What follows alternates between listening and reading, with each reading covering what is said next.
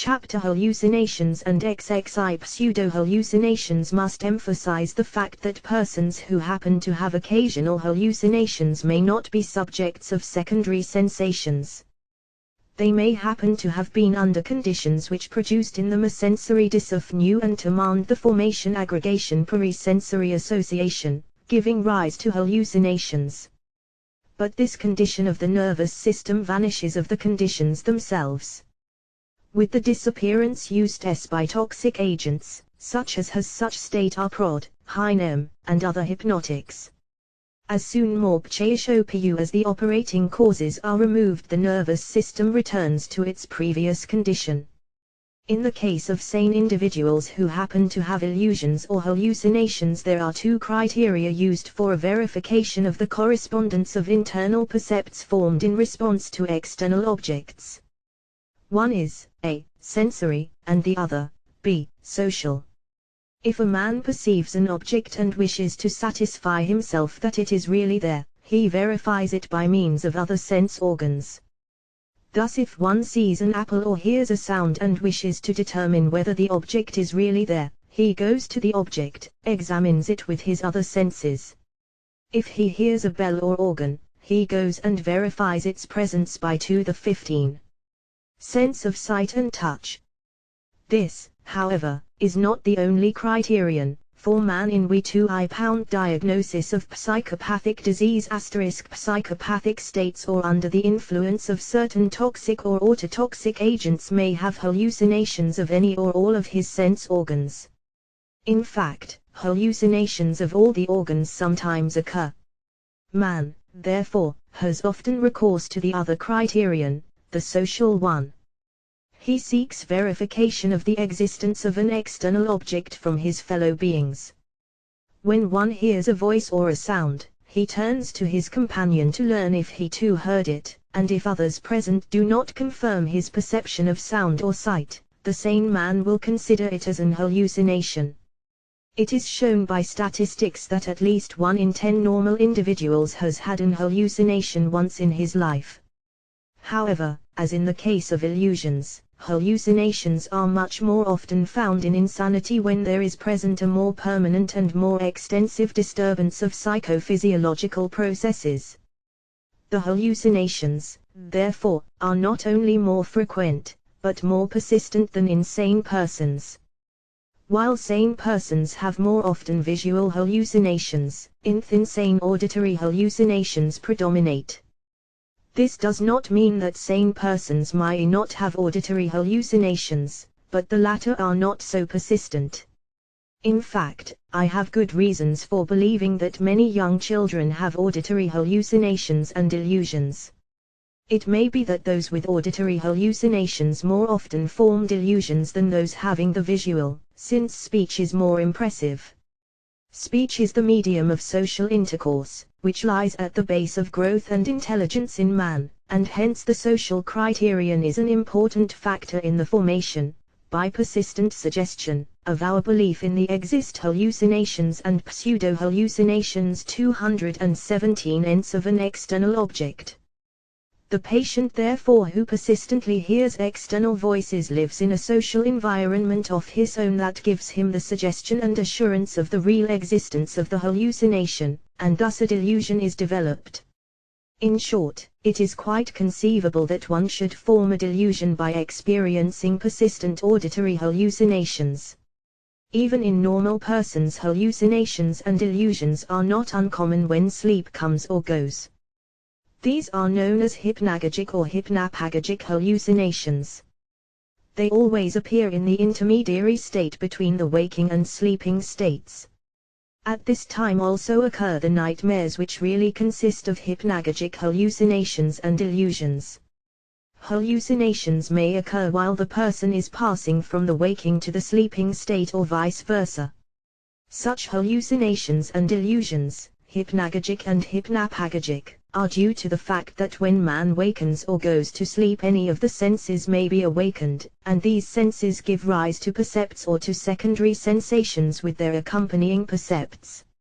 Very vivid dreams are of the same nature. Pseudo-hallucinations are forms of hallucinations in which the sensory element is not strong and the subject is not sure of its existence. He does not project it into the external world, and still in some vague manner he refers it to some agency in the external world. Those persons who hear internal voices have pseudo-hallucinations. This condition is probably the beginning of the more pronounced form of hallucination into which the pseudo-form may sooner or later develop. The manifestation of pseudo-hallucinations is the beginning of the process of disaggregation and of the 2I8 diagnosis of psychopathic diseases, formation of new sensory associations. Pseudo-hallucinations may be temporary, occurring only once, or they may become persistent. It must not, however, be understood that pseudo-hallucinations must necessarily precede fixed hallucinations. It depends simply upon the process of disaggregation and the formation of new sensory associations. The process may be a slow one, beginning with pseudo-hallucinations, or may be intense, having at once full-fledged hallucinations. This in its turn is dependent on the intensity of the stimulus causing the condition, and on the predisposition of the patient to such a disaggregation and formation of new sensory associations.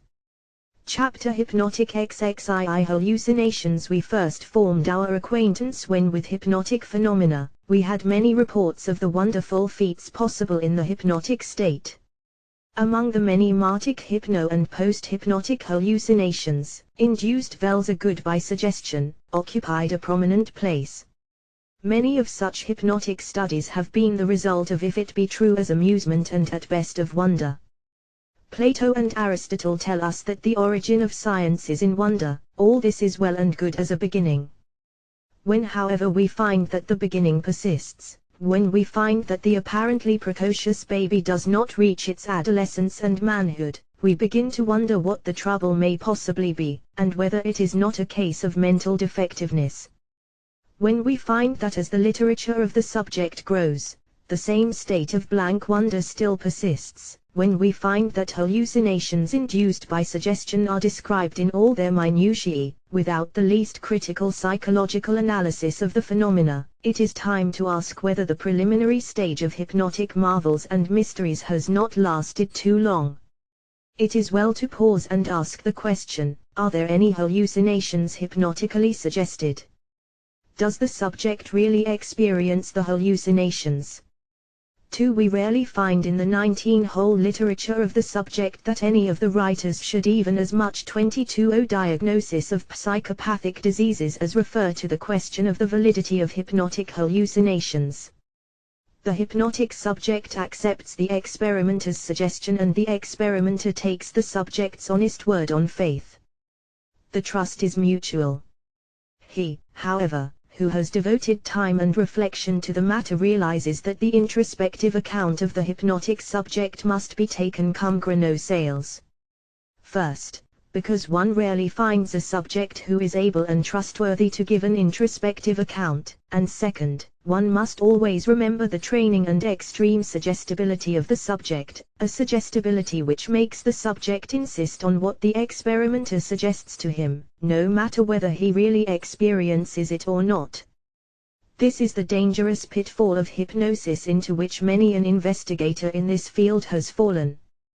We cannot possibly base our scientific generalizations on the insight and psychologizing of one hypnotic case, nor can we accept universally the statements of the subject on the ground that the latter is of an exemplary conscientious character. One must be constantly on his guard, must have many cases, and keep on constantly sifting his material, and that with a good deal of skepticism.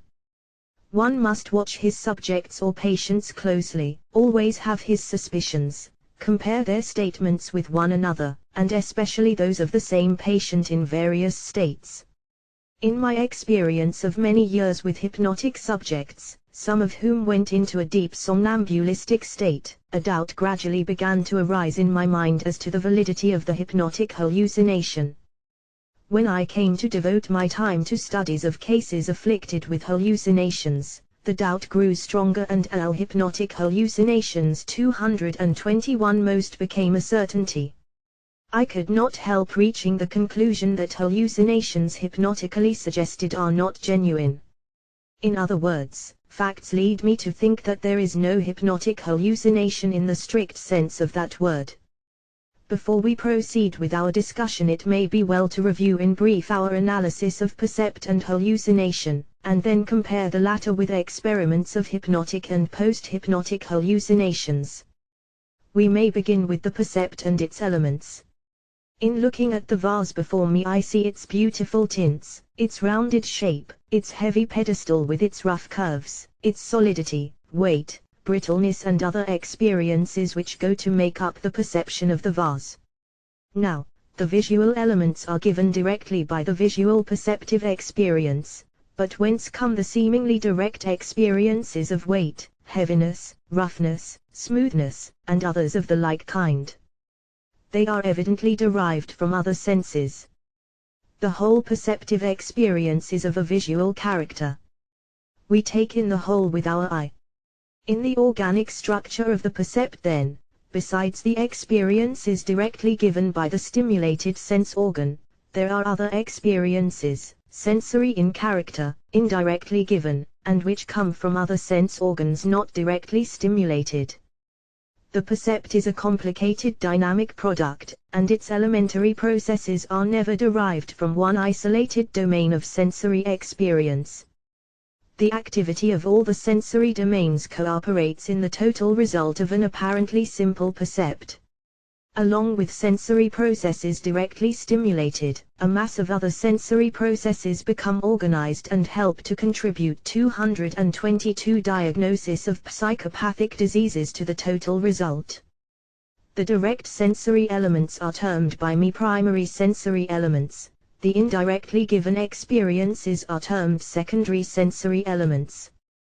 The secondary sensory elements may be figuratively said to cluster round the primary sensory elements as their nucleus. The whole perceptual experience is tinged by the character of the primary elements which constitute the guiding nucleus, so to say. Thus, where the primary sensory elements are visual, the whole mass, no matter from what domain the sensory experiences are derived, appears under the form of the visual sense, and the percept is a visual percept. While the primary sensory elements form, so to say, the dynamic center of the total perceptual experience, the secondary sensory elements mainly constitute its content. Both primary and secondary elements are sensory and are induced peripherally, the primary directly, the secondary indirectly. The percept then is sensory, and is constituted by primary sensory elements, or primary sensations, and by secondary sensory elements, or secondary sensations. The character of the secondary sensory elements stands out clear and independent in the phenomena of synesthesia, or of secondary sensations.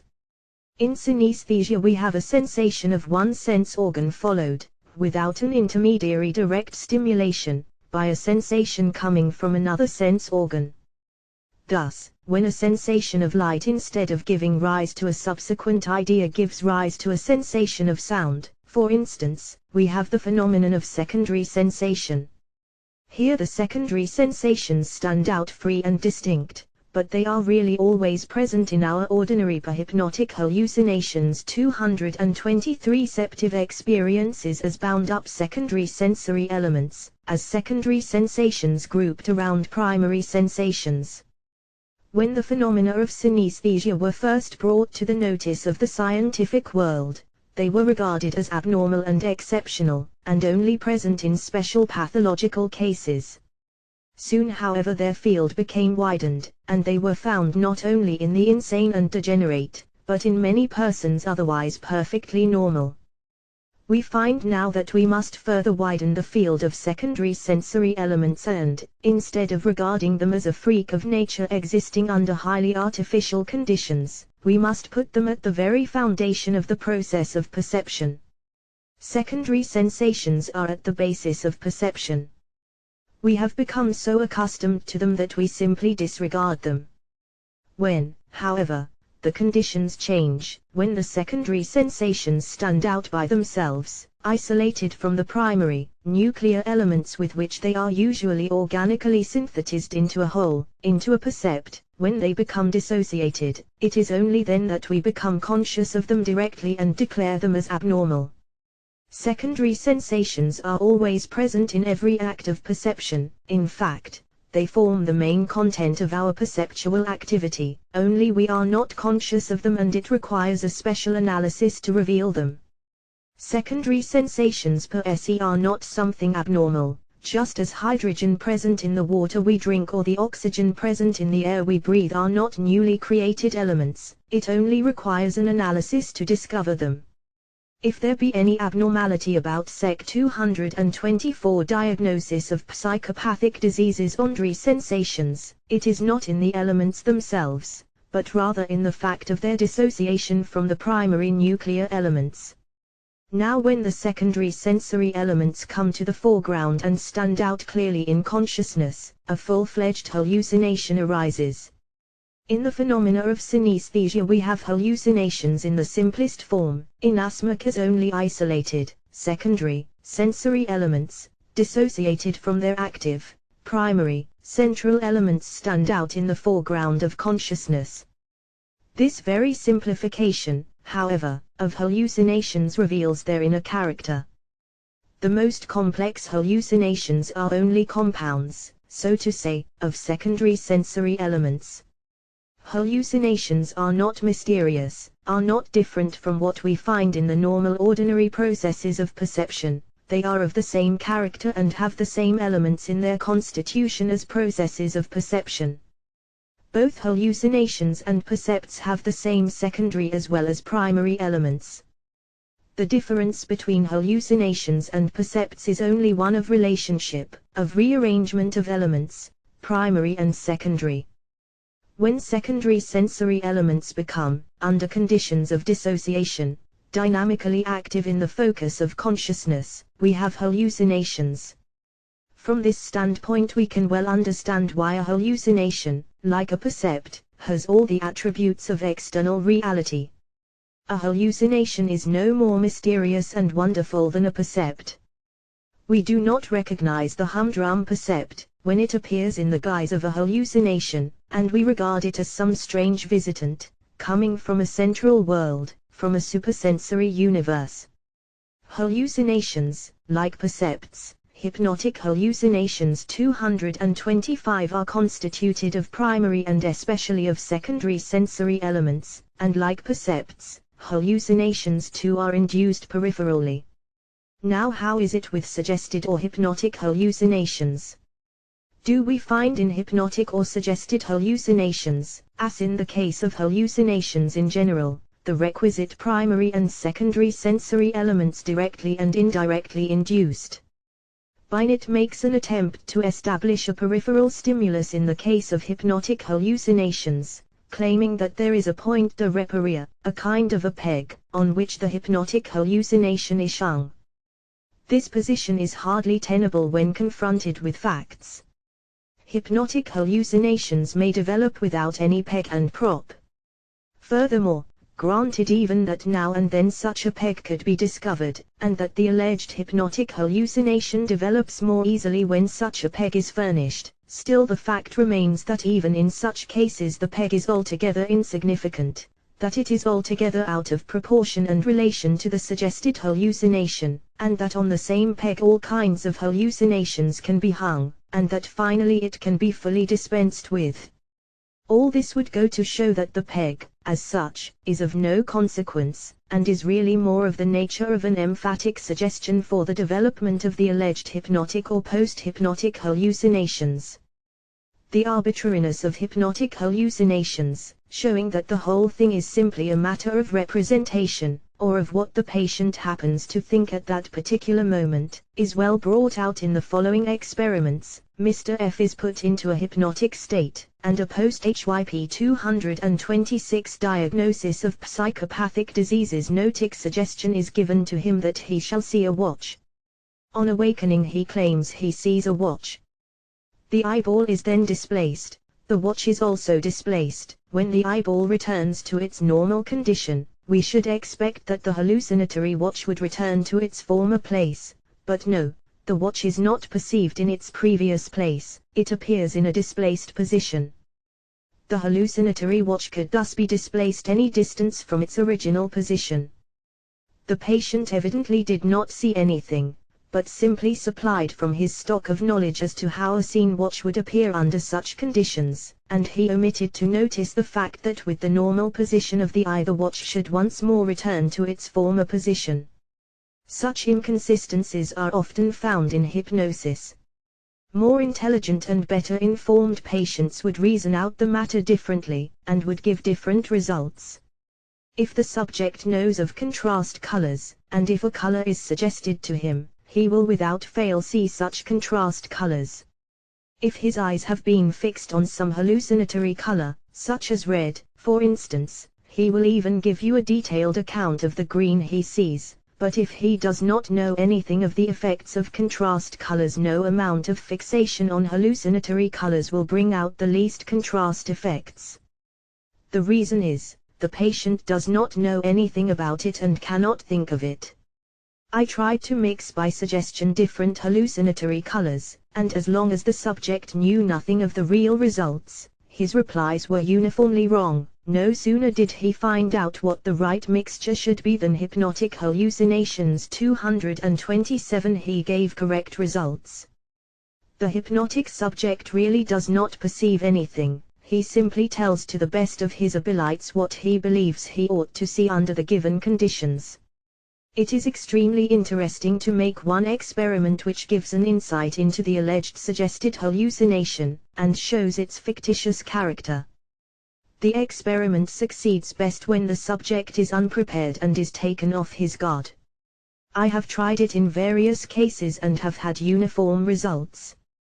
A suggestion is given to the subject to see a watch, say, on awakening. When he awakens, the watch of course is claimed to be seen in a kind of perfunctory manner.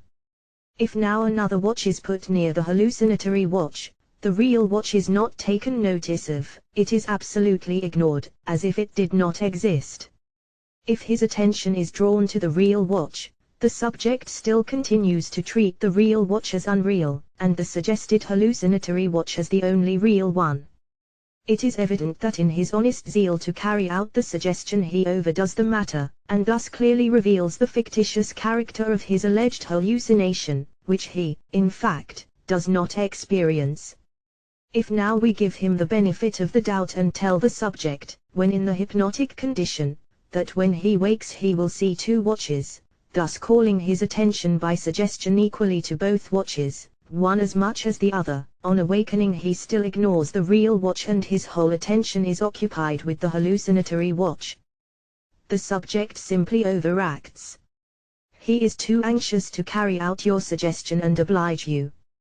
If we now try to test the matter by choice, and 228 diagnosis of psychopathic diseases ask him which of the two watches he prefers to have, he unhesitatingly points to the hallucinatory watch.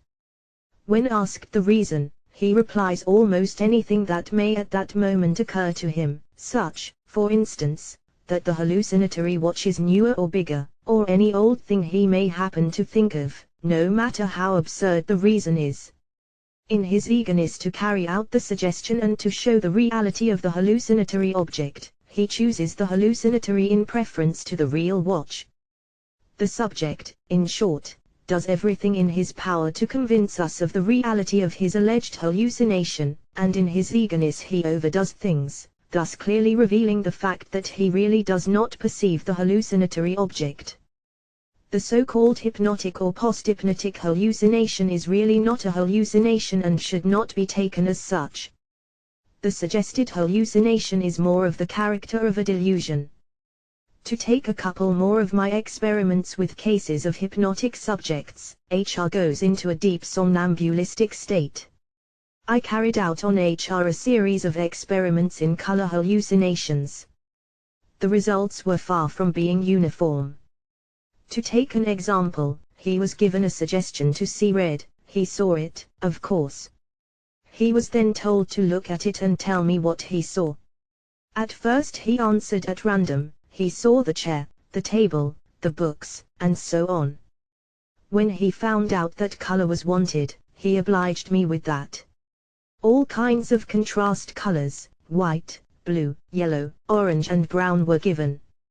No sooner did he find out the approved color than he saw it and stuck to it afterwards. I had similar results in the case of mixture of hypnotic hallucinations. Hallucinatory colors, red and green, for instance, gave all kinds of results but the right one. No sooner was the right color hit and the subject felt that the experimenter approved of the guess, than he kept on seeing it without any further modification. All through these experiments a good deal of fishing was done by the subject, and this fishing was probably the most instructive part of the experiment. On the whole, I must say that the statements of the hypnotic subject should be treated with extreme circumspection. Often wondered which of the two is the greater dupe, the subject or the hypnotizer. On one occasion I suggested to HR to see a hallucinatory pencil. He saw it, of course. He was given the suggestion to insert the pencil in water. He did so. What happened to the pencil? I asked. It turned red, he replied. When, however, he found out that the experimenter had in mind the refraction of the pencil, then his pencil behaved accordingly. The subject, especially the good one, the one who is capable of good training, is eagerly on the lookout for the slightest wish and caprice of his manager, and is always fishing for the best way of doing it, of carrying out those wishes to the delight of the hypnotizer. In cases of primary dementia or dementia precox and catatonia under my observation and experimentation, I found hallucinatory states strikingly like those of hypnosis. Thus in one of my cases of catatonia, QM, the patient could readily be made to see all kinds of hallucinations, no matter how incongruent. The patient could see a four-horned chicken with toes on its tail, a cat with 2 legs and wings, a tree with feet, eyes, and wings and other visions of like kind. 230 Diagnosis of psychopathic diseases. To demonstrate their reality, the patient actually drew these visions.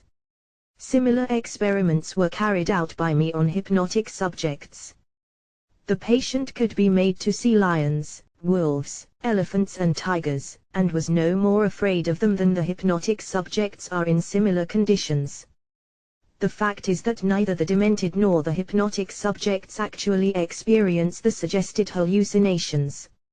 Experiments, therefore, point to the fact that suggested hallucinations, hypnotic and post-hypnotic, are purely ideational and closely conform to the course of associative, ideational, or representative activity. In other words, the subject does not really perceive the suggested hallucinatory object. He simply thinks of it. The subject to whom I gave the suggestion of seeing the watch no more saw the hallucinatory watch than I saw it. He thought of the watch, and he claimed he saw it and acted as if he did see it. Furthermore, he was anxious to carry out fully my suggestion to the best of his abilities, and persuade me that he really did see an actual watch, more real than a real watch. The alleged hypnotic or post-hypnotic hallucination is not at all of the nature of a hallucination, it is a delusion. All we do by such a suggestion is to act on the subject's belief. The subject believes that he perceives, and he, in his turn, as one under a delusion, tries to convince us of the reality of his belief, and I must say that he is quite successful in imparting this delusional belief to the experimenter himself, thus unconsciously, but ironically nonetheless, repaying his deluder in the same coin. One of the special characteristics of hallucinations, as of percepts in general, is that of reality or of ex-hypnotic hallucinations 23:1 tonality. The hallucination, like the percept, during the time it is experienced, is clothed in the full garb of external reality. The hallucination is regarded by the percipient as an external object of perception. Hence he who suffers from hallucinations experiences them as he does any normal sensory percept, and, unless he learns in other ways the hallucinatory character of his perception, he reacts to it as he would to any of his normal percepts of external reality. Now if we closely watch the subject possessed by the alleged hypnotic or post-hypnotic hallucination, we find that the inmost character of externality is sadly lacking. The sensory-motor reaction is by no means the one produced by the corresponding sensory percept. After all, the best criterion of an experienced percept, especially if it be that of another organic living being, is the total motor reaction. The proof of the pudding is in the eating.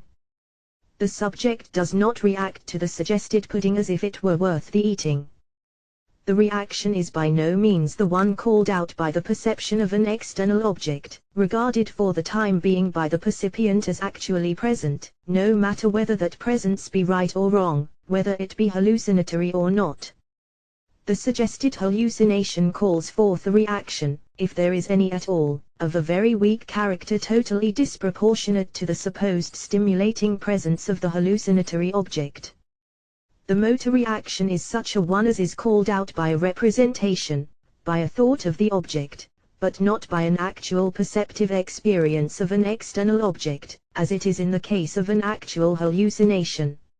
In hallucinations of ghosts or of tigers, for in 232 Diagnosis of Psychopathic Diseases stance, the patient actually sees the ghosts, the tigers, the serpents, but in suggested hallucinations the subject sees the suggested objects no more than we do when we talk about ghosts, tigers and serpents, or when we suggest them to the subject. The subject thinks of the suggested hallucinations and acts as if he perceived them. In fact, the most we can do is to create in him a belief in the supposed presence of the suggested hallucinatory object. The subject is not in the psychic condition characteristic of hallucination, but he is in the mental state characteristic of delusion. The most we can say of hypnotic, post-hypnotic, or suggested hallucinations is that they are saturated, so to say, with the belief in the supposed presence or existence of the object suggested, somewhat in the same way as the child believes in Santa Claus, or as the schoolboy believes in Washington, or as we believe in the existence of Julius Caesar. The belief, however, is not of the vital overbubbling, stimulating effect given by a direct perception of an external object, true or hallucinatory, but is one essentially representative in character. And that is all that we can claim for the potency of the hypnotic state and efficacy of suggestion. Hypnosis with its allied states can modify, undermine, create belief, and important modifications can be induced in the total mass of representative life activity. Associations and dissociations can be brought about in the dynamic processes of representations or ideas, but we cannot create objective sensory miracles. If faith and ideas move the world, as they most certainly do, we have in our hands a powerful instrument, which, if intelligently used, may prove of the greatest benefit. Hypnotic hallucinations 233 to civilization and humanity. We should not, however, delude ourselves and ascribe to hypnosis mysterious magic virtues. The hypnotic state with its abnormally increased suggestibility can give rise to belief, to new associations and dissociations of ideas, but by no legerdemain can it produce, without the intermediacy of peripheral physiological processes, the faintest sensory element. Faith may move mountains, but it cannot create the minutest particle of dust, nor can suggestion create the most insignificant sensation. We should not delude ourselves as to the power of suggestion, even if it be in the hypnotic state. A suggestion even in a hypnotic state, however deep, can do no more than a very vivid persistent idea can do in the waking state. An ideational process can give rise to motor and possibly to some glandular changes, but no mental magic will ever make of it an external stimulus capable of giving rise to peripheral physiological processes resulting in a sensation with the cumulative effects ending in perception. Suggestion cannot cause an amputated leg to grow, nor is suggestion a reliable antitoxin in infectious diseases, nor is it regarded as an efficacious antiseptic. It can hardly be credited with the power of destruction of the minutest bacterium, nor is suggestion regarded as possessing the medicinal virtues of regenerating a single destroyed neuron. Why then should we be so credulous as to endow suggestion with the wonderful and mysterious qualities of producing sensations and percepts without their adequate, complex, peripheral, physiological processes? As far as our present knowledge of facts goes, we 234 diagnosis of psychopathic diseases are not only justified in saying that the efficacy of the hypnotic state with its greatly increased suggestibility is limited entirely to ideational processes, to their integration and disintegration, and that it can do no more than can be effected by a very vivid idea under the most favorable conditions. But are we justified in claiming that ideas, however vivid, can become sensations and perceptions? No more than our ideas of vapor can become the power of steam. We may as well claim that our idea, say of red, provided it is strong enough, may give rise not only to the peripheral, physiological, sensory processes, but also to the requisite physical processes, to ether vibrations of color red, and thus to influence by a backward reverse current, so to say, the sense organs and minds of other persons. We may arrive at that scientific speculation about telepathic power possessed by our minds of impressing the universal ether and of imprinting on it our thoughts, wishes, and sensations, so that it simply remains for other men or sensitive mediums to breathe in or take in the impressions that flood the ethereal universe. There is not a particle of evidence that ideas, however vivid, may become centrally transformed into sensations. The idea of musk does not smell, the idea of white does not shine, and the idea of sound does not ring. The suggested hypnotic and post-hypnotic hallucinations, along with the alleged central hallucinations and other notions of like kind, belong to the general category of psychological and psychopathological fallacies. It savors somewhat of the medieval alchemist's belief that gold could be refined out of any old hypnotic hallucinations. 235 Rubbish. Suggestion reminds one of the magic powers of the philosopher's stone. Its touch can convert the base metal of fictitious ideas into the pure gold of sensory experience. The wonder is that the world is not one large asylum for ideas to play gambles in, raise havoc with all our sensory experience, and make us suffer from all kinds and forms of hallucinations, inasmuch as a high-pitched ideational activity would give rise to the same sensory elements and consequent perceptions as do peripheral stimuli and physiological processes. Our ideas would be regarded as realities and our great expectations as actualities. It is agreed on all hands that no sensation can be transformed into another even if they both belong to the same domain. The sensation of yellow cannot become orange, much less that of sound, for instance, because they are qualitatively different. How then can we maintain the untenable position that ideas, no matter how intense and vivid, can ever become sensations or percepts, can ever form sensory, perceptive experiences, even if they be hallucinatory in character? The validity of hypnotic hallucinations has passed unchallenged, because of the dubious assumption of the central origin of hallucinations, an assumption still current among psychologists and especially among psychiatrists who still pin their faith to images and idols and accept uncritically the introspective lucubrations of insane and dements. Although the introspective account of the hypnotic subject is far more trustworthy and valid than that of the insane and dements, it should nevertheless be taken with the utmost caution and should not be too credulously accepted on its face value. 236 Diagnosis of psychopathic diseases. If we eliminate then the psychopathological fallacy of central transformation of ideas into sensations and percepts, we clearly realize the flimsiness, the spurious character of suggested, hypnotic hallucinations. We have first of all to prove that the subject actually experiences the suggested hallucinations. We should not be blinded by a too devout worship of central images but should pay more attention to facts, to the actual mental condition of the hypnotic subject. The fact that the introspective account given by the subject confirms most emphatically the presence of an actual hallucination does not count in this case. The introspective account is just the one that is the least reliable in such cases, because of the untrustworthy, suggestible nature of the whole state, and as such should if possible be avoided, especially in cases of long-standing in which suggestibility has been trained to its utmost. We must always keep in mind the highly suggestible character of the hypnotic subject, and that from the very nature of his state of suggestibility, he sticks to the apparently objective description of a purely ideational experience.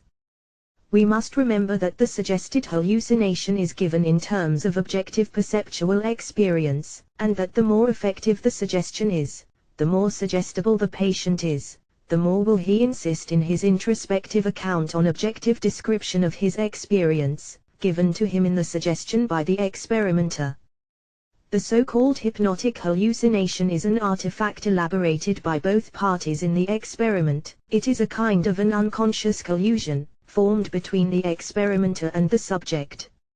Hypnotic hallucinations 237. In order to find out the delusional nature of the suggested hallucination, it is well to begin with an intelligent, trustworthy subject who has no knowledge of the marvels and mysteries of the hypnotic state, and no training has yet been permitted to effect by means of the cumulative effect of suggestion the highly artificial results which destroy the value of many a valuable case. Now if we take a fresh case with no mystical humbug about it, we meet with results far different from those which are usually described and reported. Of the various cases under my observation and experimentation, may I take the case of one patient who went into a deep hypnotic state. To quote from my notes, Mr. N goes into a deep trance. While Mr. N is in the hypnotic trance, I suggest to him that as soon as he wakes he shall go to a jar full of water and look into it and see a series of scenes from his former life. On awakening and hearing the signal, he goes to the jar, looks into it, and begins to recite the scenes or the events of his former life. I suddenly stopped him and asked him, "Do you see all that in the jar?" "No," he replied, "I see it in my mind, I have it all in my mind." The subject did not really see it, he simply thought of it. The subject is hypnotized again, the suggestion of hallucination is enforced. On being awakened, when the signal is given, he goes to the jar, looks into it, and begins once more to recite his supposed visions. "Do you see them in the jar?" I ask again. "I do not know," he answers, "whether I see them in the jar or in my mind, it is hard to tell."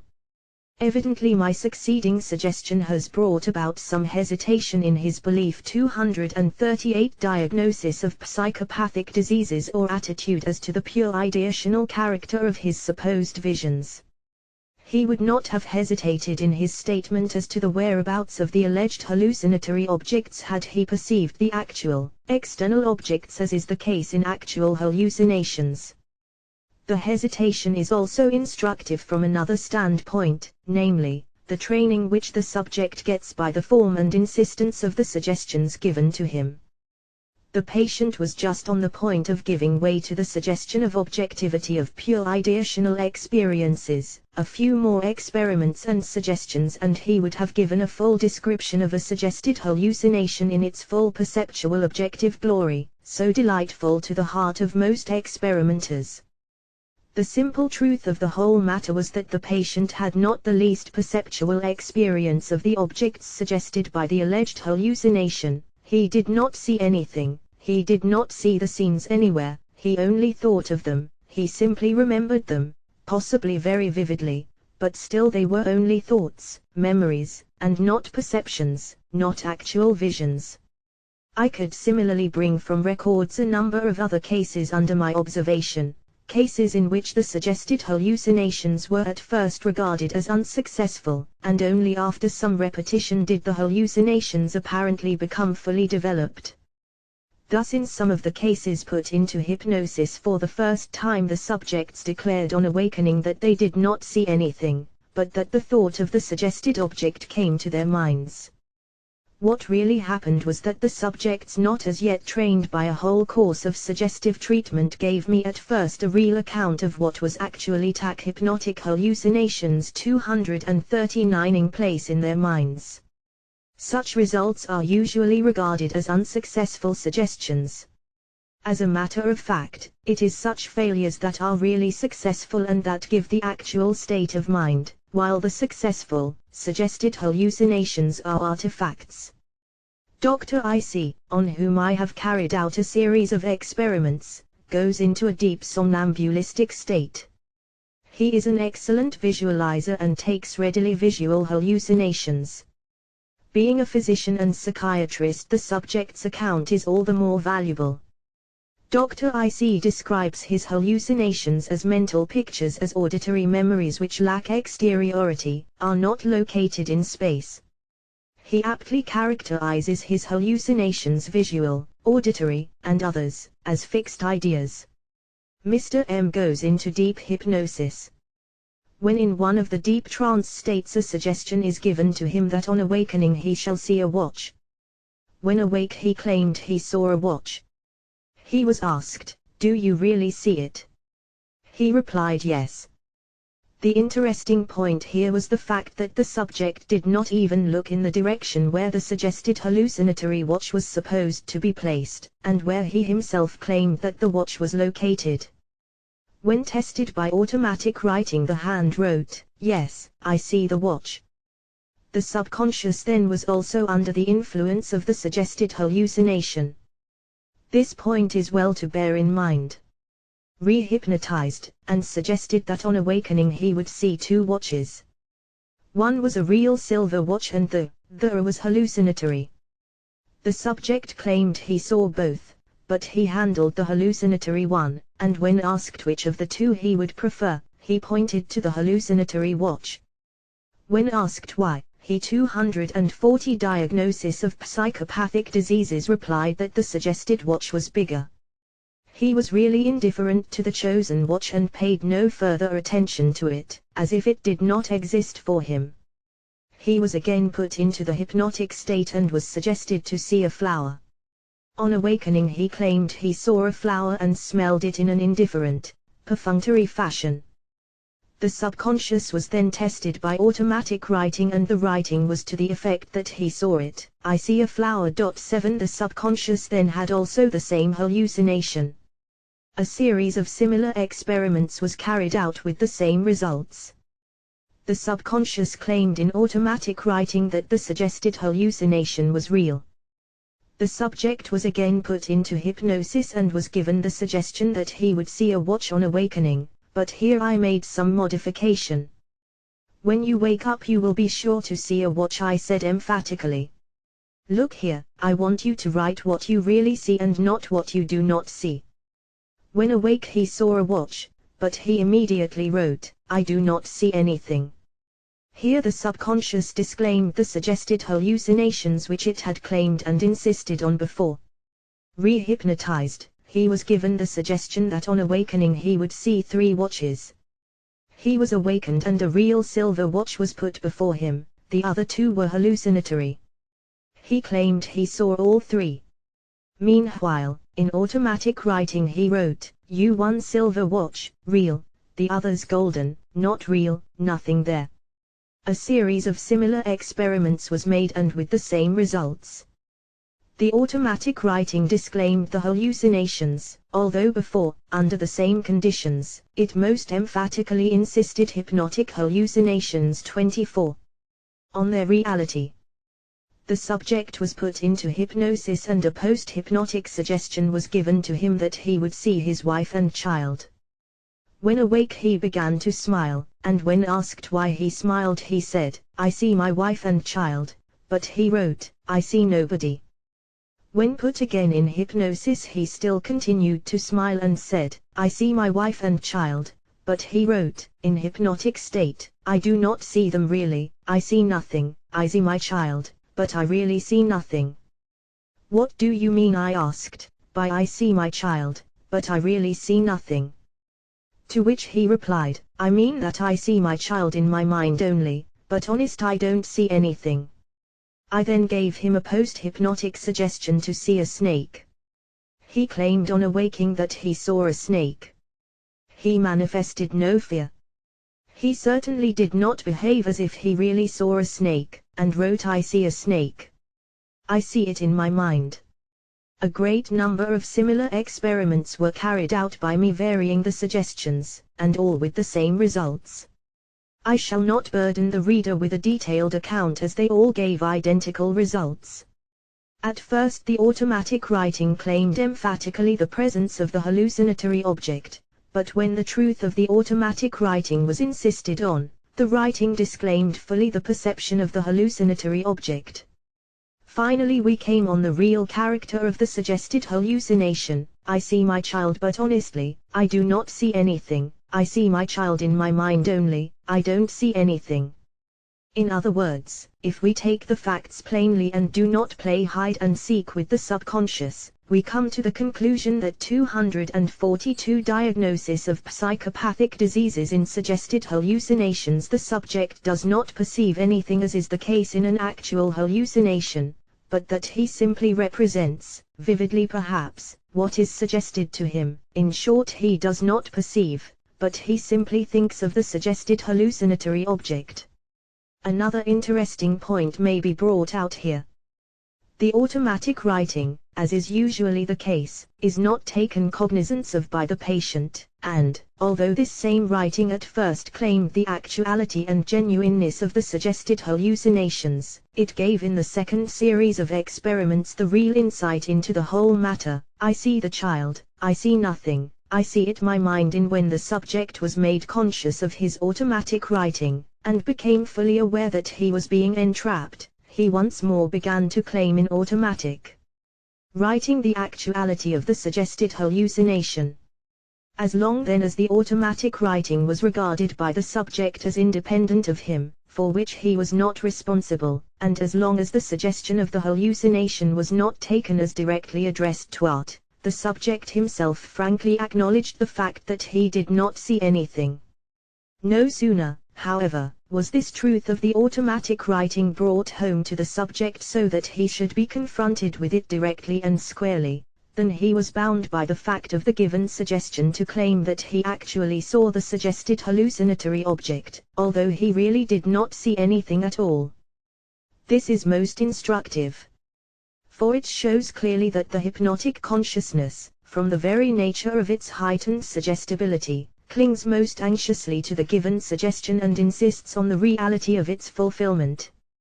Hypnotic hallucinations 243. We must, therefore, be on our guard and not trust the subject's introspective account, unless it is corroborated by good circumstantial evidence. It is because such precautions have not been taken in the close interrogation of the subject's actual state of mind, and because of the deep-rooted psychological fallacy as to the relation of ideational and perceptual activities, that the prevalent belief in the validity of suggested hallucinations has passed unchallenged. If not for those fallacies, it seems to me, it would have been quite evident that hypnotic and post-hypnotic suggested hallucinations are not genuine, but are essentially spurious, that hypnotic hallucinations, unlike actual hallucinations, are not really experienced, that hypnotically suggested hallucinations are only forms of delusions. Chapter the 23. Aphasias on the border of the Dorethixia for the states and a knowledge main of PSYC of them is instructive to the student of PSY to comprehend the aphasias to pathology. We must again make a brief review of the process of perception. In perceiving an object, in having impressions come from a particular object, these impressions give rise to sensations, and the sensations bring into operation subconscious processes, the results of associative, synthetic activity of other sense organs. These are ent once more into association and give rise again to the synthesis of a percept. In the formation of a percept, subconscious associative groups and systems are awakened by the impression produced by the stimuli of the particular object. The impressions or their accompanying psychic elements, the sensations, form the cue and also the center of the awakened, subconscious groups. The sensations produced by the object form the living elements of the percept. To give an example, in seeing an orange, the orange impresses the eye. Peripheral physiological processes are induced in the optic nerve. These processes go to the center, the occipital lobes, where sensation of sight is awakened. At the same time, movements are induced in the eye. The 24 eye explores, so to say, the four outside of the orange. Some sensations of form may be excited, the orange may the aphasias appear somewhat round. These sensations form the cue to the percept. Really what is directly experienced is only a group of sensations of light and form. But this does not yet constitute the percept of orange. As soon as such particular sensations of form and light are experienced, the entire percept of orange emerges, that is, previously experienced states of consciousness emerge, become associated with the given sensation, and the percept orange arises.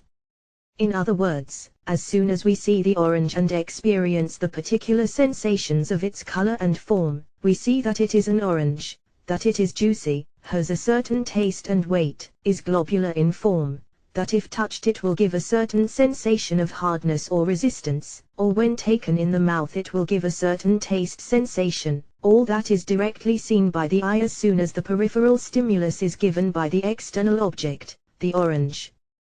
We say we see the orange. The eye, however, cannot feel taste, cannot feel pressure, cannot feel coolness. What the eye can specifically see is only color and perhaps some form due to kinesthetic sensations, arising from movements of the muscles of the eyeball. We are not conscious of all this mechanism. As soon as we get the visual sensation from the orange, at once all other states are brought into synthesis in consciousness. To show that such is really the case, let us see what happens if an artificial orange is substituted. We take it for the real orange, we try to smell it, we try to feel it, and then we find out that it is not the real object, and we then often say we are surprised to have been deceived. The fact is, in seeing an object we never directly X246 diagnosis of psychopathic diseases experience all the other sensations which arise from the particular object and which go to constitute the particular percept. In other words, in perception, far more is indirectly than directly experienced. The sensations directly experienced form the nucleus of the percept. In the particular example given, the orange as seen, the nucleus, is the sensations of light and form. The other elements come indirectly, they are reproductions of previously experienced subconscious processes. What do we mean by subconscious processes previously experienced? How do they happen to roam to us? The orange has been experienced many times, we have handled the orange, we have smelled it, pressed it, tasted it. The external object, the orange, acted on our tactile organs, giving rise to sensations of touch. It acted on our muscles and gave rise to kinesthetic sensations. It acted on the olfactory organ, giving rise to sensations of smell. It acted on our gustatory organs and awakened sensations of taste. These sensations have been repeatedly associated in our lives. We cannot possibly eat the orange without handling, seeing, and tasting it. Now when mental or sensory states become associated, the excitement of one of them awakens all the others, and all the states emerge in the same synthesis as before, in the percept. That is why when we see an artificial orange or when we see another fruit which looks like an orange or would give rise to altogether different sets of sensations and other experiences than the orange, we still in seeing it, perceive the orange. It is possible so to arrange light and shade as to give the eye sensations similar to the ones that come from the real object, the orange. The sensations being similar, the aphasias 247, the percept emerges to the surface and once more we see an orange. Everyone is familiar with this effect in art, in pictures. In experiencing a certain sensation, we also have the immediate knowledge of the object that gives rise to the sensation. In other words, simultaneously with the sensation, many other experiences emerge which have been associated with this particular sensation and which correspond to the sensations that this particular object may excite, if it were applied to other sense organs. It is usually said that the other sensations are revived memory images.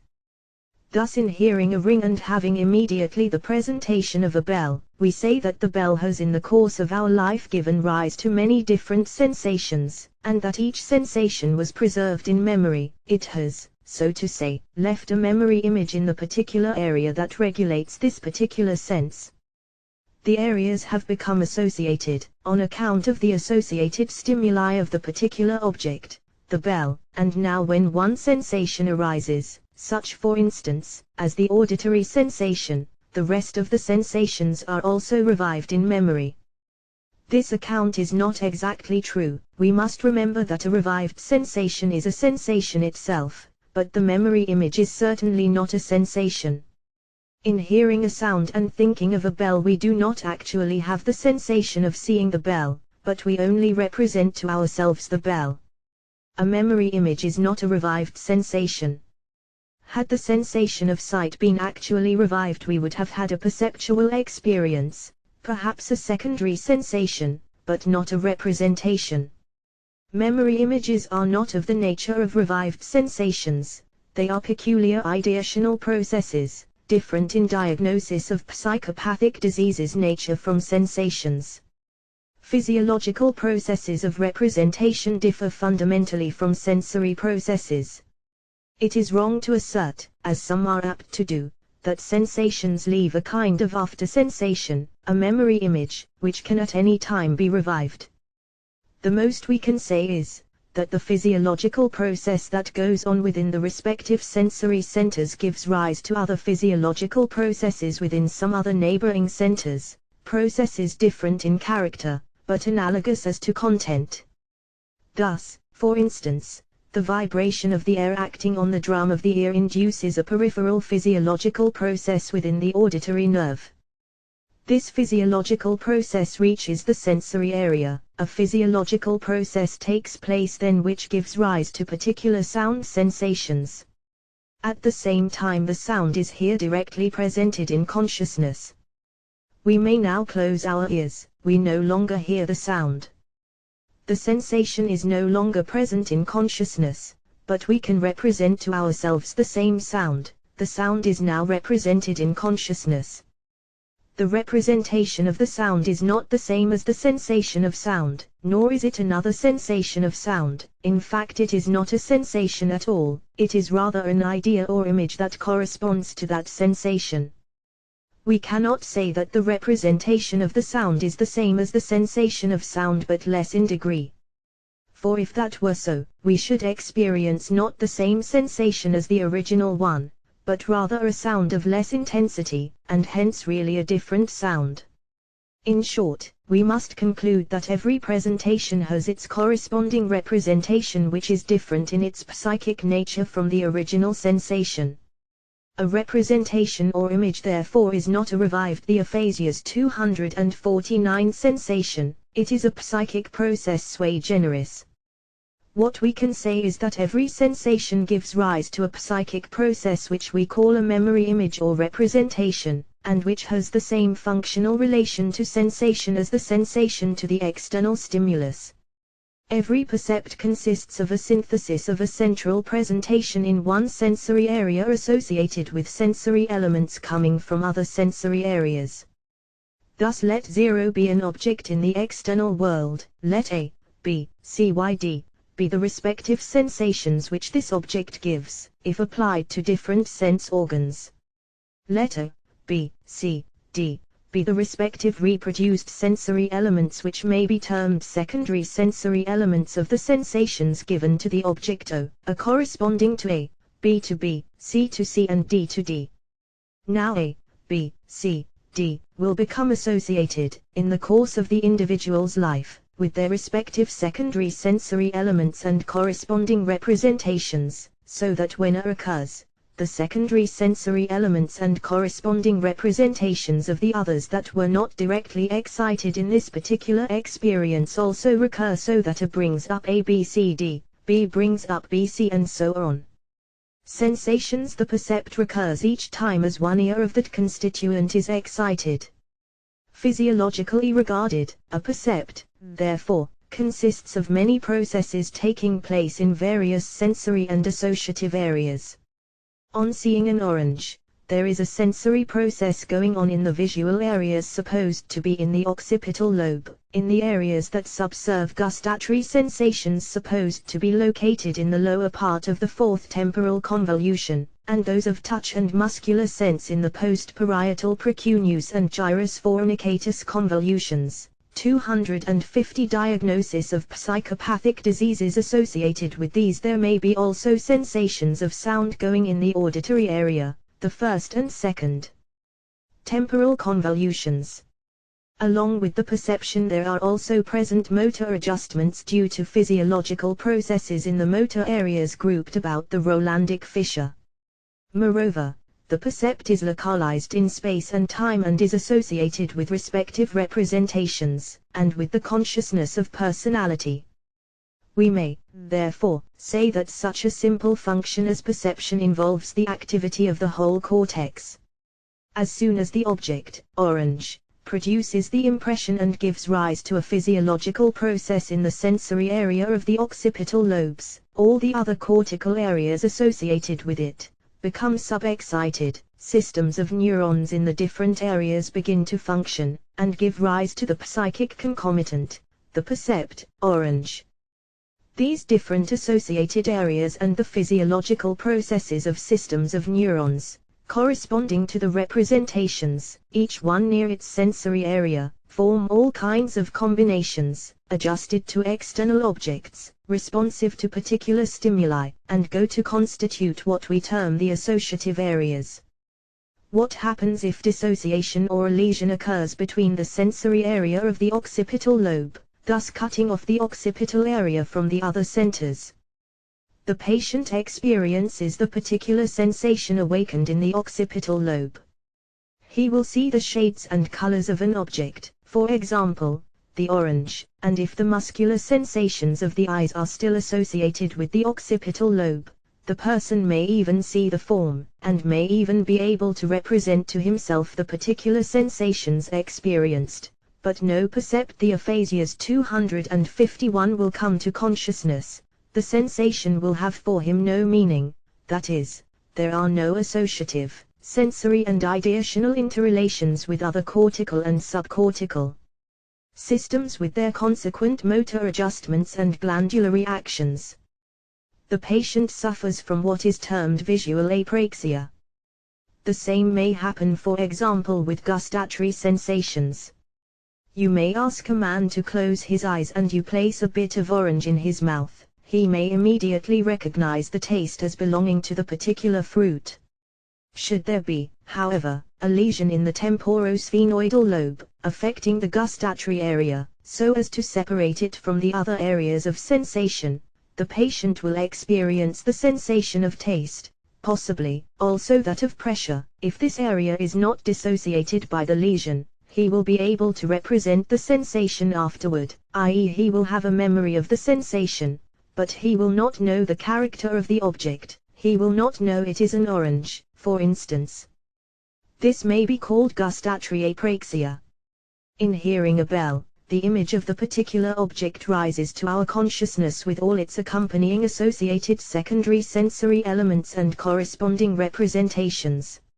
Should, however, a lesion occur in the third temporosphenoidal convolution, thus shutting off the auditory area from the rest of the areas, the other areas will not be stimulated. The secondary sensory elements and corresponding representations will be absent and the patient will not know the character of the object, the bell. As soon as the sound ceases, the subject will be able to represent again to himself the sound, but he cannot form an idea as to the character of the original object. No image of 252 Diagnosis of psychopathic diseases bell arising in his consciousness. This may be characterized as auditory apraxia. Systems of tactual presentations may similarly become disaggregated. External stimulations may give rise to sensory processes, but no representations are awakened. The memories relating to this particular class of sensations are gone, and no appreciation of tactual stimulations is aroused. The patient does not know of the stimulations, he is not directly conscious of them, since the stimuli fall below the threshold of representative consciousness, although they may be subconsciously present to simpler moments of lower types.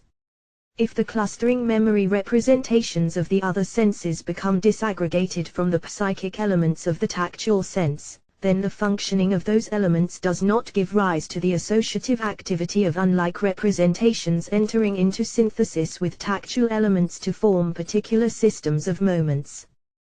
The patient, on being stimulated through tactual sense, realizes and knows the nature of the stimulus. He feels and knows the touch, the pain, the pressure, the prick, the burn, but no particular object or system of objects is called up in his mind. In the individuals in which the visual sense is present and forms the focus of most of the lower presentation moments, the sensory elements of the tactual sense rarely, if ever, become the integrating nuclei of moments consciousness. Their combination with other unlike elements is rather of the nature of representative association, than that of integrating synthesis.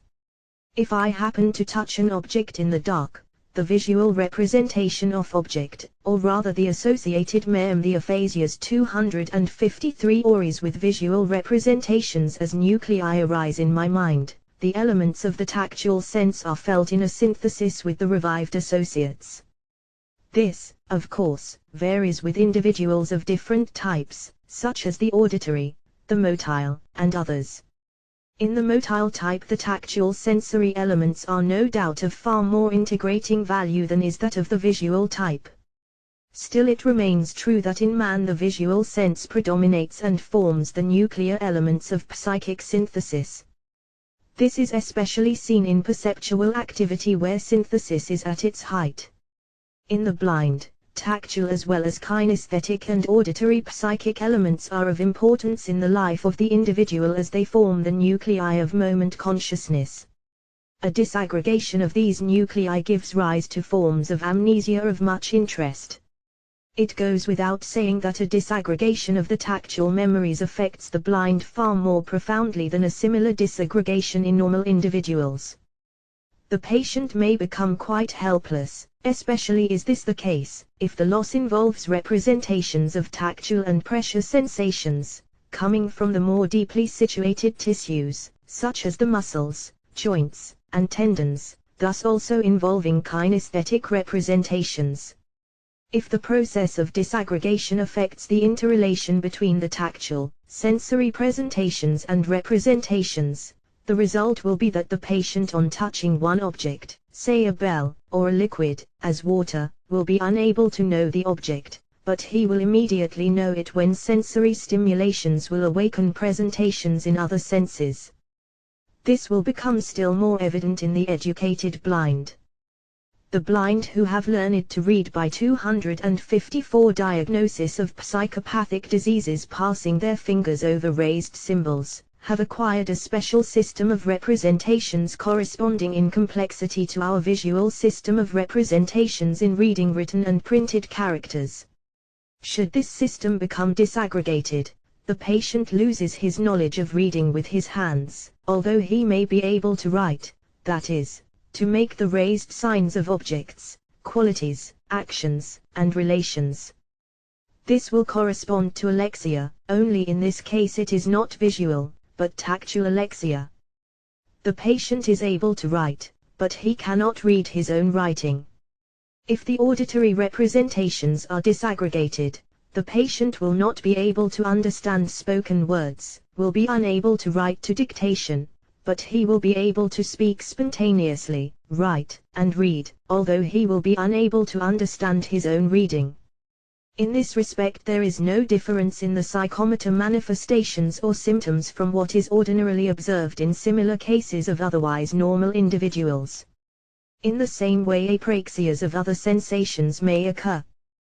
There may be apraxia of two or more sensations. In fact, any combination may occur. It is clear that in visual apraxia, for example, although the patient in looking, say at the orange, will be unable to tell the character of the object, he will, however, be enabled to tell its nature, if the object is acting upon some other sense organ, not dissociated from the system of sense areas. Thus he will be able by smell or taste or even by touch to know that it is an orange, although he will be unable to perceive it in visual terms. He will be much as the blind man who has never seen an orange, and hence has his representations in terms of other the aphasia's 255 senses, yet appreciates the character and use of the orange. The percept formed will lack the representation of the particular dissociated sense area. For instance, in case of gustatory apraxia, the patient in seeing the orange will have the representation of every sensation of the orange except as to its taste. Or in auditory apraxia, the patient in seeing a bell will lack the representation of sound. If now there is a lesion of such extent as to prevent the associative activity of all the special sense areas, we have a condition termed mental blindness or total apraxia. The patient will be unable to know the character of objects no matter which sense is impressed. The sensations are correctly perceived, and each may even be represented in consciousness, but their representative association in synthesis will be absent. Man's mental life, however, is not so simple as we have described it. Man is a social being. Living in a social environment, he communicates his experiences to his fellow beings. This communication is expressed either by gesture, such for instance, as we find among deaf mutes and among different Indian tribes, or what is more common, by sound or by different combinations of sound. Sound being more variable than our gestures, it is better adapted to express the variety of experiences. In the synthesis of the percept, therefore, there must be associated also sound representations and kinesthetic memories of production of sounds. These sounds, their representations and the kinesthetic memories of their productions, do not directly come from the object itself, they are symbolical. Call 256 Diagnosis of Psychopathic Diseases up the synthesis of the percept, or the percept calls up its particular symbol. To give an example, on seeing the orange, not only all the constituent representations of the percept orange arise in consciousness, but also the sounds that constitute the symbol of the orange, or its name, likewise arise, and not only the name of the object, but also the kinesthetic representations of the name. On seeing the object, the name occurs to us, and vice versa. On hearing or pronouncing the name of the object, its representation appears in consciousness, the percept itself, the characteristic of which is that in normal life it must have as a center a particular sensation awakened by peripheral stimuli only, is not present. The percept gives rise to representation of the word or name, and the hearing of the name or word gives rise to the representation of the percept. In other words, on perceiving the object the name occurs to us, and vice versa. On hearing or pronouncing the name, the representation of the taste of the orange or of the sound of the bell calls up the rest of the associated representations of the object. The same is true in more complex mental life. The representation of a word will call up other associated representations, that is, the meaning of the word or the representation of the object of which that word is a symbol. Should, however, the auditory area, or those systems of neurons the function of which are concomitant with the sensations and representations of words, become affected, be dissociated, the hearing of the word or of the name no longer calls up its associated representations of which it is a symbol. The patient hears a word, can represent the sounds to himself, can repeat the aphasias if the motor area of speech is not dissociated, but he no longer knows the meaning of the words he hears. This condition is called sensory aphasia. Should, however, the kinesthetic sensations, or the motor area of speech alone be affected, hearing of the word will call out its associated representations of which it is a symbol, but not the kinesthetic representations. The patient, on hearing the word, will know its meaning, but will be unable to pronounce it. This condition is termed motor aphasia. In reviewing the disturbances of speech, we have endeavored to simplify matters. The mental mechanism we are now examining is rather of a more complex nature. Not only has man in his social life, in his intercommunication with his fellow beings, developed sound symbols, expressed in speech, but in the course of social development there was also worked out a whole system of signs symbolizing the auditory symbols. The word is represented by a written sign. A child learns first to speak, to call different objects by their names which are symbols of objects, and afterwards, as he grows up, he learns to write, that is, to express these sound symbols by visual symbols. The association of mental states, called up by an object, becomes still more complicated. In the first place, a sensation produced by an object acting on the sense organs calls up conscious and subconscious representative states corresponding to this object and synthesized in the percept.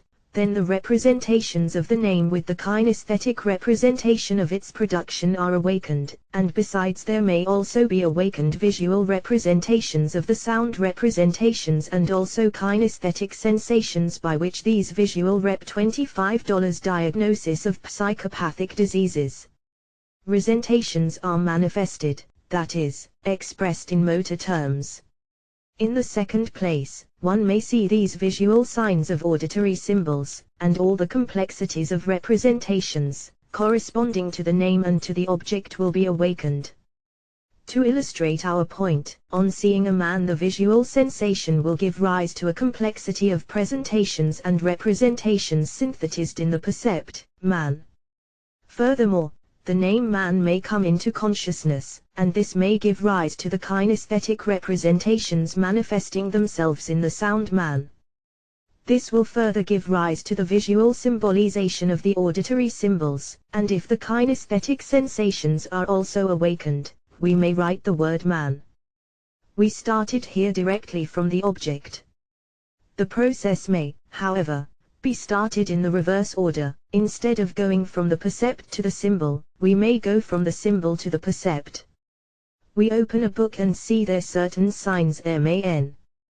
These visual sensations awaken their corresponding visual representations of memories, associated with their related auditory and kinesthetic representations which may be manifested in the word man, and along with it all the synthesized representations, corresponding to the percept, are awakened, and we know that the word means man, a certain object. This is especially clear in observing children learning to read and write and in the study of foreign languages. On seeing the word homo, the first attempt is to pronounce it, then to associate it with some system of representations. What will happen if in the occipital lobe the systems of neurons whose functional activity is concotheophasias 259 mittent with the psychic processes of visual representations of auditory symbols, i.e. reading or writing, is dissociated or destroyed? The patient will be unable to read. There will be a condition known as alexia. The patient will be able to see the letters, may even be able to imitate, to reproduce them, but will not know their meaning. Similarly, in the case of writing, if the systems of neurons, the functions of which consist in the representations of the kinesthetic sensations of writing, be destroyed or dissociated, the patient will be able to see the word, to read it, will know its meaning, but will be unable to write it. This will constitute the state of agraphia. There may be a complicated pathological process where the lesion occurs in the conducting fibers between the visual sensory word system of neurons and that of their associated representations. The result will be that the patient, on seeing written or printed letters or words, will be unable to read them. He will be, however, able to write, although he will be unable to read his own writing. The only way for him to grasp written symbols is by kinesthetic sensations. He may pass his hand over the printed or written letters and may thus be able to know their meaning. Of course, this will require some education. This will constitute one of the forms of visual aphasia. If all the representations are gone, then the patient will be unable by any means to grasp the meaning of the word or letters. The former may be termed relative visual aphasia, the latter absolute visual aphasia. The same thing may happen in the case of writing.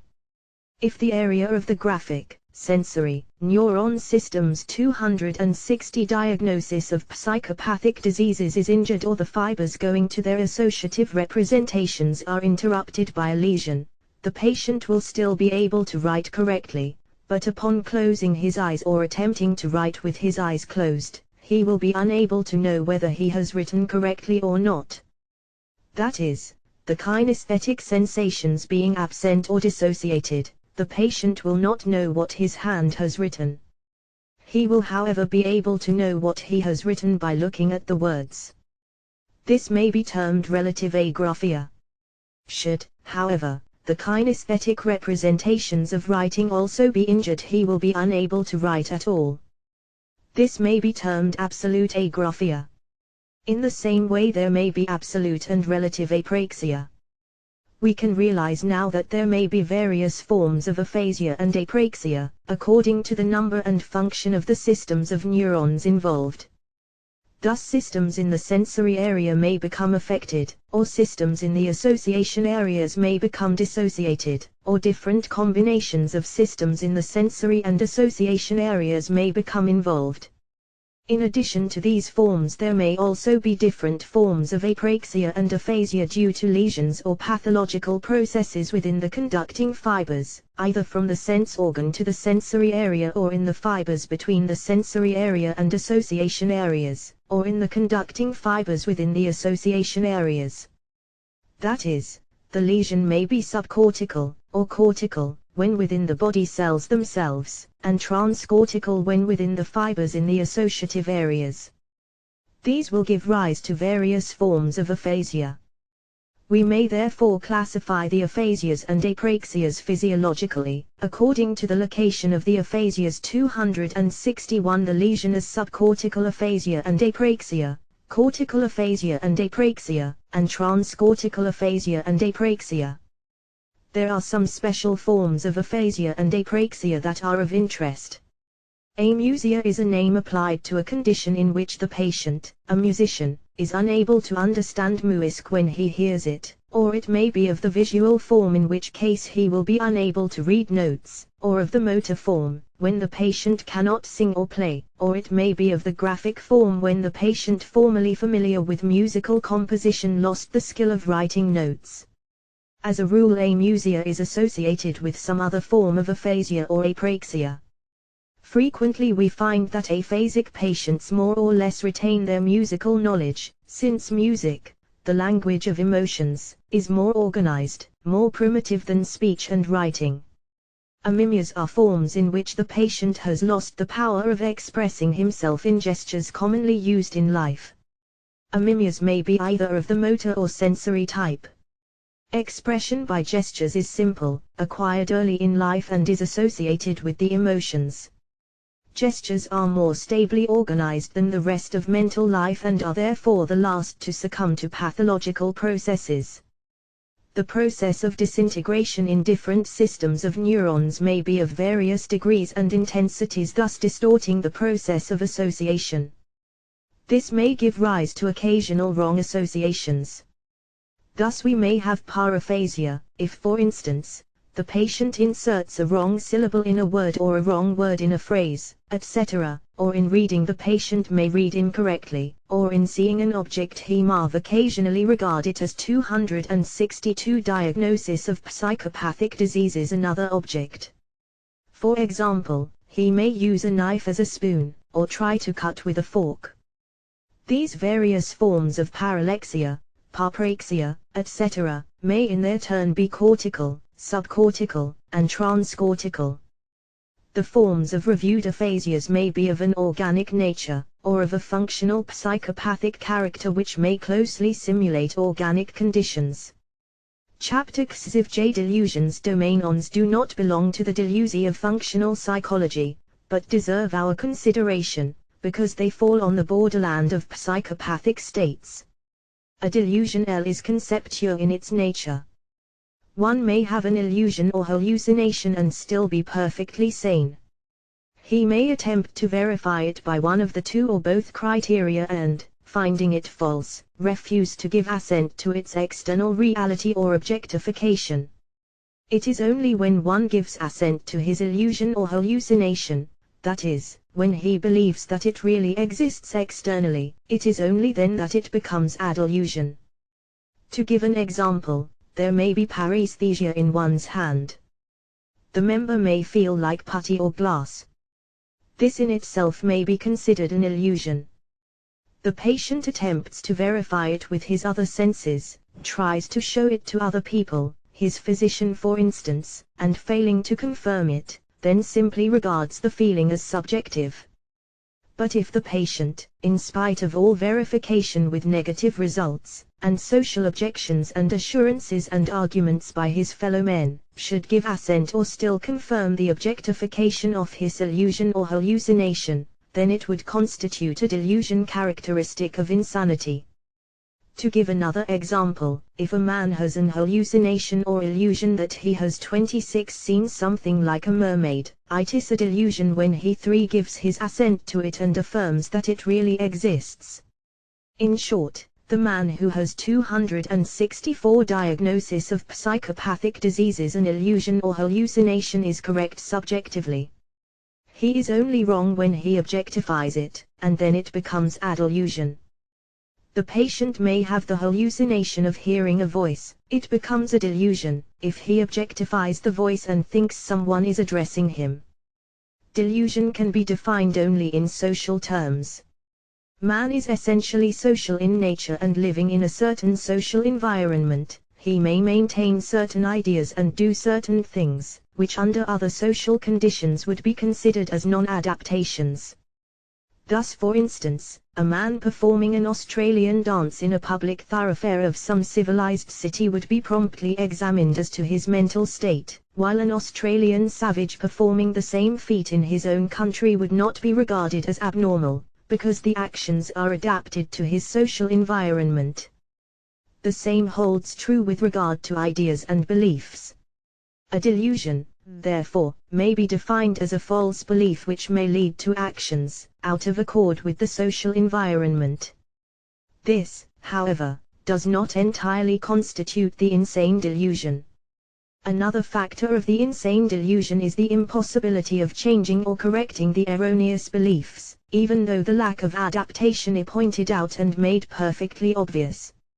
An insane delusion, therefore, may be defined as a persistent, incorrigible, unsocial, erroneous belief. Although an assent given to an hallucination or illusion constitutes a delusion, not all delusions are necessarily accompanied by illusions or hallucinations. All of the perceptions may be quite correct and the patient may still have a false belief in his formation of judgment about the perceptions. Thus for example, a man may in reality hear whispering or conversation, but the delusion's 265 interpretation of the whispering and talking may be incorrect, that is he may believe that all of them relate to himself, such as conspiracies to injure him, in spite of the general assurance and evidence by his friends that nothing of the sort exists. Here then the sensory criterion cannot be used since the man is quite correct in his impressions. It is only when the social criterion is applied that he is found to be insane. The general definition of delusion, therefore, may be expressed as a persistent, incorrigible, individualized, false belief, either in regard to self or environment, or their interrelation. An insane delusion differs from the sane delusion which may be maintained by the members of a whole society. Thus, for instance, in the Middle Ages, people who became ill, explained their illness as the result of witchery, were perfectly normal persons, because this was the general belief, although false, of the age. But if today a civilized man should make any such claim and persist in his belief, he would be suffering from an insane delusion. Since delusions are false beliefs in regard to adjustments of external to internal relations, they may be classified, with Messier, as due to 1. Delusion in regard to change in environment. 2. Delusion in regard to change of self. 3. Delusion in regard to change of adjustment of self to environment. Delusion in regard to environment may be of illusory or hallucinatory character, or incorrect belief as to the external environment. For example, a man may regard a clock in his room as an animal and constantly treat it as such. Or he may have an hallucination of angels or devils and then believe that 266 diagnosis of psychopathic diseases he is having conversations with them. The incorrect interpretation of the external environment is illustrated by those who have the delusion that they are in some strange country surrounded by a foreign people and will make attempts to speak the foreign language. Delusion in regard to change of self may be either partial when, for example, the patient believes a part of his body is made of some material, such as wood or glass, or it may be complete, when, for instance, the patient believes that the entire body is changed. Delusion in regard to change of adjustment of self to environment is well illustrated in delusions of grandeur, persecution, megalomania, or micromania, etc. In delusions of grandeur the subject considers himself better or richer than he is, or may think himself some great personage, the Savior, or God Almighty, etc. Delusions may again be divided into I. Systematized, and 2. Unsystematized. 1. A systematized delusion is an organized system of mental states of which an erroneous belief or delusion forms the center. The patient brings the different impressions coming from the external world in logical relation to some one erroneous belief that has complete possession of him. The belief seems to form a mental eddy in which all external impressions are caught. The whole mental life of the patient becomes crystallized about this false idea. He may, for instance, consider himself a messiah. He will behave in accordance with this belief, live up to it, dress accordingly, and no matter what he sees or hears he will in some way relate it to his messianic mission. 2. An unsystematized delusion is one in which a false delusion's 267 belief is entertained, but there are at the same time maintained other beliefs and other impressions, which are in direct opposition to the delusion. The patient makes no attempt to bring his various sensations and perceptions in accord with his delusion. Such delusions we find for example in dementia paralytica, dementia praecox, and other cognate conditions. The patient, for instance, may consider himself 1,000 miles in height. It may be pointed out to him that his neighbor is only 6 feet tall. He will agree that his neighbor is tall and that he himself is shorter. But when at once asked how tall he is, he will again reply that he is 1,000 miles high. In short, he fails to harmonize the rest of his carrot perceptions and ideas with his delusion. Chapter Amnesia, Aboulia, XXV and Aproxexia T. Mental state that refers to an event which has taken place in the past, or at a certain date within the same personal memory reince is regarded as memory. Requires the retention or conservation of the past experience, reproduction as an idea or mental image, localization in time, and the reference to the same experiencing personality, or self. As James tersely puts it, a general feeling of the past direction in the time, then, a particular date conceived as lying along that direction, and defined by its name or phenomenal contents, an event imagined as located therein, and owned as part of my experience. Such are the elements of every act of memory. Memory depends on what Professor James terms a setting that is the concomitant date, self-present, warmth and intimacy, and so on. It is this setting which makes us conscious of the past as past. According to James, the only hypothesis to which the facts of inward experience give countenance is that the brain tracts excited by the event proper, and those excited by its recall, are in part different from each other. If we could revive the past event without any associates, we should exclude the possibility of memory, and simply dream that we were undergoing the experiences as if for the first time. In other words, we would have what I describe as a 268 hypnoidic state.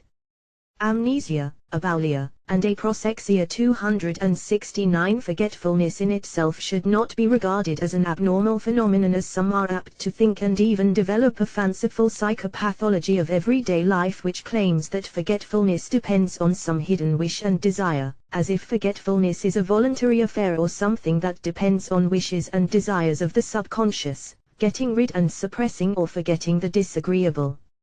Nothing can be further from the truth. They who claim it show not only lack of psychological insight into human nature, but in order to retain the Procrustean bed of their fanciful speculation, they cripple and ignore the facts of ordinary life. Nothing so much impresses itself on the mind and is remembered so lastingly as some extremely painful experience. The very attempt at trying to forget a painful experience stamps it all the more strongly on the mind. We remember best what we eagerly wish to suppress and forget. The human race, and in fact all animal life, would have long ago disappeared from the face of the earth, if painful experience tended to be forgotten. We may also add that experiments performed on the obliviscence of the painful tend to prove that it is the painful that remains for a long time specially vivid in consciousness. The characteristic of consciousness is purposive selection for the need of the present moment of consciousness. What is not requisite for the present moment has to be forgotten in order that mental activity should be carried on at all. If we remembered everything, says James, we should on most occasions be as ill off as if we remembered nothing. It 270 diagnosis of psychopathic diseases would take as long for us to recall a space of time as it took the original time to elapse, and we should never get ahead with our thinking. All recollected times undergo, accordingly, what M. Ribot calls foreshortening, and this foreshortening is due to the omission of an enormous number of facts which filled them. Ribot insists on the fact that human condition of remembering is that we should forget. Without totally forgetting a prodigious number of states of consciousness, and momentarily forgetting a large number, we could not remember at all. Oblivion, except in certain cases, is thus no malady of memory, but a condition of its health and its life. Remembering is a continuous forgetting. The greater the number of associations, or the more numerous the experiences of the settings associated with the event, the easier it is to remember, especially so if the event and its setting have been gone over repeatedly in recollection. The principle of substitution is of importance in the phenomenon of forgetfulness. The possibility of substitution of other ideas or words serving the same purpose makes it harder to remember. Hence, in proportion as the possibility of such substitution becomes more increased, forgetfulness increases. One of the most striking symptoms of failing memory, says Wundt, in both normal and pathological cases, is the weakening of verbal memory. There is a lack of ability to remember, first proper names, then names of concrete objects in the ordinary environment, still later abstract words, and finally particles that are entirely abstract in character. The pseuamnesia, abaulia, and aproxexia 271 session corresponds exactly to the possibility of substituting in consciousness for single classes of words other ideas that are regularly connected with them through complication. This possibility is obviously greater for proper names, and least for abstract particles which can be retained only through their verbal signs. Kussmaul puts the matter in a still clearer light: the more concrete a conception is, the sooner is it forgotten. This is because our ideas of persons and things are less strongly bound up with their names than with such abstractions as their business, their circumstances, their qualities. We easily can imagine persons and things without their names, the sensorial image of them being more important than that other symbolic image, their name. Abstract conceptions, on the other hand, are only acquired by means of the words which alone serve to cover stability, and still more adverbs, prepositions, and conjunctions are more intimately connected with our thinking than are substantives. We may add that the factor of repetition must also be taken into consideration, inasmuch as proper names are not so often repeated in experience as verbs, adjectives, and pronouns. Forgetfulness, in short, is not, as some superficial writers explain, a matter of wish and will, whether conscious or subconscious. It is a highly complex phenomenon depending on a number of physiological and psychological factors. The same holds true in the case of amnesia.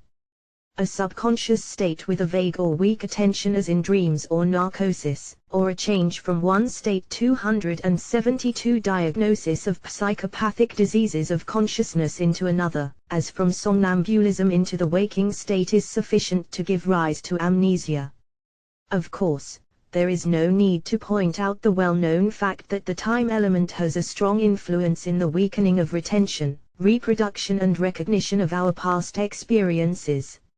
Ebbinghaus and afterwards Wolff discovered by a long series of experiments the following law: the quotients of retention and forgetfulness, of the time saved for memorization and the time requisite for relearning, are inversely proportional to the logarithms of the times passed since the first learning. We have pointed out that while sensory elements have intensity, representative elements possess vividness. Representative elements representing as they do presentative or sensory elements may refer with various degrees of vividness to the same sensory experience. Thus we may have different vivid representations in regard to the same event which we have lived through some time before. Such vividness may pass through all degrees, from the highest to the lowest, and finally reach the barely representable, almost bordering on the threshold of vividness. Sensory intensity and representative vividness are closely interrelated. Intense sensory processes usually go with vivid representations. There are, however, conditions when the two do not go together. A sensory process, however strong, instead of giving rise to an intense representation, may awaken a representation of low or of marginal vividness. In many subconscious states, intense sensory experience may give rise to representative processes of such low marginal vividness that the latter fall below margin or the threshold of amnesia, aboulia, and aproxexia. 273 Consciousness or awareness, and are not perceived by the person. The experiences cannot be reproduced, cannot be recognized, and hence are not remembered. The experiences become dissociated. We may therefore say that where vividness is very low, there we have dissociation. In other words, as we have pointed out before, dissociation and vividness are in inverse ratio to each other. The lower the vividness, the greater the amount of dissociation. The same holds true in the case of amnesia. The lower the vividness of the mental states, the greater and deeper the amnesia.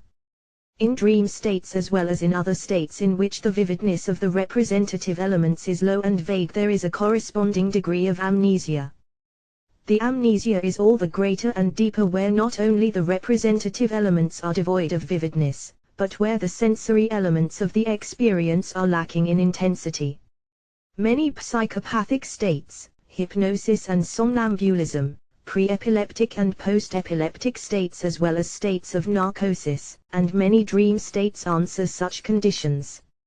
Amnesia may be regarded as a function of representative vividness and sensory intensity. Amnesia may be considered as anesthesia of memory. The underlying pathological process of amnesia is a functional disaggregation of neuron systems in the cortical association areas. Instead of having relation to sensations, the anesthesia is related to recollection of events, percepts, and concepts, or to their reproduction and recognition. Memory, as we have pointed out, requires retention, reproduction, recognition, and localization in the person's time. That is, an experience must be retained. Must 274 Diagnosis of psychopathic diseases be capable of being reproduced or recalled, and when reproduced the experience has to be recognized as having taken place within the past personal life. In many cases the experience is retained, but can only be reproduced and recognized in subconscious states. Regarded from this standpoint, the pathological process of memory disaggregation may give rise to the following forms of amnesia: I. Amnesia of reproduction. 2. Amnesia of recognition. 3. Amnesia of the waking state, or complete amnesia. 4. Amnesia of retention, or absolute amnesia. By amnesia of reproduction is understood that type of amnesia in which the reproduction of the experience is lost. Of course, it is clear that when reproduction is lost, the recognition is also gone, for it is impossible to recognize the memories which are not reproduced. Still, the fact that reproduction is lost does not mean that the element of recognition is completely gone. For while the patient is unable to reproduce the experience, he can recognize it fully and even localize it correctly in time, when the experience is presented to him in connection with some sensory impressions. We find such cases in the aphasias. The patient cannot write spontaneously, he cannot reproduce the letters, but he can read them when he sees them. By amnesia of recognition is understood that form of loss of memory in which the recognition alone is gone. For memory requires retention, reproduction, and recognition. An experience must not only be reproduced, but must also be recognized as belonging to one's own past. Amnesia, abaulia, and aproxexia 275. The patient is able to reproduce the old content of memory, the event, percept, or concepts and their combination, but he is unable to recognize them as belonging to his past. They simply come into his mind, but seem to him strange and unfamiliar. These forgotten memories usually can be brought out by distracting the patient's attention, or by placing him in a state of mental rest and comparative inactivity, or they may appear in the form of hypnoidic states. In many subconscious states, such as the hypnoid, hypnoidic and hypnoidal states, in the different forms of double and multiple personality experiences are reproduced, but they are not recognized. In the psychopathic forms of amnesia of a motor character in which large zones of memories are engulfed into the subconscious, we sometimes find that memories are gone, memories which can neither be recognized nor reproduced. Still, we are not justified in thinking that the memories are completely lost. For we can find them present on tapping the patient's subconsciousness. In deep and extensive forms of amnesia, the patient can neither recognize nor reproduce what has been forgotten. The process of disaggregation of conscious and subconscious is complete. The content of memory may be reproduced, but cannot be recognized as such. Memories can be easily reproduced, but they cannot be recognized as belonging to the moment's past experiences. This form of amnesia is characterized as amnesia of recognition, since one of the elements of memory, namely, that of recognition, is wanting. There is a whole class of amnesias in which the patient is able to tell events from his former life, but he is unable to recognize them as 276 diagnosis of psychopathology diseases belonging to his own past. The hypnoidal states have just this characteristic, that when they first come to the surface, the memory content brought up is regarded by the patient as new experience, and only later on, with the synthesis of the hypnoidal states into the functioning moment, can recognition possibly become effected. Thus in the M and F cases, the lost memories reproduced in hypnoidal states were not immediately recognized, they were taken as chance ideas, or mere fancies, and only some time later were they acknowledged and owned by the patient. Similarly, in W and other cases of like character, the lost memories welling up from the subconscious in the form of spontaneous hypnoidal states often lack the element of recognition, and acquire it with the process of effected synthesis, which, however, is not always forthcoming, as it depends on the depth or extent of disaggregation. We must emphasize the fact which has been but too often overlooked, namely, the fundamental difference between reproductive amnesia and that of the purely recognitive character. In reproductive amnesia, the very contents of memory are lost, whether the loss be functional or organic, whether relative and temporal or absolute. In recognitive amnesia or amnesia of recognition, the content of memory, on examination, can be shown to be present and reproduced, but it is not recognized as belonging to one's past life. Amnesia of recognition is no doubt due to a narrowing down of associative connections brought about by the process of functional dissociation, affecting the particular content. For recognition, as we have shown, is a function of associative systems, recognition becoming amnesia, abaulia, and aproxexia 277 more localized in time and more specific in proportion to the number of associative interconnections.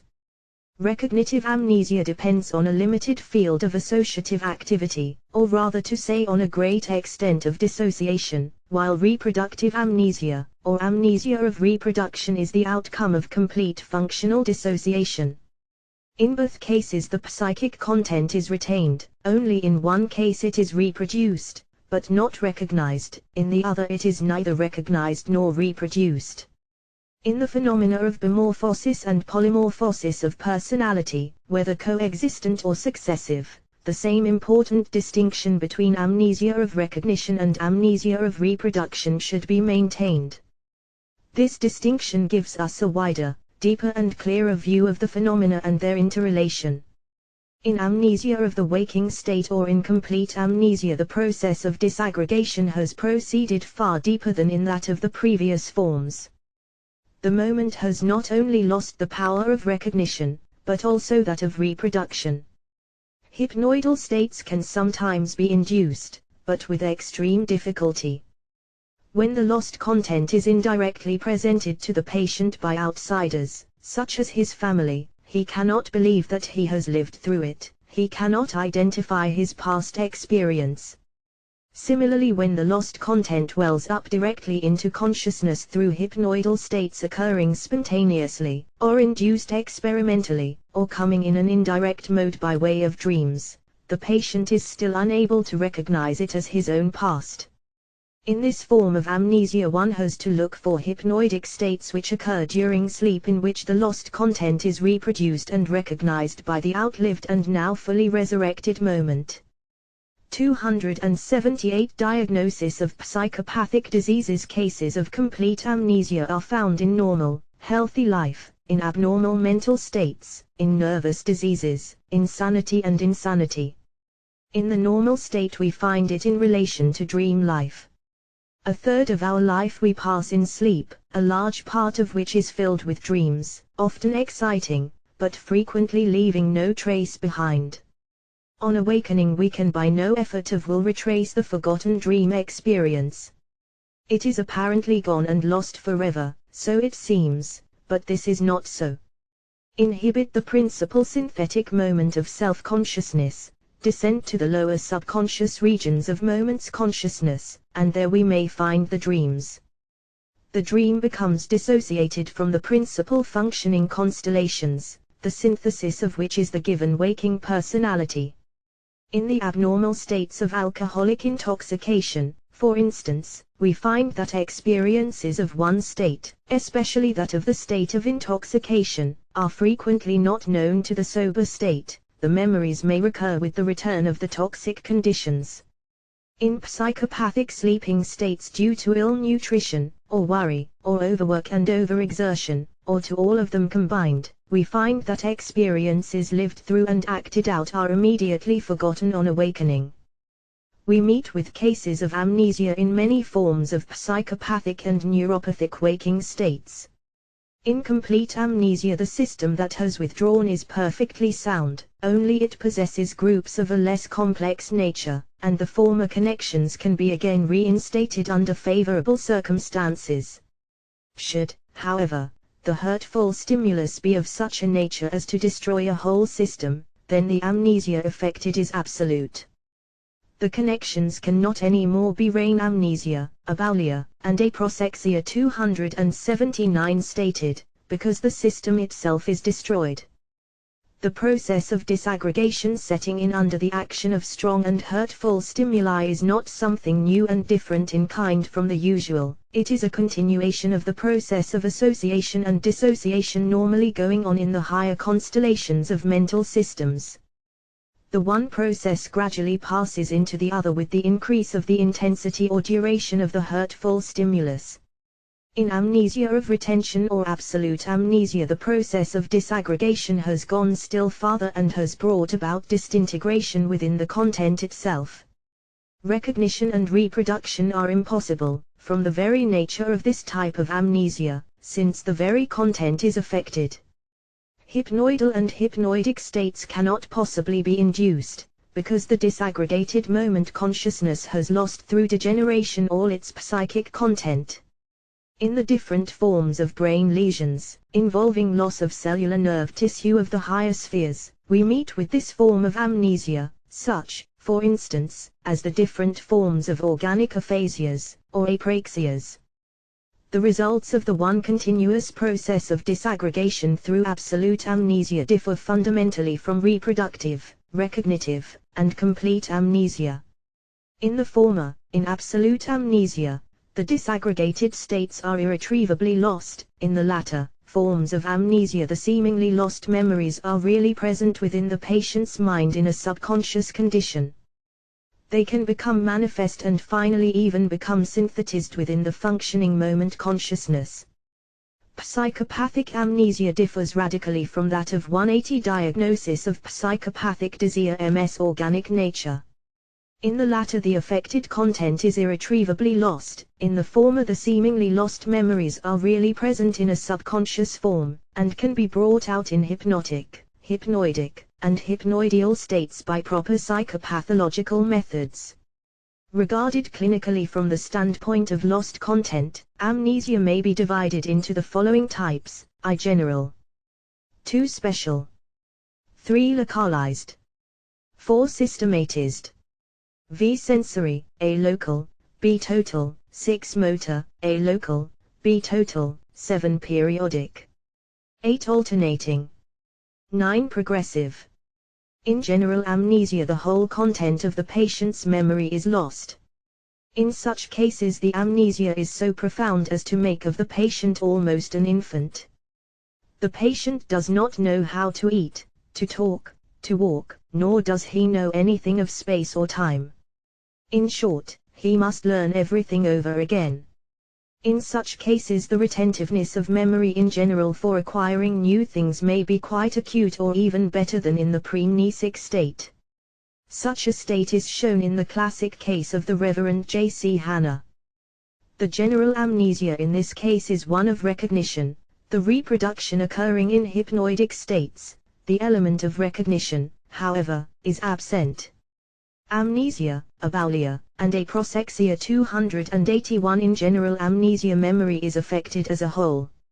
No definite systems of the functioning moment become submerged and subconscious, but the functioning moment as a whole with all its acquisitions and riches sinks into the subconscious depths from which it cannot emerge, unless put under special conditions. The manifested psychic activity is at its minimum. The functioning moment consciousness being submerged, there is apparently no manifested mental activity, and a deep coma seems to be present. External and internal stimuli finally awaken some new moment which begins to function with a minimum of content characteristic of early infancy. The amnesia is so profound that the patient becomes very much infant-like. The patient does not know anything about space and time, does not know how to eat, how to walk, how to dress, how to talk. Everything must be learned over again. It is true that the patient in such cases shows great, even extraordinary proficiency, learning things in a very short time, but he must learn everything all over again. The general retentiveness of memory is often extremely good, even better than in the normal state. The Hanna case described in multiple personality may serve as a good illustration. In general amnesia, hypnoidal states are not infrequent, and one has to be on the lookout for them. Hypnoidic states may occur. The lost content may be of a special character, the amnesia referring to the special senses, such as sound or light. The memory associated with visual stimuli, for instance, may become affected, and the patient may lose all ability to interpret visual impressions and sensations coming from external stimuli. The PAR 282 diagnosis of psychopathic diseases tient on seeing objects may be able to appreciate the different stimulations and impressions, and can even describe them, but he cannot know the object, or the particular visual stimuli which call forth visual impressions. The complex memory that is normally awakened by the visual impression is absent. The patient does not know the meaning of the impression, in other words, he does not know the object. In this respect the patient may be regarded as blind, only it is not a sensory blindness, as the senses may, in fact, be in excellent condition. It is associated memory representations by which the sensation is perceptually interpreted as being this or that particular object that is wanting. It is not the sense that is deficient, but it is the mind that is blind. This is sometimes called mental blindness, more correctly visual apraxia, since it is only the memories awakened at visual sensory cues. It is only these memories that are really affected. More frequently the amnesia is even more special, referring to a highly specialized content, the memories relating, for instance, to the interpretation of visual signs or symbols, such as written words may become affected. The patient is unable to read or even know his letters, although he may be able to trace them with his finger and even reproduce their shape and outlines from memory. In such highly specialized cases of amnesia, it is not the visual memory which is deficient, but rather the systems of auditory representations.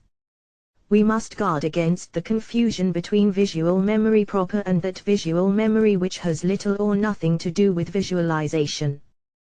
The visual memory may be well preserved, be even in excellent state, and still the patient may be to amnesia, abaulia, and apraxia 283 tally unable to read, may suffer from alexia.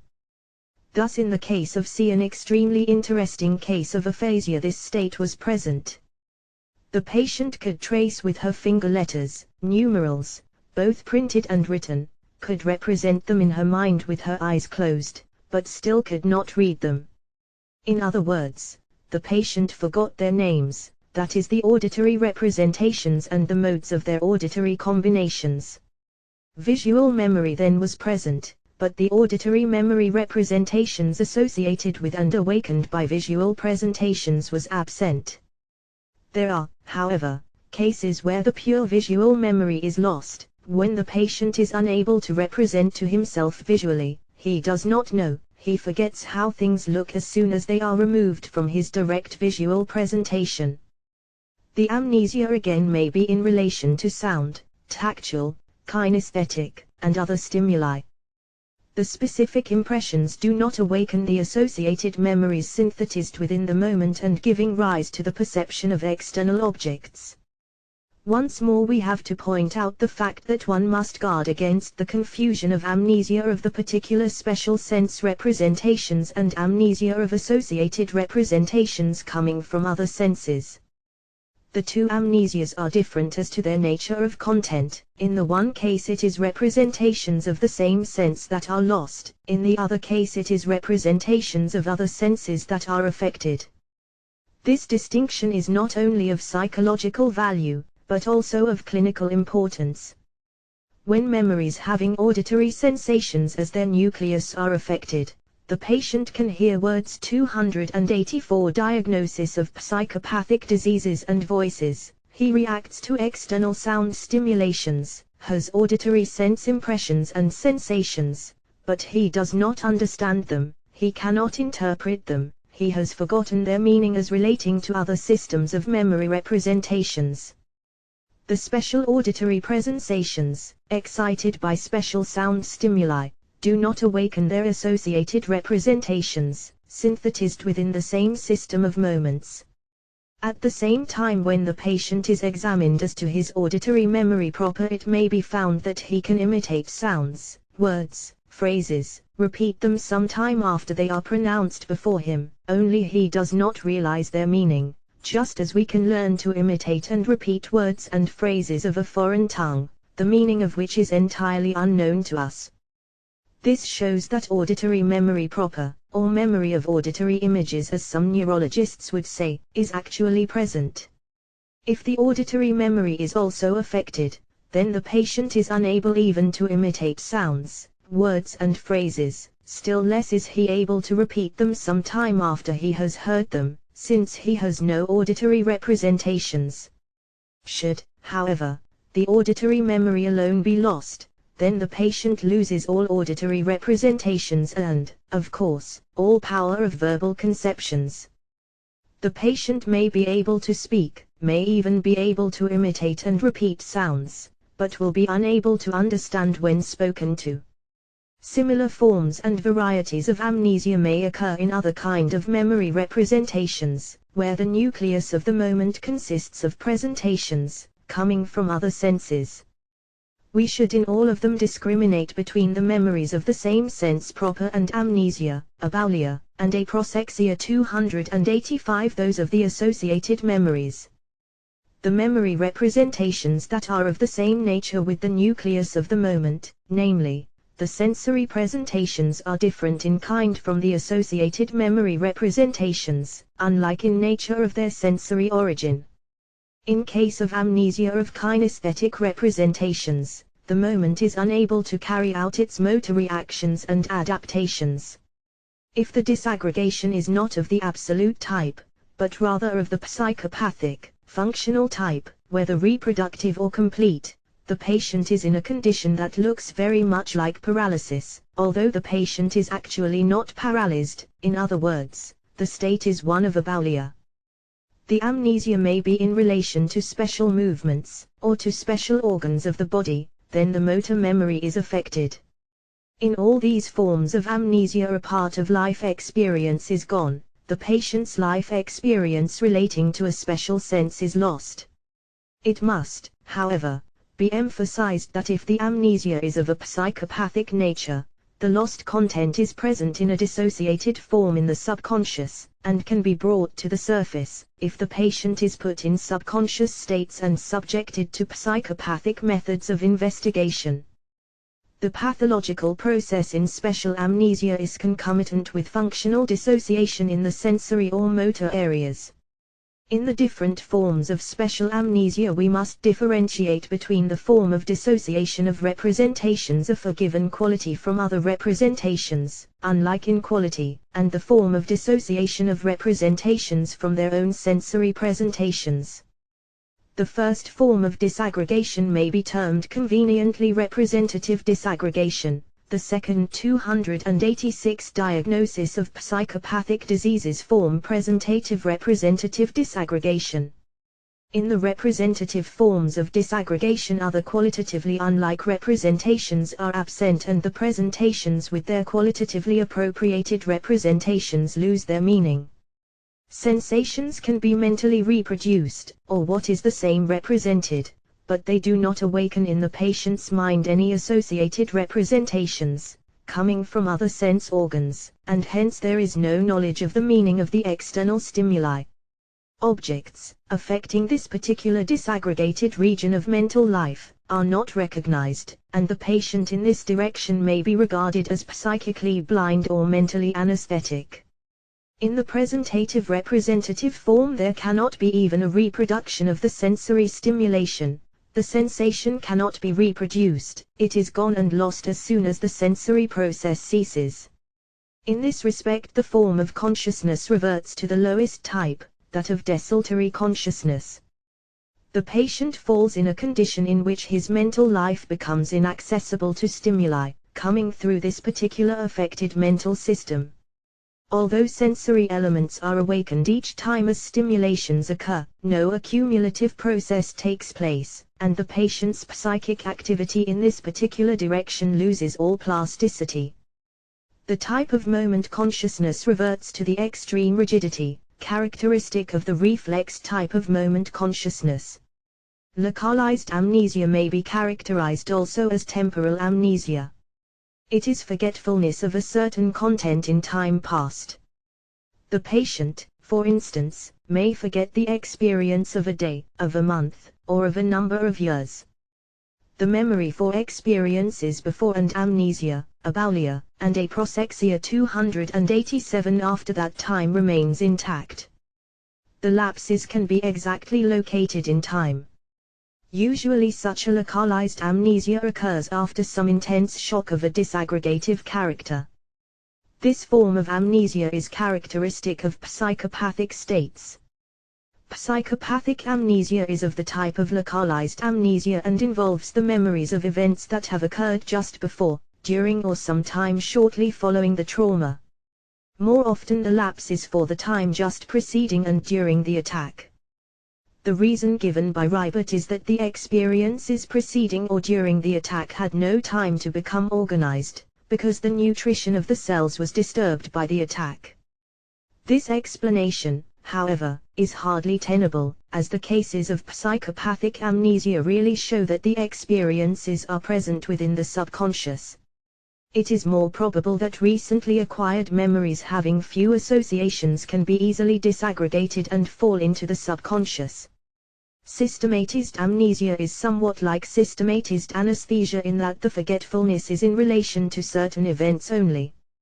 Events of certain character are forgotten. In periodic amnesia, the lapse of memory occurs periodical at regular or irregular intervals. The amnesia may each time be of the same content. Again, there may be periodic amnesia where the forgotten content varies. A definite experience may be forgotten at certain intervals. Thus, for instance, a woman may forget at certain intervals that she is married, that she has given birth to a child, etc., or the attack of amnesia may each time involve a different set of experience.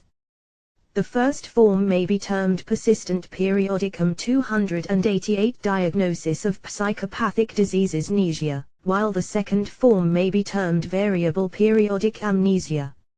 In cases of variable periodic amnesia, the lost content is usually of a localized nature. Experiences of certain times are forgotten. Consciousness is connecting and synthesizing its experience, leaving out definite links. Alternating amnesia is of an oscillating nature. The lost content is oscillating, sometimes coming up to the surface of consciousness and sometimes lapsing, falling back into the subconscious. Alternating amnesia may be of a systematized or of a localized nature. In either case, the content is always oscillating and varying. In the forms of alternating amnesia, the memory synthesizes certain links of experiences, while others are altogether omitted from the synthesis. Consciousness bridges the missing links just as if they never existed for the patient. After a hypnoleptic attack, these synthesized memories subside or lapse into the subconscious, while the omitted memories emerge also in a synthesized form. Here the former memories constitute the omitted links. It may, however, be that after an attack the whole chain of experiences becomes complete. In such cases, however, the patient, though regaining the lost experiences, does not recognize them as belonging to himself. He regards them as experiences of the life of another person.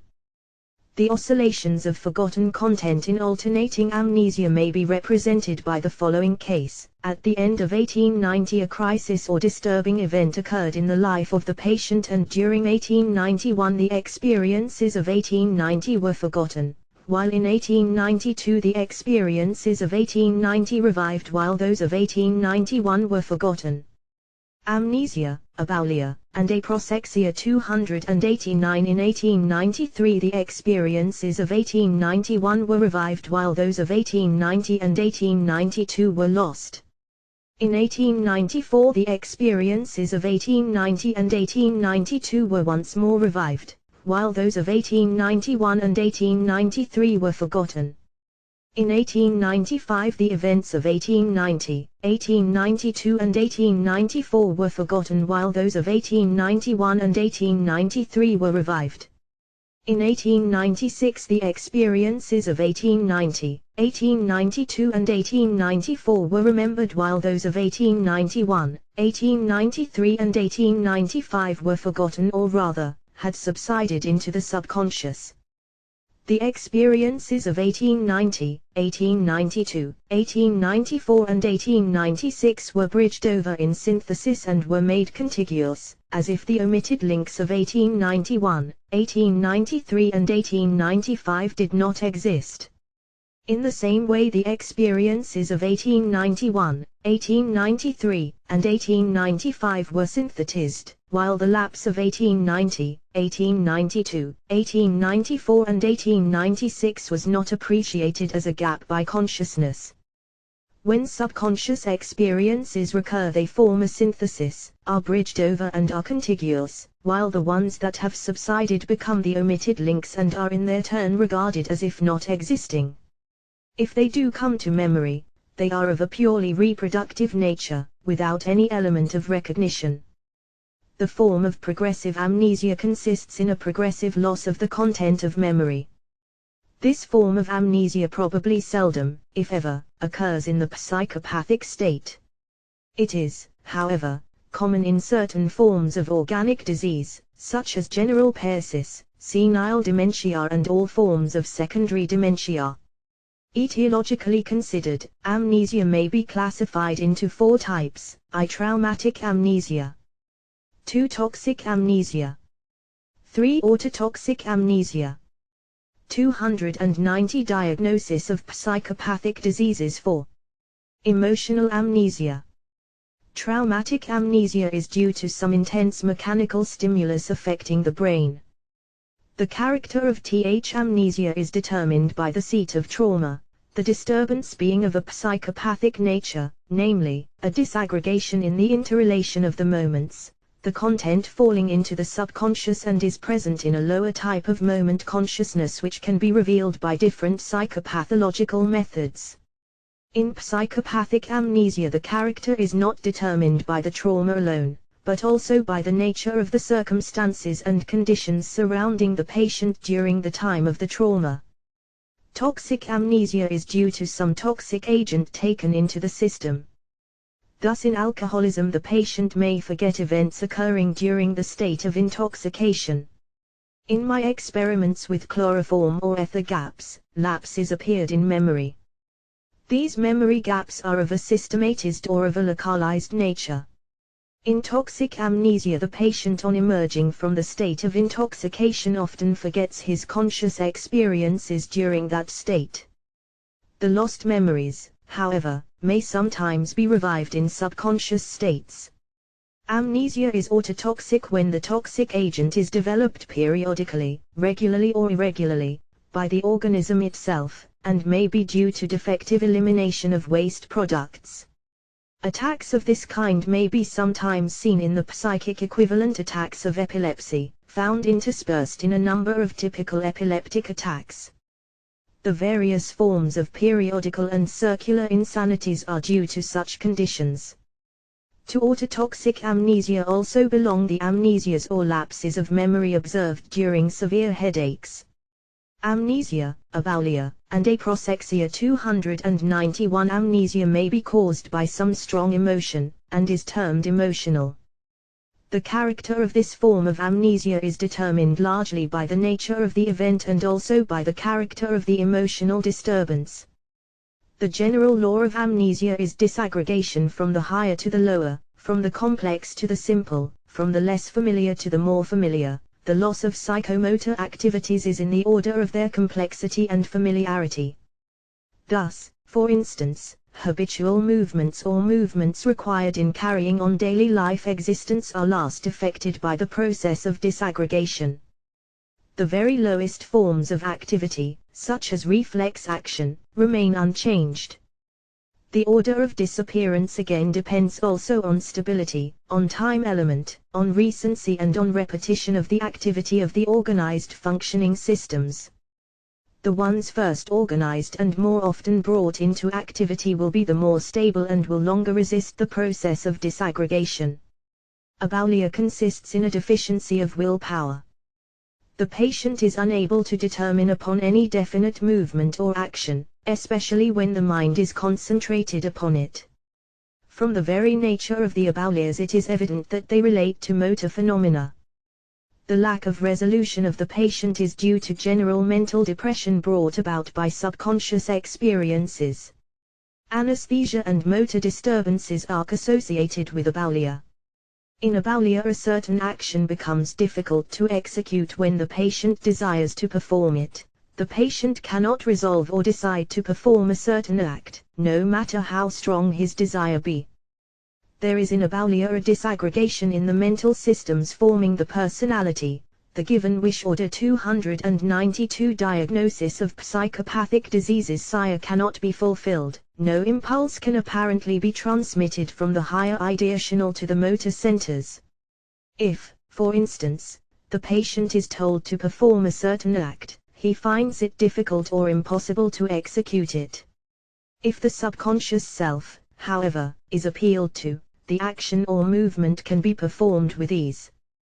This differentiates abalia which is of a psychopathic character from organic motor disturbances, since in abalia the patient can really perform the act when his attention is diverted, while in organic disturbances there is a permanent inability to execute movements or acts. The abalias may, like the anesthesias, be divided into I systematized, 2 localized, 3 general, 4 special. In systematized abalia certain forms of activity cannot be voluntarily performed. Certain actions which the patient can perform in relation to all other objects cannot be executed by him when these actions relate to a definite class of objects. Specialized abalia is present when the patient cannot say or write a certain word or do a definite act under special circumstances.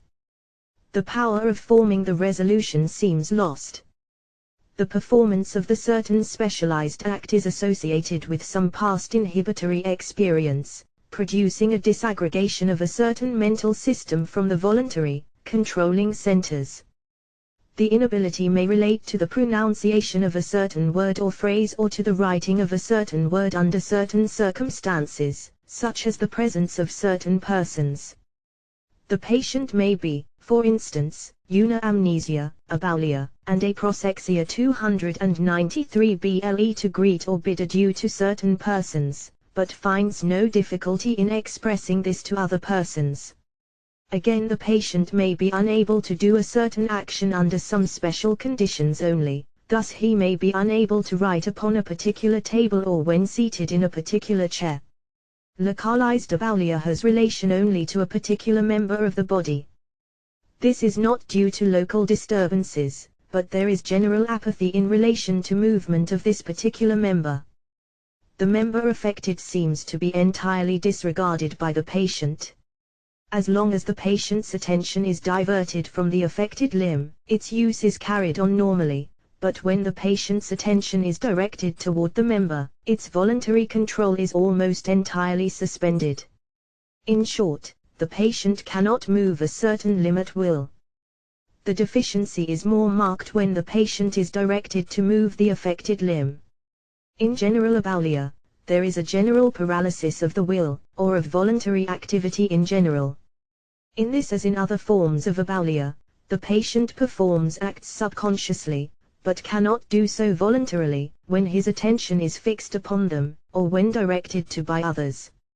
Under emotional excitement the abalic state is, so to speak, broken through, and the patient performs all acts normally. The abalia may at times go so far as to make it impossible for the patient to make up his mind to fall asleep or to arouse himself.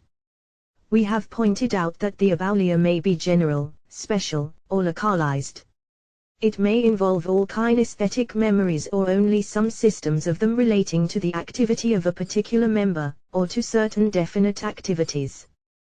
The patient is unable to execute 294 diagnoses of psychopathic diseases movements or particular sets of motor reactions. The patient cannot vividly realize the motor representations requisite for carrying out motor responses to the external environment. He does not remember how to act, in other words he forgets all about these actions, and when attention is drawn to the action, the consciousness of lack of execution may become an additional factor in bringing about a further disaggregation, the patient thus becoming even more helpless than before. By different psychopathic methods, however, it can be easily shown that the kinesthetic memories are not really lost, but can become manifested under favorable opportunities, in other words, they are still present subconsciously. More often, however, the amnesia as to kinesthetic memories is in relation to special, organized systems, such, for instance, as writing. The patient loses all ability to write, although he may be able to read written characters, he has all the memories associated with the visual presentations of the letters, but the representations of kinesthetic sensations are absent. The kinesthetic sensations themselves, however, may be present and can be brought about by proper external stimuli, but they do not awaken kinesthetic representations. Once more we must point out the fact that the phenomena manifested depend on the depth of the disaggregation process. If the process disintegrates the kinesthetic memories themselves and brings about their total effacement, then there is an absolute and often an irretraceable loss of content and function, unless other moments closely related, unaffected by the process of degeneration, take up the function of the effaced moments. Amnesia, aboulia, and aproxexia 295 should, however, only a disaggregation or dissociation of systems take place, then the dissociated aggregates sink into the background of consciousness or into subconsciousness, often giving rise to subconscious manifestations. The patient has all the kinesthetic representations, seemingly lost, but as a matter of fact he is really able to carry out the movements, as it can be shown by different psychopathological methods, only the patient has no power to bring the movements into function. The content is present, the function is absent.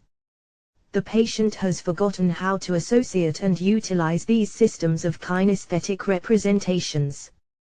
We may say that the patient has not the will to remember them. This fact of not having the will is the characteristic trait of psychopathic maladies, having as their background disaggregation of constellations of mental systems with preservation of content in simpler systems, subconsciously present. From this standpoint we may say that all psychopathic diseases are at bottom amnesias, and that all psychopathic amnesias are in a certain sense aboulias. Aproxexia is a condition in which the patient is unable to concentrate his attention. The patient appears to be in a state of indifference to all forms of activity. He cannot fix his attention steadily upon anything, he is in a state of apathy. The patient's attention may be suddenly awakened, but he soon again lapses into his indifferent state. The events of life do not interest or move him. If a book is given to the patient or if something is read to him, he appears not to understand its meaning, simply because the attention is not fixed upon it. 296 Diagnosis of psychopathic diseases. The psychomotor disturbances, such as anesthesia, convulsive movements, etc., usually associated with aproxexia are disregarded by the patient, as if the derangements related to a different person. The attention can sometimes be temporarily fastened on some interesting object or on some amusement in which the patient is ordinarily specially interested. In this state, however, the patient cannot take cognizance of any other event or activity taking place about him, the attention being narrow and limited. In such states of narrowed attention the patient becomes highly suggestible.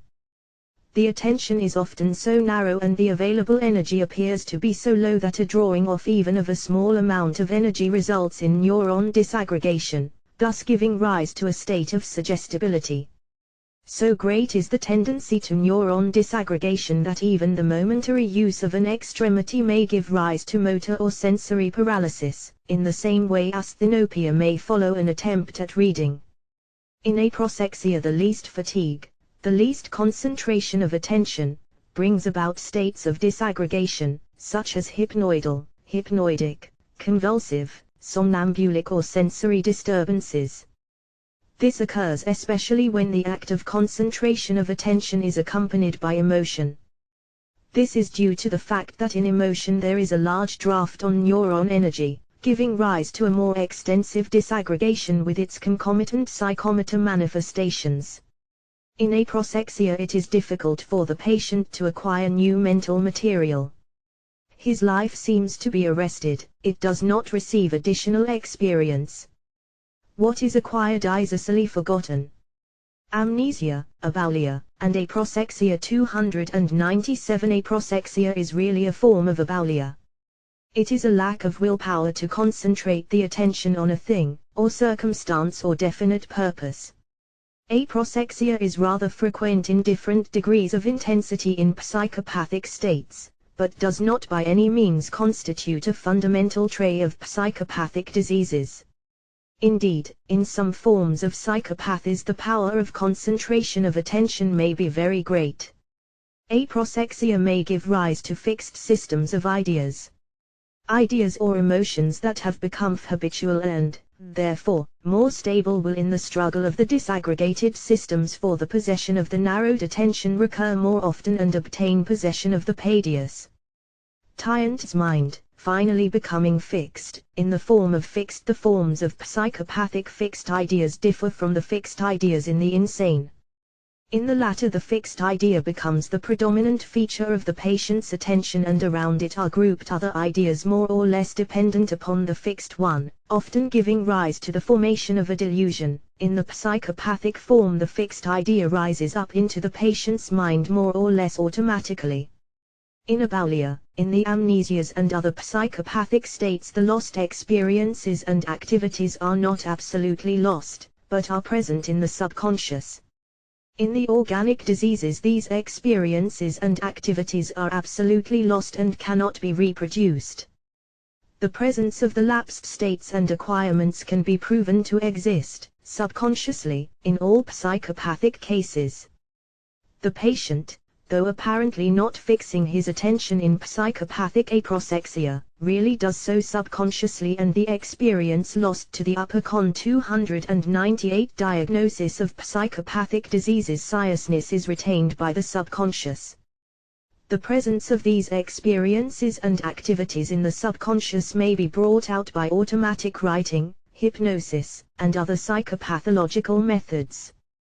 The general law of psychopathic disaggregation is what is lost to the upper consciousness is present in the subconscious. Chapter I. Fixed ideas, morbid XXVI impulses, and emotions. Here is a form of mental derangement to which the term imperative concepts or insistent ideas is applied. From some subconscious source, unknown to the patient, an idea rises into consciousness with a persistency which the patient cannot overcome. Thus a number or a sentence may repeatedly and at various times force itself into the mind of the subject. The person may be engaged in some entirely different thought when suddenly this idea or concept forces itself into the mind and crowds out all others. This is usually a source of great discomfort and inconvenience to the patient, as it interferes greatly with his mental activity. These forms of mental disturbances may occur in otherwise mentally normal persons, but more especially in those of neurotic predisposition. The pathology consists in the dissociation of a persistent well-organized system, present in the subconscious and then coming into consciousness in the form of a state more or less hypnoid or hypnoidal in character. Morbid impulses are uncontrollable manifestations of affective, ideomotor states. An unaccountable impulse to do a certain thing suddenly takes possession 299 of the patient's mind, an impulse which may be so overwhelming that restraint is almost impossible. The impulse, as soon as it appears in consciousness, may immediately pass into action. It is a form of emotional 300 diagnosis of psychopathic diseases automatism. Thus a patient can find in an asylum met an attendant with whom he was on pleasant relations. The patient at once and without reason or warning suddenly struck the attendant a blow, felling him to the ground. The patient immediately after expressed great regret and sorrow at his deed. The impulse to strike was simply irresistible. Morbid impulses are of the nature of hypnagogic states, or of post-hypnotic suggestion. Like the latter, they consist in a dissociation of ideomotor systems from the upper consciousness, but present to the subconscious. They may emerge at regular or irregular intervals and work themselves out automatically. Morbid impulses differ from hypnagogic or post-hypnotic states, manifested in the hypnotic subject and in different forms of psychopathies, in that they are better organized, more persistent, and usually of a character harmful to the patient or his social environment. To this class also belong the phenomena of automatism, sometimes termed imperative movements. The movements are often automatic. The consciousness accompanying them is disconnected from the general stream of consciousness. The patient may be conscious of what he is doing, but continues the same movement over and over. Thus some will move in a certain direction, as in a circle or in a certain figure, others will repeatedly walk to and fro, others move their lips, etc. Similar movements are sometimes found in idiots and imbeciles. Imperative, automatic, subconscious movements occur in hypnagogic states and also in the different forms of psychopathic states. Under morbid emotional states may be classed all those states in which an apparently unaccountable emo fixed ideas, morbid impulses, and emotions 301 appears, not adapted to the particular, external environment. Some of these states may be revivals of primitive emotions, adapted to a former environment.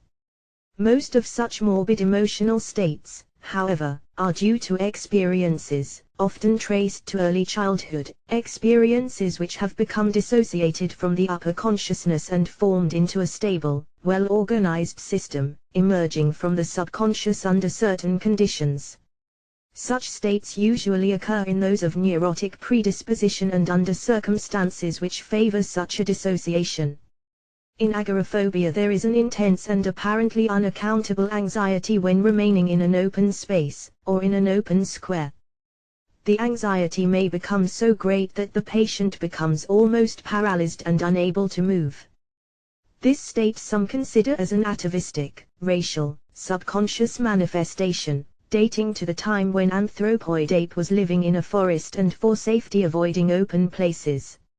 A similar condition we find in wild animals and even in the domesticated cat. The cat always avoids open spaces, seeks to remain near a hedge or fence when she goes about. It can, however, be shown that the phobia is due to some association formed in early childhood. Claustrophobia consists in a morbid anxiety of remaining in closed places, such as a small room or closed vehicle. This state some consider as being atavistic in its nature, and going back to the time when primitive man or animals lived in caves having many exits for their escape. It can, however, be proven that claustrophobia, like agoraphobia, is due to subconscious experiences of early childhood. We not infrequently find in the lower classes 302 diagnosis of psychopathic diseases of European or Asiatic populations a fear of entering into dark, deserted places, or uninhabited houses or passing through a graveyard at night, on account of associations formed in childhood about ghosts and spirits. This is true not only of superstitious persons, but also of the highly educated who in daylight ridicule the superstition, but when in darkness are unable to overcome their intense emotion. Various terms have been applied to these morbid fears, and the number of phobias may be endless, pertaining to all sorts of ideas. Among the most common beside those above mentioned, are phobia or fear of heights, monophobia, fear of solitude, mysophobia or fear of contamination, or defilement, aechmophobia or fear of sharp objects, crystallophobia or fear of glass, metallophobia or fear of metals, anthropophobia or fear of men, and so on. Morbid propensities are morbid impulses, associated with intense morbid emotional states. The patient has an impulse to do a certain act, but the act is not automatic. He is fully conscious of the impulse and has intense satisfaction and sometimes great pleasure in the fulfillment of it. Morbid propensites may be of great variety, relating almost to any acts or objects.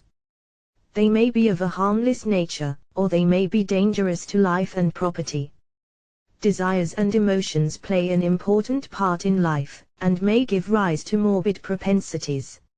An example of the harmless variety may be the desire to collect all forms of newspapers, or old shoes, clothes, etc.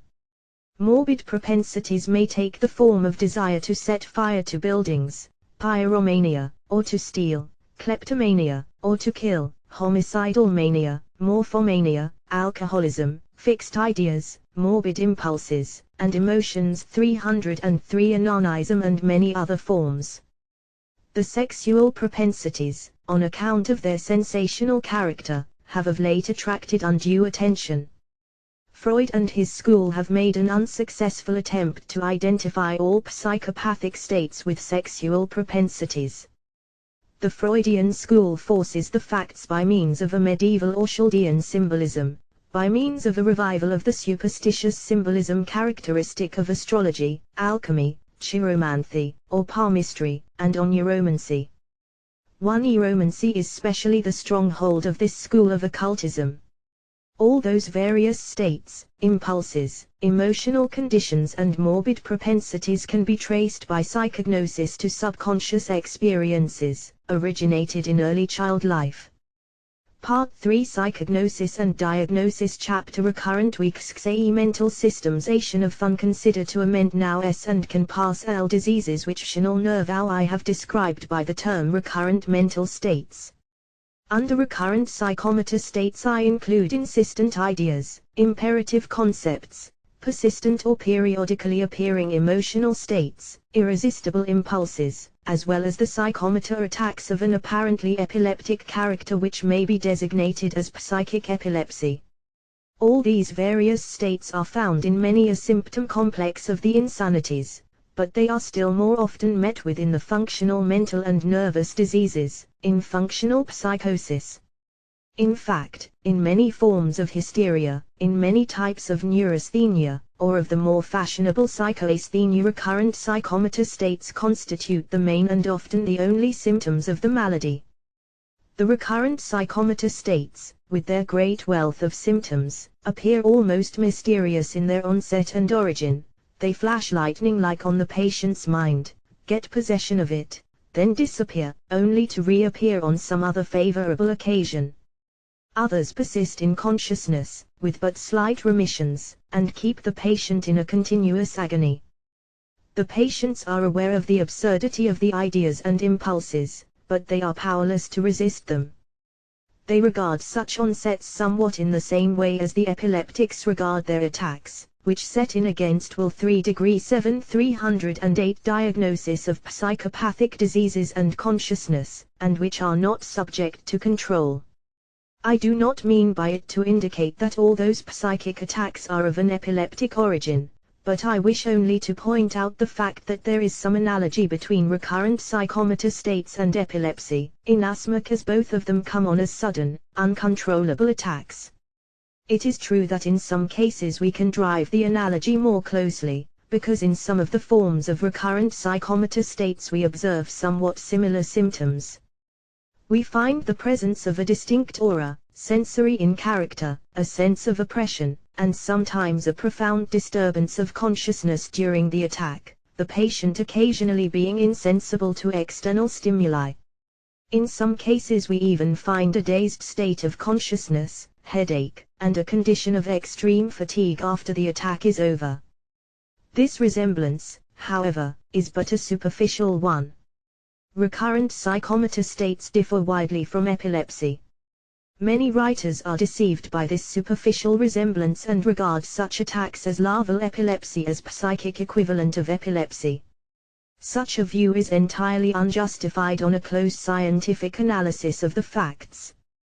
The most that can be done is to draw an analogy between the attacks of insistent states and the attacks of epilepsy, but we must bear in mind that analogy is not a safe method, as one may find himself reasoning on the same lines with the Eskimos who regards glass as a kind of ice.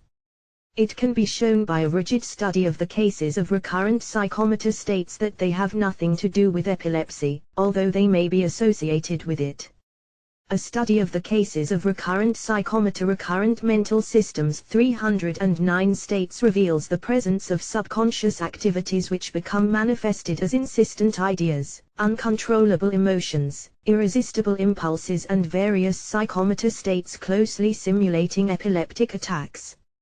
It is from this standpoint that we may designate such simulating attacks as psychic epilepsy, not because they are psychic attacks, equivalents of real epilepsy, but they are pseudo-epileptic attacks of a purely psychic origin. They are manifestations of subconscious activities. One general characteristic of these psychomotor states is their occurrence with the same or similar content of consciousness and with the same or similar motor reactions. The patient thinks, feels, wills and acts the same way. Subconscious dissociated states belong to the type of recurrent moment consciousness, a type characteristic of lower forms of animal life, responding to external environment with the same adjustments, with the same psychomotor reactions. This biological type of mental activity is described by me in the Foundations. From this standpoint, we may regard recurrent psychomotor states as a reversion to the lower forms of mental life. The suddenness of the attack, the uniformity of the manifestations of the symptom complex, the uncontrollable, overpowering effect on the patient's personal consciousness are all due to the same underlying factor of dissociation of the patient's subconsciousness. A disaggregated, subconscious life gives rise to recurrent psychomotor states, to insistent ideas, imperative concepts, uncontrollable emotions, irresistible impulses, and to states of psychic epilepsy. There are many cases of insistent ideas and irresist-3IO diagnosis of psychopathic diseases-able impulses which seem to contradict this law of uniformity and recurrence of psychomotor states which are seemingly of an evanescent character. They are like stray comets coming out of the depths of space only to disappear again and never to recur. A close investigation will reveal the fact that the contradiction is but an apparent one. The various insistent ideas and impulses can in reality be referred to some few fundamental states persistently present in the subconscious, and only appearing under different forms in the personal consciousness. They are like so many leaves and fruits of a single plant whose roots are planted firmly in the subsoil of mental life. We may then say that all insistent mental states take their origin in a disaggregated subconsciousness and are periodic or recurrent in character, and as such may well be designated as recurrent psychomotor states. We may possibly get better oriented in the vast domain of insistent mental states, if we make some provisional classification. We may classify insistent mental states according to content and form. Classified according to content, we may divide insistent mental states into 1. Conceptual or ideational, 2. Ideomotor, 3. Sensory, 4. Sensory motor, 5. Motor. According to form they may be classified as 1. Desultory, 2. Systematized. In the conceptual forms it is the general, abstract idea that keeps on troubling the patient, such as the now recurrent mental systems 311 of God, of Christ, or the nature of the Trinity, and so on. The insistent ideas are here more or less of a metaphysical character. The patient does not feel satisfied with any answer. In many different ways the patient tries to raise difficulties to all kinds of possible answers. He tries to find loopholes to escape from any solution, so as to have the question remain in full force. Were it not for the intense anxiety which is sometimes associated with such states, one would say that the patient delights in the mere process of questioning. He wants the problem, but refuses obstinately to accept the solution. In reality, however, it is not a matter of delight to the patient to persist in a state of problematic consciousness, so to say. Logical as the solution may appear to the patient, the problem is ever forced on the patient's personal consciousness, for it is the work of dissociated states, having their origin in recurrent systems or settings of a disaggregated subconsciousness. The insistent ideomotor states refer to some act or motor activity which the patient has to reason out so as to know all the pros and cons, such as, whether it is right to play cards, or read a Sunday newspaper, or to visit theatre, or to travel on a Sabbath day. The patient gets lost in argumentations and discussions. He employs the most subtle casuistry, but he always meets with difficulties, never coming to any definite conclusions. His mind is set entirely on the thought of the action which is never to become a reality. The patient's will is thus paralyzed, he is in a state of doubt, indecision and hesitancy. The patient cannot accept any decision, however logical, as the same problem ever surges diagnosis of psychopathic diseases up in his mind with renewed vigor. What avails the patient's reason against the blind dissociated forces of systems or settings, as some prefer to put it, stirring in the depths of a disaggregated subconsciousness? The insistent sensory states comprise a wide domain of manifestations. All the insistent emotional states could be classed as sensory, since an emotion may be regarded as a massive complex of sensory elements coming from various parts of the organism. Under this head we may include the functional states of depression and anxiety as well as the various phobias. Here also belong the various pains, headaches, hemicranias or migraines, when forming the main or central symptom of functional psychosis. The sensory symptoms of the hysterias, such as the anesthesias and hyperesthesias, belong to the same category. All those states present the typical characteristics of the recurrent moment consciousness. All of them can be referred to dissociated experiences, to insulated mental systems, settings complexes persisting in a disaggregated subconsciousness. What is manifested as the attack with the whole symptom complex characteristic of it can be traced by a rigid analysis to an original experience which has occurred during the process of dissociation. The dissociated subconscious experience, system, setting complex keeps on recurring as an attack. What goes under the name of hysterical stigmata can in reality be traced to dissociated, subconscious experiences. During the attack the patient may preserve his personal consciousness fully or but partially. In such a case it appears as if two centers of consciousness are at work, one beside the other and one independent of recurrent mental systems 313 the other. The patient may be aware of the new independent forces which are foreign to him, but which have apparently taken possession of him in spite of himself. The self seems to be torn in two, and consciousness is doubled. A new, incipient, parasitic personality is being formed in the recesses of the subconscious, a parasitic personality having a will of its own and no longer subject to the patient's personal control. In some cases, the dissociated systems forming the parasitic personality may become fully manifested without the patient being aware of it. We have two personalities in an organism working side by side, each apparently ignoring or not taking cognizance of the existence of the other. In other cases, again, the subconscious personality seems to take full possession of the principal focus of consciousness. The parasitic personality swamps the personal consciousness which sinks below the level of active mental life, becomes submerged, and no longer enters into active relations with the external environment. During such an attack the character of the person is changed and the memory is not bridged over, as it is in the course of the normal associative activity. The functional recognitive elements are missing. Consciousness may know of those experiences, but does not know them as its own. The phenomena of recurrent or insistent mental states range through various stages of dissociation. They can all by analysis be referred to a condition of disaggregated, subconscious, mental systems.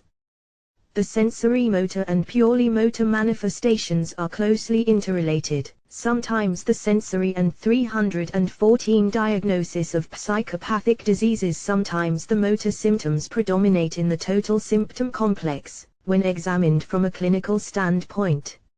Here belong the various functional or hysterical, visceral disturbances, hemiplegias, paraplegias, paralyses and contractures, also the functional tremors of psychic origin, all the states of epilepsy *** of the psychic type known under the name of psychic epilepsy which so closely simulate typical epileptic attacks. Finally, to the same category belong the various types of tics. The dissociated subconscious states may appear in consciousness in a disconnected, disseminated form.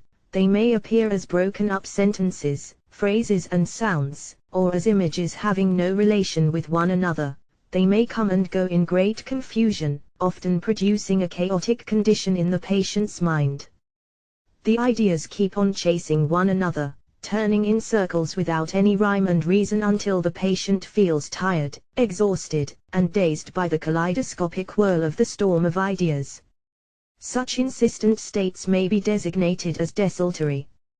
Quite often, however, the recurrent states are paranoidal in form. The ideas and feelings are well organized.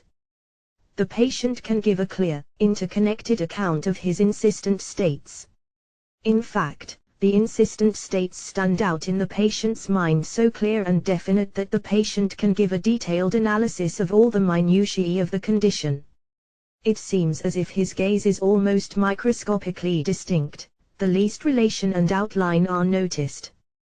The insistent mental states seem as if fixed, so that the mental picture is strongly impressed on the patient's consciousness, and the vaguest detail cannot escape recurrent mental systems 315 scrutiny. A wealth of associations is grouped around the central experience of the recurrent mental states, which form nuclei of highly organized groups of mental systems, arranged in an orderly array and logical relationship, forming an organic whole of a high degree of organization, the nature of which cannot be understood without a thorough exploration of the subconscious. Such recurrent mental states may be described as systematized. All those various manifestations can, by close investigation into the patient's subconscious life, be traced to active dissociated systems, having their origin in a disaggregated subconsciousness. Chapter Trays and Thresholds state of dissociated systems point is worthwhile emphasizing, and one that is the fact of recurrence, so highly characteristic of activity of dissociated subconscious states or moments consciousness. The dissociated moment rises from the depths of the subconscious regions, oversteps the threshold of consciousness, manifests itself with an irresistible energy, throws the normal psychomotor actions, for the time being, into a state of disorganization, and then lapses from consciousness, only to be resurrected under conditions favorable to its activity. Such dissociated, subconscious activities I describe under the term of recurrent moment consciousness. This characteristic of recurrence is of great importance in psychopathology, as it brings the subconscious activities under one perspective view, gives an insight into their nature and mode of manifestation, and from a biological standpoint brings them in line with the mode of action of the lower mental types, which respond to special stimuli of the external environment with the same amount and quality of sensory motor reactions. The sense of reality is usually described, by writers on the subject, as not being affected. This is not the case. A close study of the facts shows that the insistent mental states come with an intensity of the sense of their reality almost directly proportional to the in 316 thresholds of dissociated systems 317 systems of the mental state, a reality which is truly delusional, or even hallucinatory, in character. This is especially true of the systematized, recurrent states of the sensory type. The dissociated subconscious states refer to a past reality, now subconsciously real. In the ideational or conceptual forms, the sense of reality appears to be weakened, because of the weaker insistence of the ideational elements as contrasted with the sensory motor elements. Another important and striking trait of the dissociated states is the violence, I would almost say the vehemence, with which they become manifested. They reveal an amount of energy which similar states do not possess in the normal condition, when the personal consciousness is in active relation with the external environment. The energy displayed is more than the individual is capable of putting forth under ordinary conditions of life. The sudden, mysterious onset of subconscious states, foreign to the whole character of the individual, as well as the sudden display of energies, until now unsuspected in the person, make those states appear as mystical in the eyes of the populace and the superstitious. No wonder that the Church has regarded subconscious activities as supernormal and miraculous, and either ascribed them to divine powers, or to satanic agencies, demoniacal possessions and obsessions. In our own time we have men devoting time and energy to the investigation of the supernormal nature of subconscious phenomena. In my previous works on the subject I have discussed the energy and violence of the eruption of subconscious forces as due to lack of inhibitions. This 318 diagnosis of psychopathic diseases follows from the very nature of dissociation. Dissociated subconscious systems being released from all relations with other systems and groups of mental elements, being let loose, so to say, from all associative bonds, will naturally display an amount of energy, unusual for similar systems under the normal conditions of mental association. Still, the phenomena of dissociation point to facts of a very important character. They point to an extremely important principle which I term the principle of potential subconscious energy *, a principle which is of importance from a theoretical as well as from a practical therapeutic standpoint. Meanwhile, we should keep in mind two characteristic traits of subconscious phenomena as manifested by dissociated states: recurrence and latent energy. It may also be well to bring out another point of interest which holds true of the various types of insistent mental states. They cannot be understood in the light of conditions under which they occur, or trill to say recur, since they bear no relation to their immediate environment, but to that under which the states have originally taken place. Unlike mental states of the personal consciousness characterized by direct adjustments to the present conditions, the insistent subconscious states are adjustments to past conditions. They have no meaning in the present. May we not describe recurrent states as resurrected moments? The theory of thresholds advanced by me in my former works accounts for the phenomena of dissociation with their manifestations, the recurrent mental states. The concept of threshold is not new, it is at the foundation of physiology and psychology. The PHY thresholds of dissociated systems 319. Psychologist is familiar with the concept of threshold in his experimental work, and the same holds true in the case of the experimental psychologist. The theory of thresholds as advanced in my work is simply an extension of the work of the physiologist and of the psychologist to the domain of abnormal mental life. It may be well to call attention to the recent tendency of introducing metaphysical considerations of teleology and of meaning into the phenomena of abnormal mental life. Meaning is forced on abnormal mental life whether it is there or not. There is a reason, it is claimed, and a reason must be found and expressed in teleological terms of purpose, wish, desire, and meaning. I must say once for all that they who try their ingenuity and fanciful symbolization and mental conflicts in order to squeeze out some important meaning out of psychopathic symptoms in the present life adjustments of the patient miss the essential point of psychopathic states. Psychopathic symptoms are essentially meaningless. Psychopathic symptoms are like the actions and reactions of a hypnotized subject or of a somnambulist whose adaptations are to an unreality, to a world fanciful and certainly widely different from the actual surroundings. To search for a present meaning and for an adaptive purpose in the symptom complex of psychopathic states is to misconceive their nature. Psychopathic states in the individual closely correspond to outlived social customs and meaningless religious rites and traditions which society keeps on practicing in reverence and which some thinkers attempt to rationalize, pointing out that the meaningless customs are fraught with a hidden, symbolic meaning. As Dr. Fraser puts it well, the history of religion is a long 320 diagnosis of psychopathic diseases, attempt to reconcile old custom with new reason, to find a sound theory for absurd practice. The same holds true in the case of the phenomena of abnormal mental life.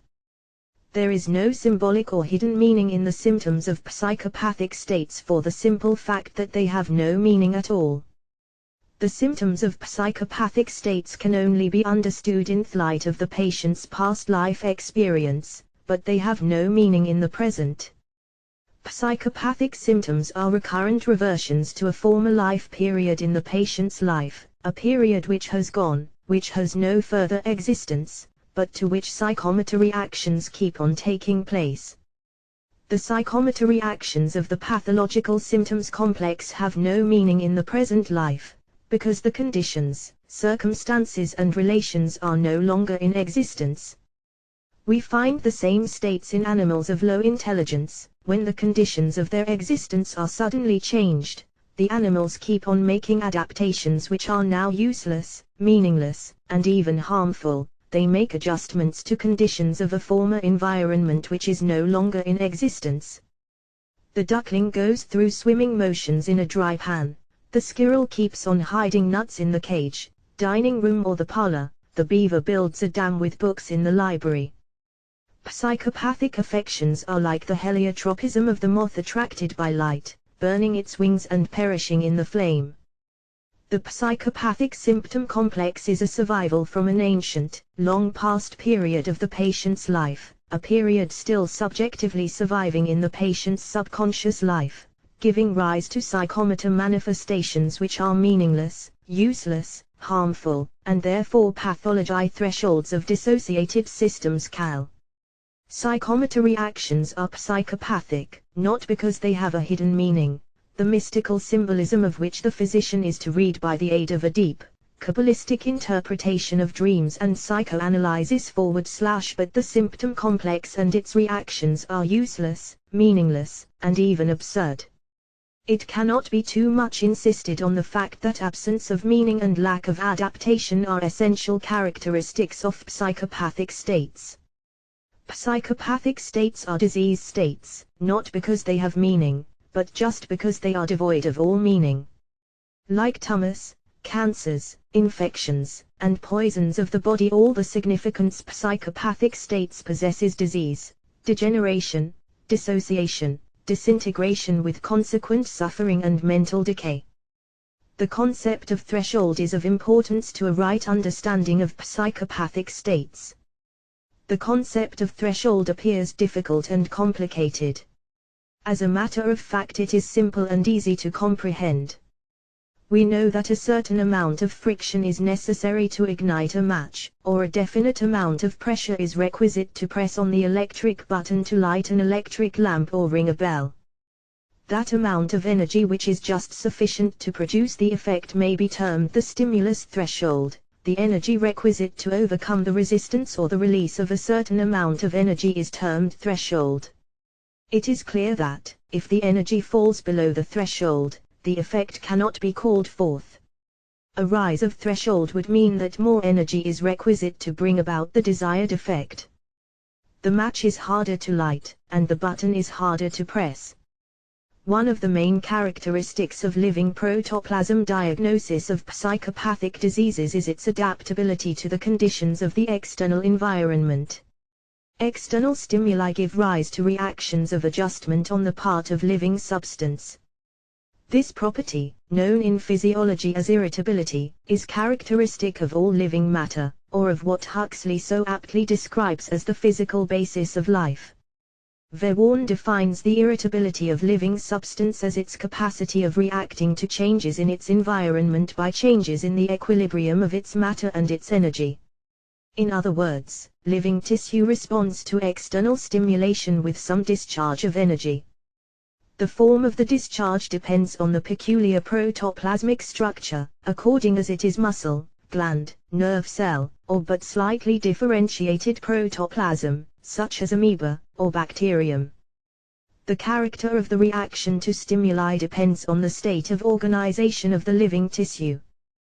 The delicacy of response of living matter to external stimuli has its limit.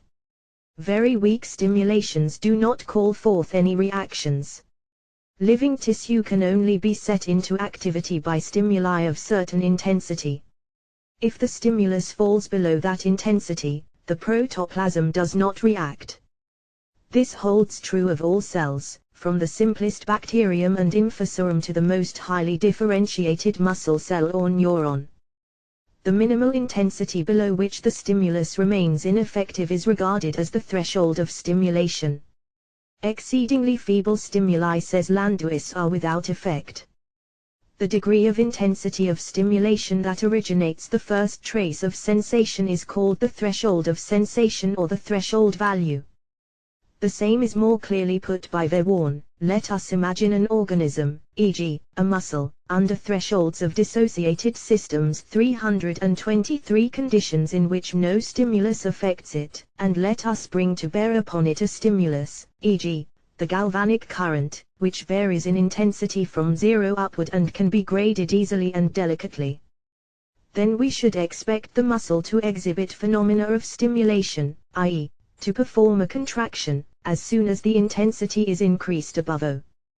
But this does not happen. The intensity can be increased considerably before the muscle performs even the slightest twitch.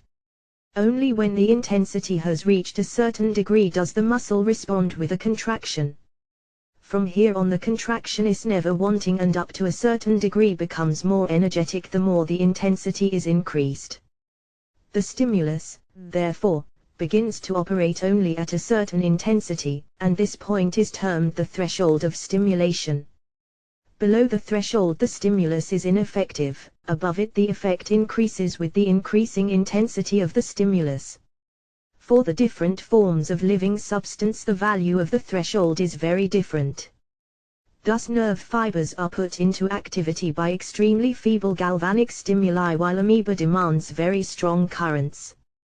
The same is true of all other varieties of stimuli in relation to the various forms of living substance. Psychologically, we may agree with Stout that at the point at which the stimulus, is just indistinguishable, so that the least increase would make it distinguishable is called stimulus threshold.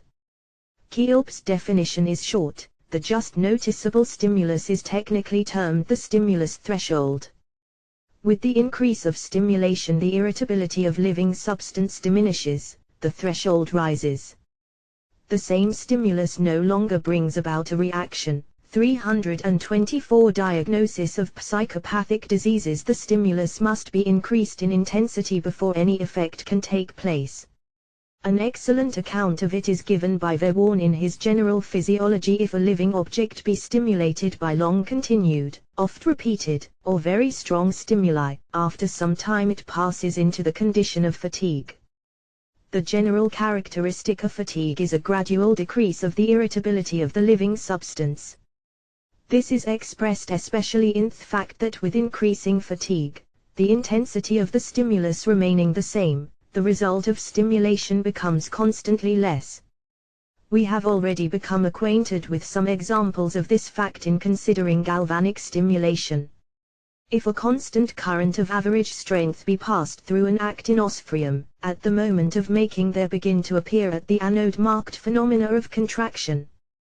The protoplasm of the pseudopodia flows centripetally until the latter are drawn in. Then the vacuoles break, and a granular disintegration of the protoplasm results, which proceeds constantly farther from the cathode during the passage of the current. This disintegration, beginning with great energy, becomes slower and less extensive the longer the current flows, and after some time is at a complete standstill. This means that the living substance of the actinospherium becomes fatigued in the course of continual stimulation, and decreases in irritability, hence the stimulus, which at first induced pronounced phenomena of disintegration, later produces no reaction at all. Pelomyxa is fatigued still more rapidly than actinospherium. Stimulation for a few seconds is sufficient to make individuals of this genus wholly non-irritable. Thresholds of dissociated systems. 325 To currents of equal intensity, a much greater intensity is then required to call out the same reaction. The principle of variability of stimulation is of importance in the reaction of nerve tissue. When the stimulus remains invariable, both in intensity and quality, no reaction follows. This is clearly brought out in experiments on nerve tissue. The electrical current, says Landuis, produces its strongest irritant effect upon a nerve at the time of its entrance into the nerve and at the time of its disappearance. In like manner, any rapid increase or decrease of the current passing through a nerve has a strong irritant effect. If on the other hand, the current be allowed to pass gradually into the nerve trunk or to disappear, or the current passing through the nerve be gradually increased or diminished, the visible signs of nerve irritation are much less marked. In general, the stimulation is more pronounced the more rapid the current variation within the nerve, that is, the more suddenly the strength of the current passing through the nerve is increased or diminished. This holds true in the case of the nerve in which, as Bowditch has shown, there is little or no fatigue. Where fatigue is present, the principle of variability becomes a factor of the utmost consequence. The principle of variability of stimulation plays an important role in cells in general and in nerve cells in particular, where fatigue easily sets in and the threshold is raised with the continuation of the stimulation and with the successive discharges of cell energy. Variability of stimulation and fatigue influence the fluctuations of thresholds. What is true in regard to unicellular organisms, such 326 diagnoses of psychopathic diseases as the amoeba and cells and nerves in general, holds also true of nerve cells in their various combinations, complex groups and systems, such as constitute the highly complex organization of the central nervous system. Each psychophysiological system has its usual threshold of stimulation just sufficient to set it into activity. If under the influence of external and internal conditions, the thresholds rise so that the ordinary stimuli of the environment cannot arouse the system into activity, then that system is practically isolated from the rest of the functioning mental aggregate, constituting the moving equilibrium of the living organism. The system with the raised threshold is dissociated. An illustration may bring the matter home to the student. Let us imagine a telephone system of bells so arranged that the pressure on a knob or the taking of a receiver sends an electric current of a definite intensity through a series of systems of bells, causing them to ring. Suppose now that in one system the wires have become so changed in their diameter or constitution that a current of a different intensity is now requisite to set that system of bells into activity. The former current is no longer sufficient. The particular system can no longer ring by the action of the liberated current. That system is dissociated. By changing the intensity of the current or by tapping the system from a different direction, we may be able to set ringing the disabled dissociated system of bells. This would indicate that the system of bells itself is in good condition, and that only its interrelation with other systems of bells has changed. Something similar takes place in mental life. When the threshold of a particular system has risen, that system has become thresholds of dissociated systems 327 dissociated. Communication with the rest of the psychophysiological or mental systems becomes difficult.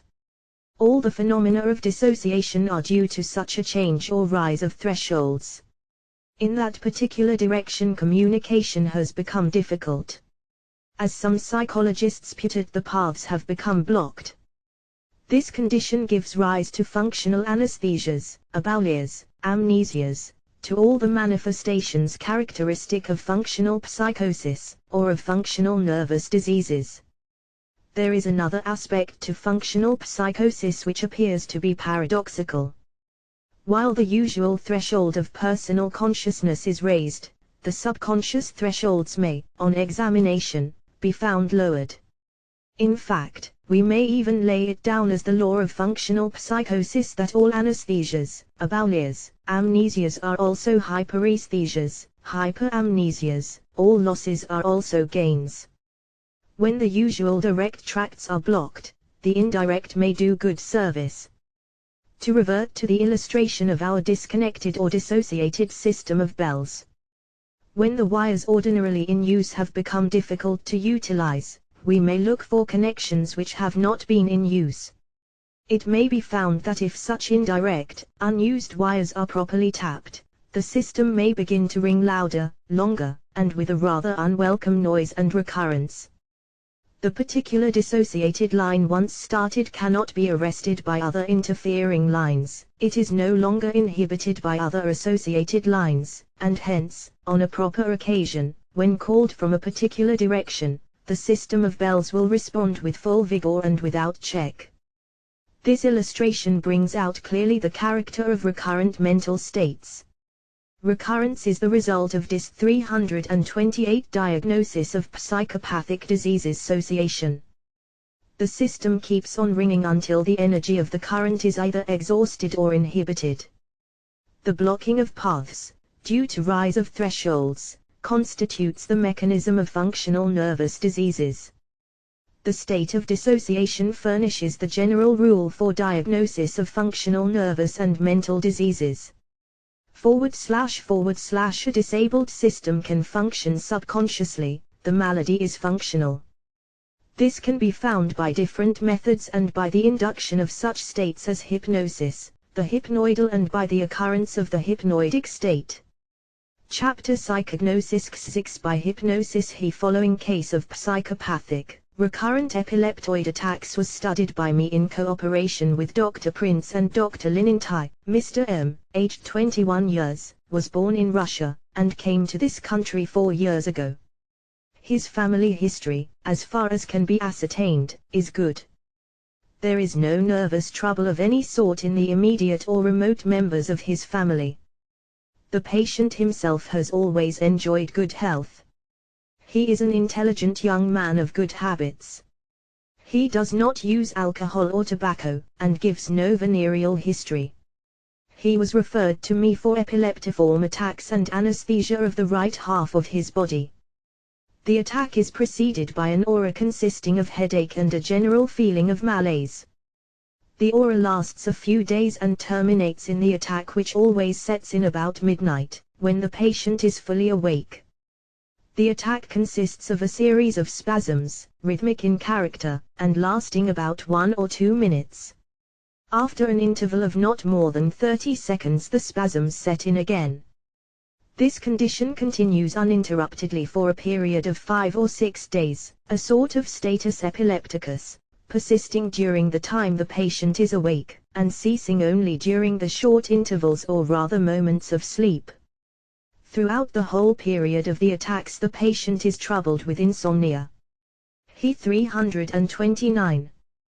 33 degrees Diagnosis of psychopathic diseases. Sleeps restlessly for only 10 or 15 minutes at a time. On one occasion he was observed to be in a state of delirium as found in post-epileptic insanity and the so-called damatastandi of epilepsy. This delirium was observed but once in the course of 5 years. The regular attack is not accompanied by any delirious states or damatastandi. On the contrary, during the whole course of the attack the patient's mind remains perfectly clear. During the period of the attack the whole right side becomes anesthetic to all forms of sensations, kinesthesis included, so that he is not even aware of the spasms unless he actually observes the affected limbs. The affected limbs, previously normal, also become paretic. After the attack has subsided, the paresis and anesthesia persist, as sometimes happens in true idiopathic epilepsy, for a few days, after which the patient's condition remains normal until the next attack. After his last attack, however, the anesthesia and paresis continued for about 3 weeks. He has had every year one attack which, very curiously, sets in about the same time, namely, about the month of January or February. The attacks have of late increased in frequency, so that the patient has had 4, at intervals of about 3 or 4 months. On 2 different occasions he was in the Boston City Hospital for the attacks. Examination of the patient, made 3 weeks after the last attack, showed the following: pupils were equal and reacted promptly to light and accommodation. Knee jerks were slightly exaggerated. No ankle clonus was present. No Babinski was observed. There was a profound right hemi-anesthesia includ PSY diagnosis by hypnosis 331 in the right half of the tongue, with a marked hypoesthesia of the right side of the pharynx. All the senses of the right side were involved. The field of vision of the right eye was much limited. The ticking of a watch could not be heard more than 3 inches away from the right ear. Hearing in left ear was normal. Taste and smell were likewise involved on the right side.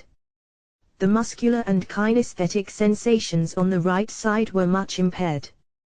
The patient's mental condition was good.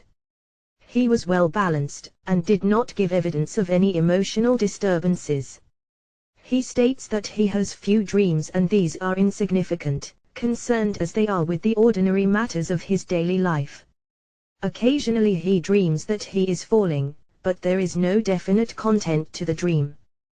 These findings were indicative of functional rather than organic disease. The previous history of the case was significant. The first attack came on after peculiar circumstances, when the patient was 16 years of age and living in Russia. After returning from a ball one night, he was sent back to look for a ring which the lady, whom he escorted, had lost on the way. It was after midnight, and his way lay on a lonely road which led by a cemetery. When near the cemetery he was suddenly overcome by a great fright, thinking that somebody was running after him. He fell, struck his right side, and lost consciousness. By the time he was brought home he had regained consciousness, but there existed a spasmodic shaking of the right side, involving the arm, leg, and head. The spasm persisted for 1 week. During this time he 332 diagnosis of psychopathic diseases could not voluntarily move his right arm or leg, and the right half of his body felt numb.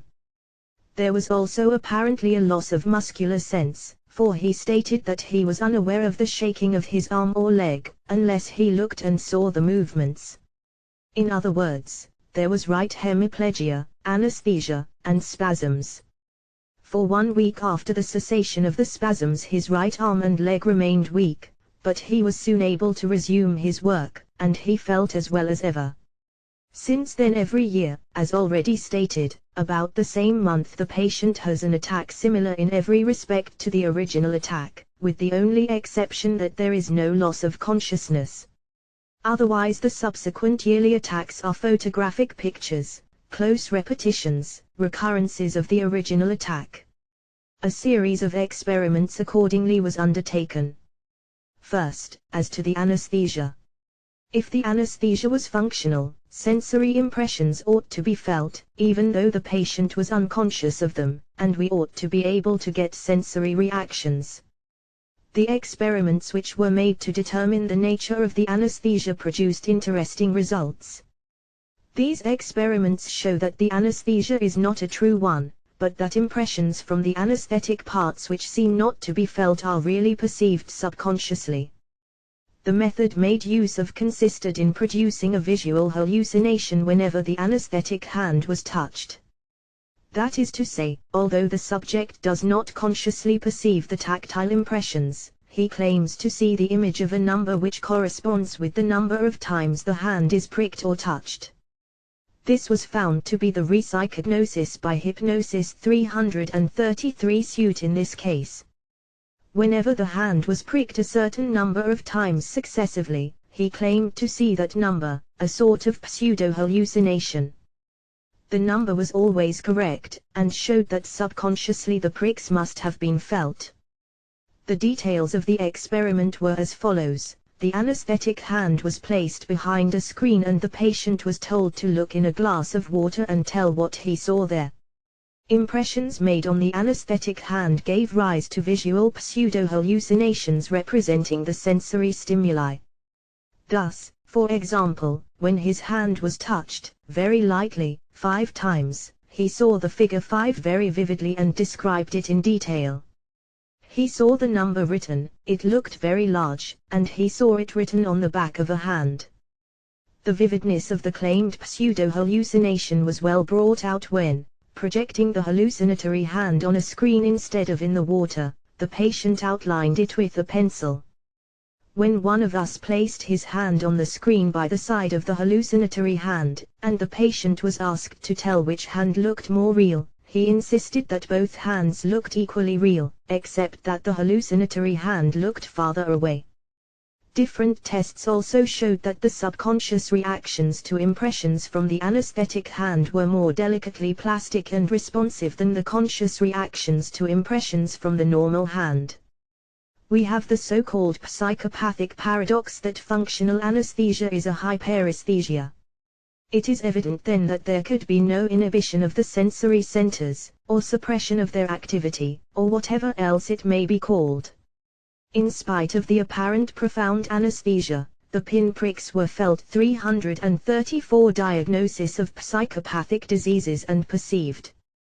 The perception of them gave rise to perception, cognition, to a sort of pseudo-hallucinations that showed the pinpricks were counted and localized in the hand.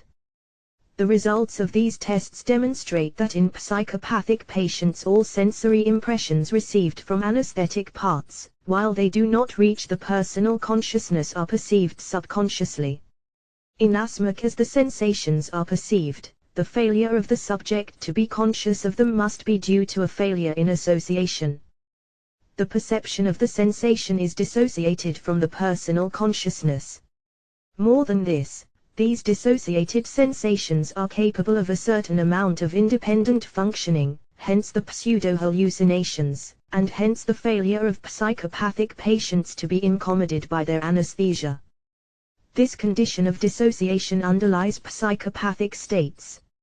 For the purpose of studying the attacks themselves, the patient was hypnotized. He went into a deep somnambulic condition, in which, however, the anesthesia still persisted. This showed that the dissociation of the sensory impressions was unchanged. In hypnosis he related again the history of the onset of the trouble. His memory became broader, and he was able to give the additional information, which he could not do in his waking state, that at the time he was frightened he fell on his right side.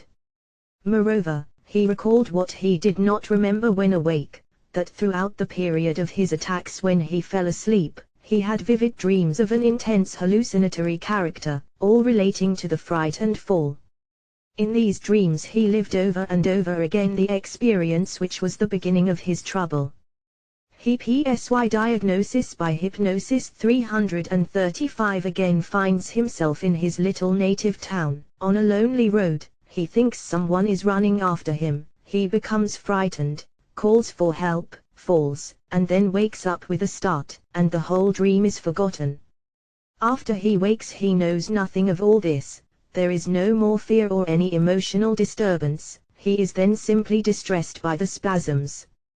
While testing the anesthesia during hypnosis, an attack developed, his right arm and leg began to shake, first mildly and then with increasing intensity and frequency. His head also spasmodically turned to the right side. The movements soon became rhythmic.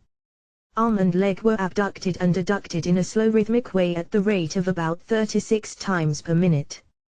With the same rate and rhythm, the head turned to the right side, with chin pointing upward.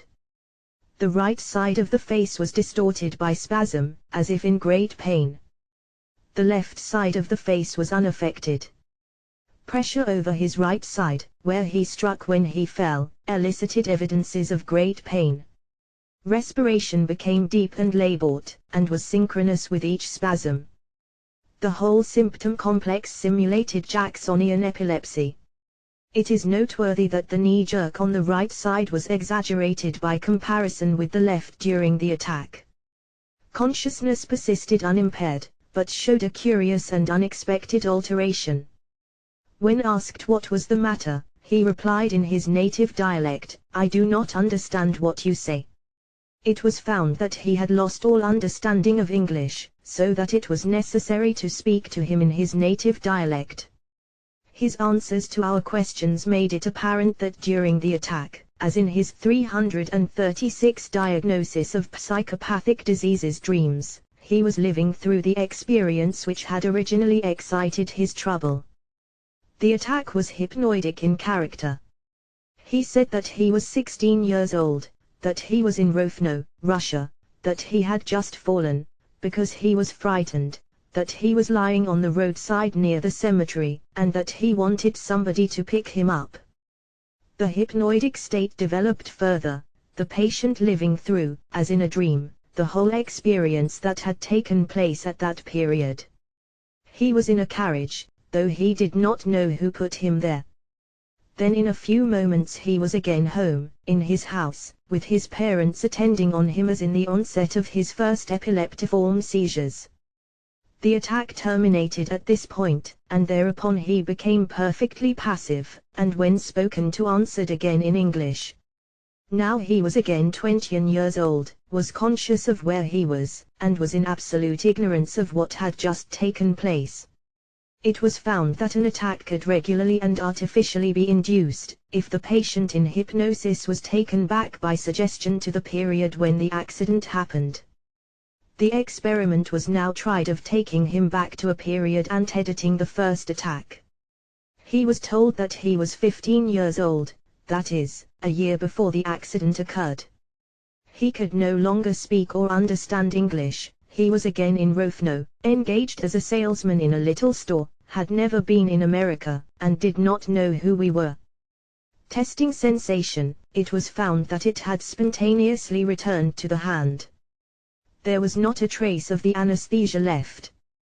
The hand which did not feel deep pin pricks before now PSY diagnosis by hypnosis 337 acted to the slightest stimulation. Spontaneous synthesis of the dissociated sensory impressions had occurred. Just as formerly before the accident, sensation was in normal association with the rest of his mental processes, so now this association was re-established with the memories of that period to which the patient was artificially reduced.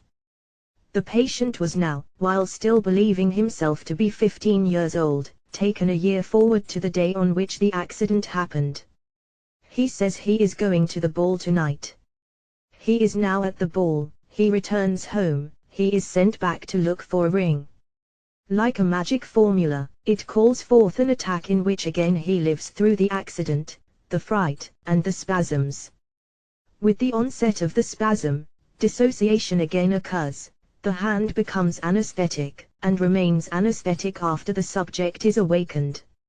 It was thus possible to reproduce an attack at any time with clock-like precision by taking him back to the period of the accident, and reproducing all its details in a hypnoidic state.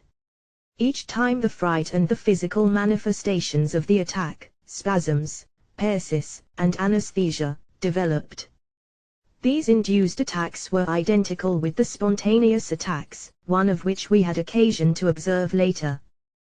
This psychognosis enables us to understand to a large extent the psychogenesis of the attacks. At the time of the accident, the intense emotional disturbance, the fright, acted as a dissociating agent, and dissociated the sensory and motor reactions of one half of the body involved in the accident so that they were no longer under the control of the personal consciousness.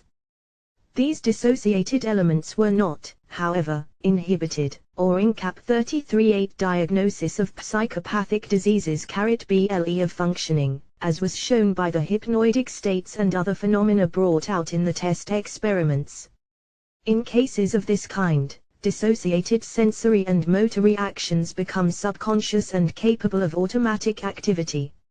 Sensory impressions are subconsciously perceived and motor reactions subconsciously excited.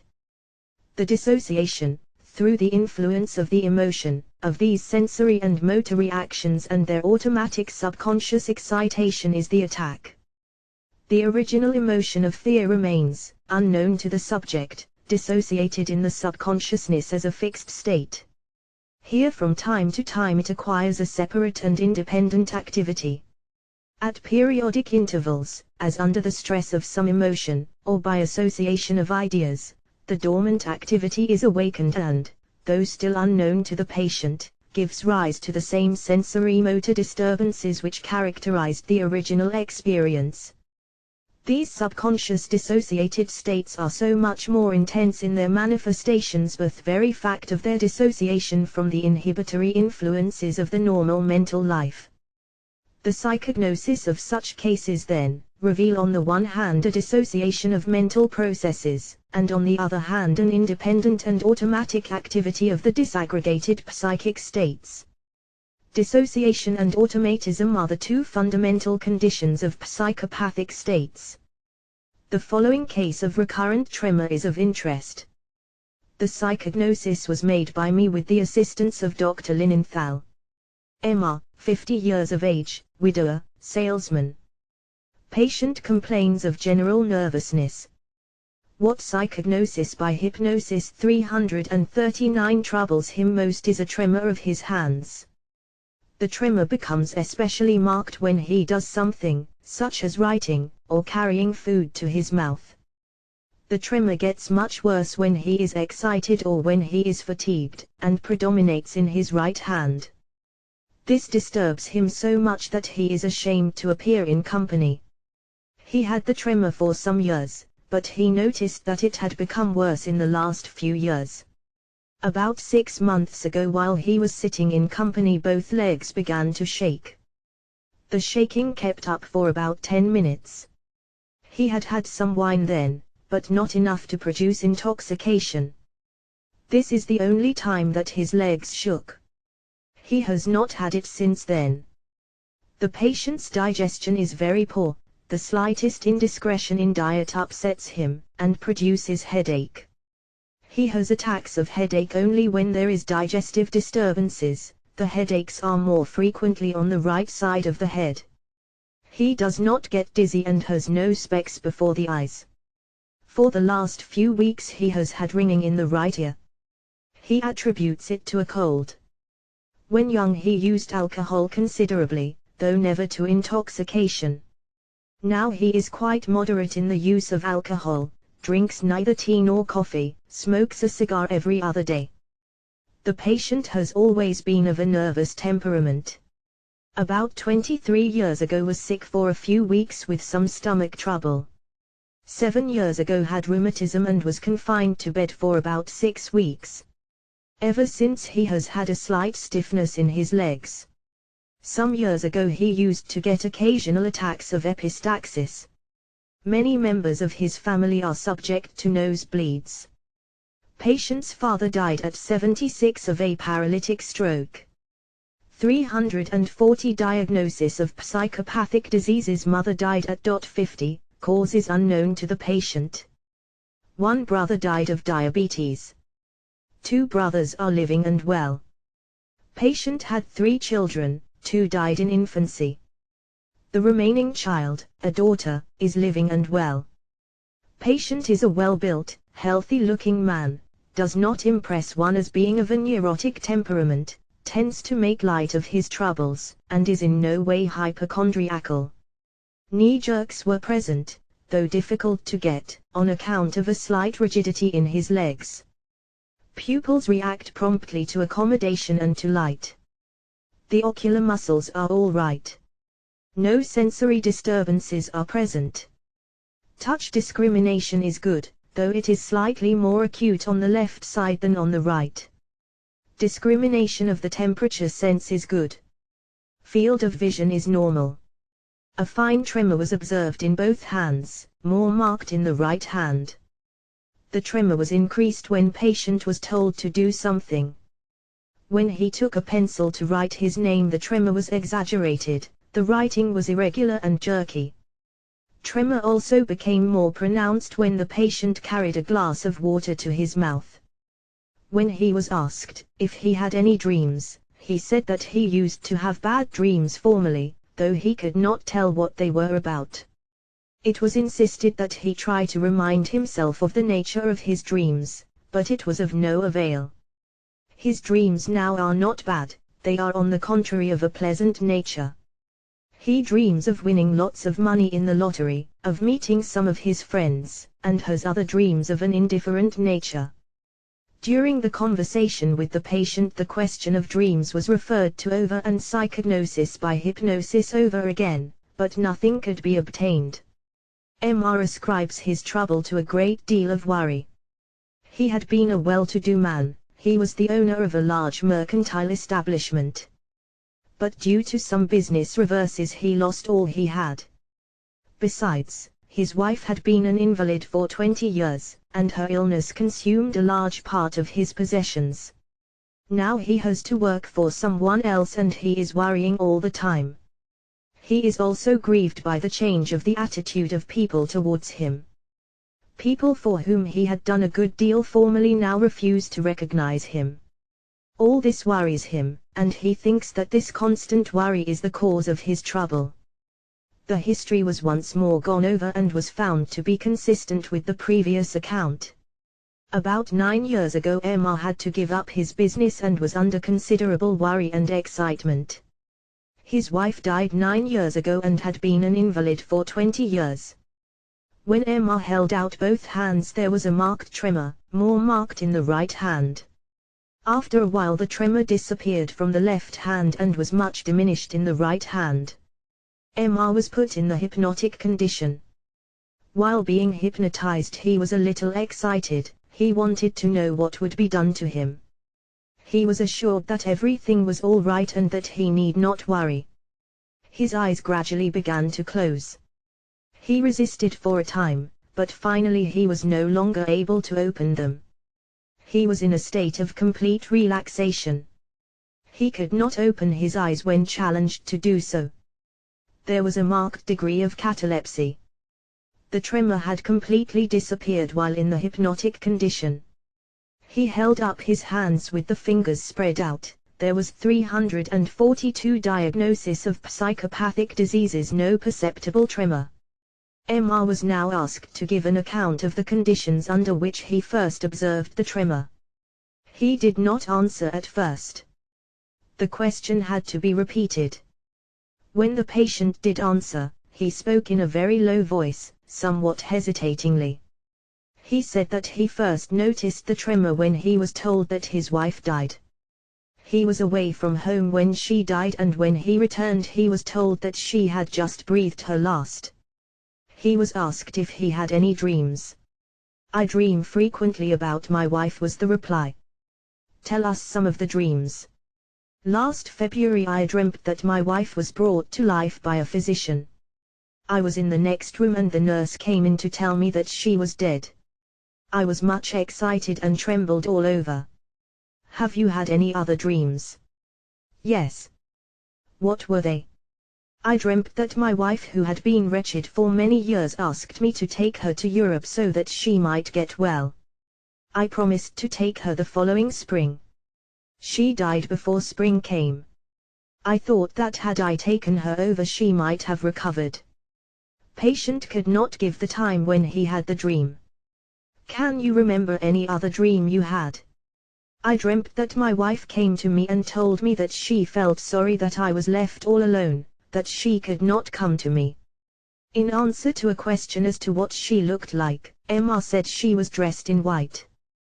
While relating this dream, patient became excited, his face expressed the most extreme suffering. He began to sob and tears. Psychognosis by hypnosis 343 ran down his face.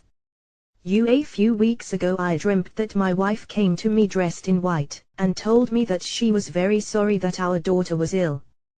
Patient was asked to give the earliest dream he could remember that he had after the death of his wife.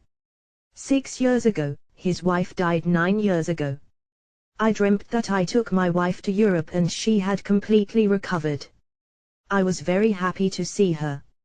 In answer to a question, patient said that his wife looked very well and that she wore a new black dress. When asked if he had any dreams about his wife before 6 years ago, he answered in the negative. It was then insisted that he should recall some dream he had before that time. MR said he could not remember. Some of the dreams he remembered when he woke up, but he had forgotten them since, but now they came back to him. 4 years ago I dreamt that I came back with my wife from Europe, but in some way or other I lost her. I became very much excited. I fell out of bed, cried out, and woke up. I was shivering all over. I went back to sleep and then dreamt that I looked for her everywhere, but could not find her. I cried much." While relating this dream, MR became excited. He sobbed and tears rolled from under his eyelids. // seemed as if he was living that experience over again. The dreams came up in rapid succession. All that was necessary was to say, "What other dream did you have?" when the patient, in a low trembling voice, full of anguish, began to relate his sad dream experiences.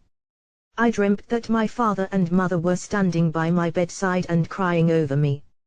I complained to 344 diagnosis of psychopathic diseases them about my condition. I told them how lonely I was in this world, that my wife was dead, and that I had nothing to live for. I dreamt that I was told that my father and mother were also dead. I cried bitterly as I had no one in the world. Last Christmas I dreamt that I saw my dead father standing by my bedside. He told me that he was going to pray for me. I was very much excited and shook all over."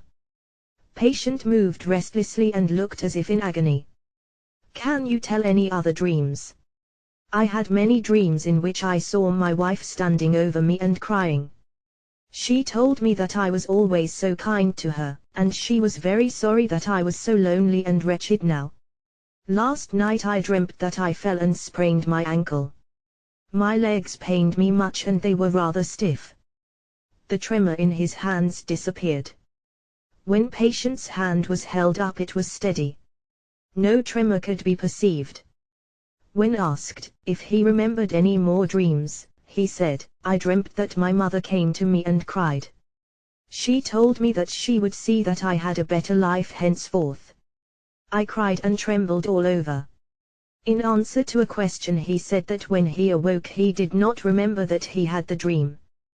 The account of the various dreams seemed to have exhausted the patient, and it was not considered wise to question him any further. Suggestion of well-being was given. Patient was awakened. There was complete amnesia of what took place during hypnosis. Psychognosis by hypnosis 345. When he came again, Emma said that he slept soundly. He was immediately questioned about his dreams. He said that it occurred to him that he occasionally dreamt about his wife. He said that he could not think of it before. When we took his history, he could not however give the contents of any dream that he had about his wife. Emma says he feels much better and that the tremor has diminished considerably, but that he is worrying a good deal. Dreamt the last few nights about business matters. This morning he dreamt that he had lost his position. The following additional facts in the patient's history were obtained. Emma came to this country 31 years ago. Shortly after he came over he was attacked by thieves one night while carrying a bundle of merchandise, and the bundle was taken away from him. About 2 years later, while on a country road, he was accosted by 2 men who demanded money from him. Both these incidents upset him much. When a boy of 10 he was in the habit of visiting a neighboring shoemaker's shop. He used to annoy the shoemaker, and the latter threatened to cut off his arm. Once the shoemaker caught him, and while holding a knife in his hand he unintentionally made a deep cut on the patient's right arm, in which the tremor specially predominates. The patient was greatly frightened over it. He showed us a scar on his right arm. Emma told us that his life had been a very hard one. He met with many business reverses which constituted the chief cause of his worry. Besides, he worried a good deal when his wife was ill. Her illness cost him %346 diagnosis of psychopathic diseases good deal of money. He used to spend many sleepless nights which completely exhausted him at times. He was married for 27 years. He was then given to copy some lines from a newspaper. The writing was irregular and jerky. Emma was put in hypnotic condition. Could not open his eyes when challenged. Catalepsy was easily induced. When did you first notice the tremor? I first noticed it a couple of months before my wife died. I was writing a letter and my daughter noticed that my hand was shaking. What caused the tremor? I had lots of trouble at that time. I had a good deal of business troubles, my wife's illness, and I had at that time a very severe nosebleed which weakened. Further questioning, he told us that the next time on he noticed the tremor was when he was told that his wife died. He said he was very much excited then. He felt that he had lost his only friend in the world. When asked if anything happened during his wife's illness that especially excited him, he said that he was present at several operations that were performed on his wife. He saw her cut open, and he was affected with intense anxiety and fear. When did you have the first dream about your wife? About 3 or 4 years ago. Any dreams before this? Yes, about 1 year after the death of my wife I had the first dream. Any dreams about her before that time? I cannot remember any. What was the first dream you had? My wife dressed in white came to me. She was crying over psychognosis by hypnosis 347 me. She felt sorry that I was left all alone in the world. At another time he dreamt that she came to him. She looked worried. Both cried very much. He fell out of bed. The fall woke him up. He looked around for his wife, but he could not find her, she was gone. Emma was asked to relate some more of his dreams. He became restless, and drew up his legs, as if he had a cramp. When asked what the matter was, he said that he had a severe pain in both legs. When asked the cause of the pain, he said he did not know. He has the pains very often when he sleeps. He thinks it is due to his falling out of bed, that he never has the pains during daytime. It was suggested that the pain will go away, and that he will feel comfortable. Patient was relieved and said that the pain was gone. Emma was now asked to give some more of his dreams. He gave a number of dreams, all of the same content, that his wife was coming to him dressed in white and cried over him, and kept telling him that she felt sorry for him. The patient apparently did not remember many of the dreams that he told us the last time. We tried to help his memory by telling him part of the content of some of his dreams, but even then they were imperfectly remembered. In contrast to the last time, he did not show any agitation while relating his dreams. He was calm and did not display the emotional excitement when he was first put into the hypnotic state. Emma also told of a number of dreams which he had about business matters. He dreams of making money and then again of losing it. He also dreams about a brother who is dead now. This brother had been sick 348 diagnosis of psychopathic diseases for a long time, and the patient took care of him during his illness. Patient frequently dreams of the brother coming to him saying, "You are the best friend I had in the world." Occasionally he dreams about his father and mother. We now tried to see whether Emma could in this state give the reasons for some of his motor manifestation. You said that about 6 months ago, while you were in the company of friends talking about business, your legs began to shake. What was it that passed through your mind at that time? I thought about my wife at that time. What caused you to think of your wife then? Somebody asked me how long she had been dead. When asked if he attributed the shaking to the thought about his wife, he said that he did not know, but he added that it was very likely that this thought caused the shaking. When asked why his right hand shook more than his left, he said that he did not know, but he thought it might be due to the fact that he worked harder with his right hand than he did with his left, and also that when I fall out of bed I often fall on my right side. The right side has been the nucleus of his psychopathic state since the trauma with the shoemaker. He could not remember having had any distressing dreams before his wife died, except once when he dreamt about his mother. Emma was told to open his eyes and sit up, but still to remain in the hypnotic condition. He was given a paper to write his name on, and a few lines were dictated to him. The writing was more steady and regular than in his waking state. Towards the end, the tremor psychognosis by hypnosis 349 became more manifest. The patient seemed to have fully emerged from his hypnotic condition. There was complete amnesia as to what took place in the hypnotic state. Thus we find that a study, or psychognosis of psychopathic cases clearly reveals the presence of a set of subconscious systems which forms the cause or substratum of the symptoms of the psychopathic states. The main characteristic of this set of systems is its persistence in the subconscious and its continuous recurrence in the upper consciousness. The sensory, the emotional, and the conceptual aspect of the set of systems remains in the subconscious, but the reactions, characteristic of the set of subconscious systems, come to the full light of consciousness, and become manifested as the symptoms of the malady. The psychognosis reveals this subconscious side of the symptom complex, hidden from the direct consciousness of the patient. The motor manifestations are usually the ones that form the predominant symptoms of a dissociated complex, or what I prefer to term the dissociated set of systems. The subconscious processes are the sensory, emotional, and ideational elements of the dissociated set of systems, while the motor elements associated with them are the ones that come to the surface. Of course, this law is not rigid, as quite often sensory elements belonging to the system come forward in the form of sensory and emotional disturbances, and give rise to what we term psychopathic sensory symptoms. The motor elements, however, usually predominate.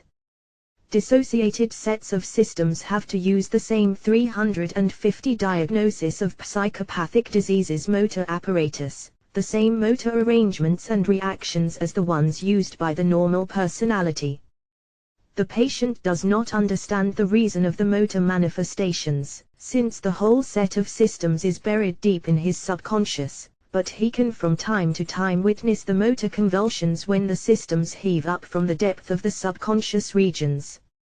Thus the psychognosis in the one case showed us the systems or set of dissociated systems which have given rise to motor symptoms of a psychopathic Jacksonian epilepsy with hemianesthesia, while in the other case a similar psychognostic investigation by means of hypnosis has revealed to us the set of subconscious systems which have given rise to the motor symptoms of an uncontrollable tremor.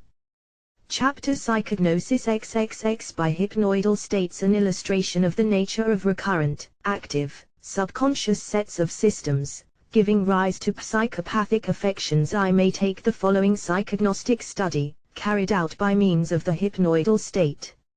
Mr. C, a young man of 25, a college student of good standing, is very able, conscientious in his work, and is scrupulously moral in his daily life. Except for an aunt who has apparently died of tuberculosis, family history is negative. Parents are living and healthy, sisters and brothers are all well. Both maternal and paternal branches of the family are of good healthy stock, with no neuropathic or psychopathic taint. The family is well-to-do, and the members are intelligent, educated, and able, so that the patient's childhood and early youth have passed amidst relatively healthy surroundings. As a child the patient passed through children's diseases, but did not suffer from any nervous troubles. As a boy he has been of robust health, taking great delight in physical exercises and pranks characteristic of boyhood. Although he is now of a rather serious, scientific turn of mind, devoting most of his time to mathematics, mechanics, and to the various branches of physical science, he has been in his childhood and boyhood impressionable and imaginative. He was a great lover of fairy tales, an omnivorous reader of all sorts of X351-352 diagnosis of psychopathic diseases, extravagant stories, and of voluminous novels. Dreaming was his delight. Many a time he went off into a dark nook and kept on dreaming about princes and princesses, sailing in airships, ascending inaccessible mountains, scaling high peaks, and then descending into mysterious caves and chasms. He lived in his imagination the world over, and in all ages. Time and place were no barrier to him. He lived the universe over and through eternity. He lived with fairies, spirits, and genii, who built for him enchanted palaces. He was at the creation of the universe and saw the formation of the world. Stories were to him histories, real histories in which he was the central figure, the real hero. When very young, he had auditory hallucinations. Angels called him by name and he listened in dreams to the music of the spheres. He ceased to have those hallucinations about the age of 10. On examination, patient is found well nourished. Reflexes are not exaggerated, field of vision is normal, no sensory disturbances, no motor troubles are present. Memory for disconnected impressions is good, while his recollection of past events and memory for present events are excellent. There are no disturbances of recognition. Sense of localization is good, so also is his sense of orientation. He is rather a good visualizer. A few times in his later years he experienced illusions of reversion of locality, and also hallucinations of recognition, of having seen the same place before. Voluntary attention is in excellent condition. His conception of abstract ideas, his logical acuteness for points and distinctions, for comprehension of complicated trains of reasoning and for disputation by logical processes are truly remarkable. His sleep is very good and he has no bad dreams. Psychognosis by hypnoidal states 353. Though he is quite an active dreamer. The color field, on closure of eyes, is brilliant and his hypnagogic and hypnapagogic * hallucinations are often rich and brilliant in color. Of late, the patient has been hard at work, studying for his examinations. He has been worrying over some family troubles as well as over his future career.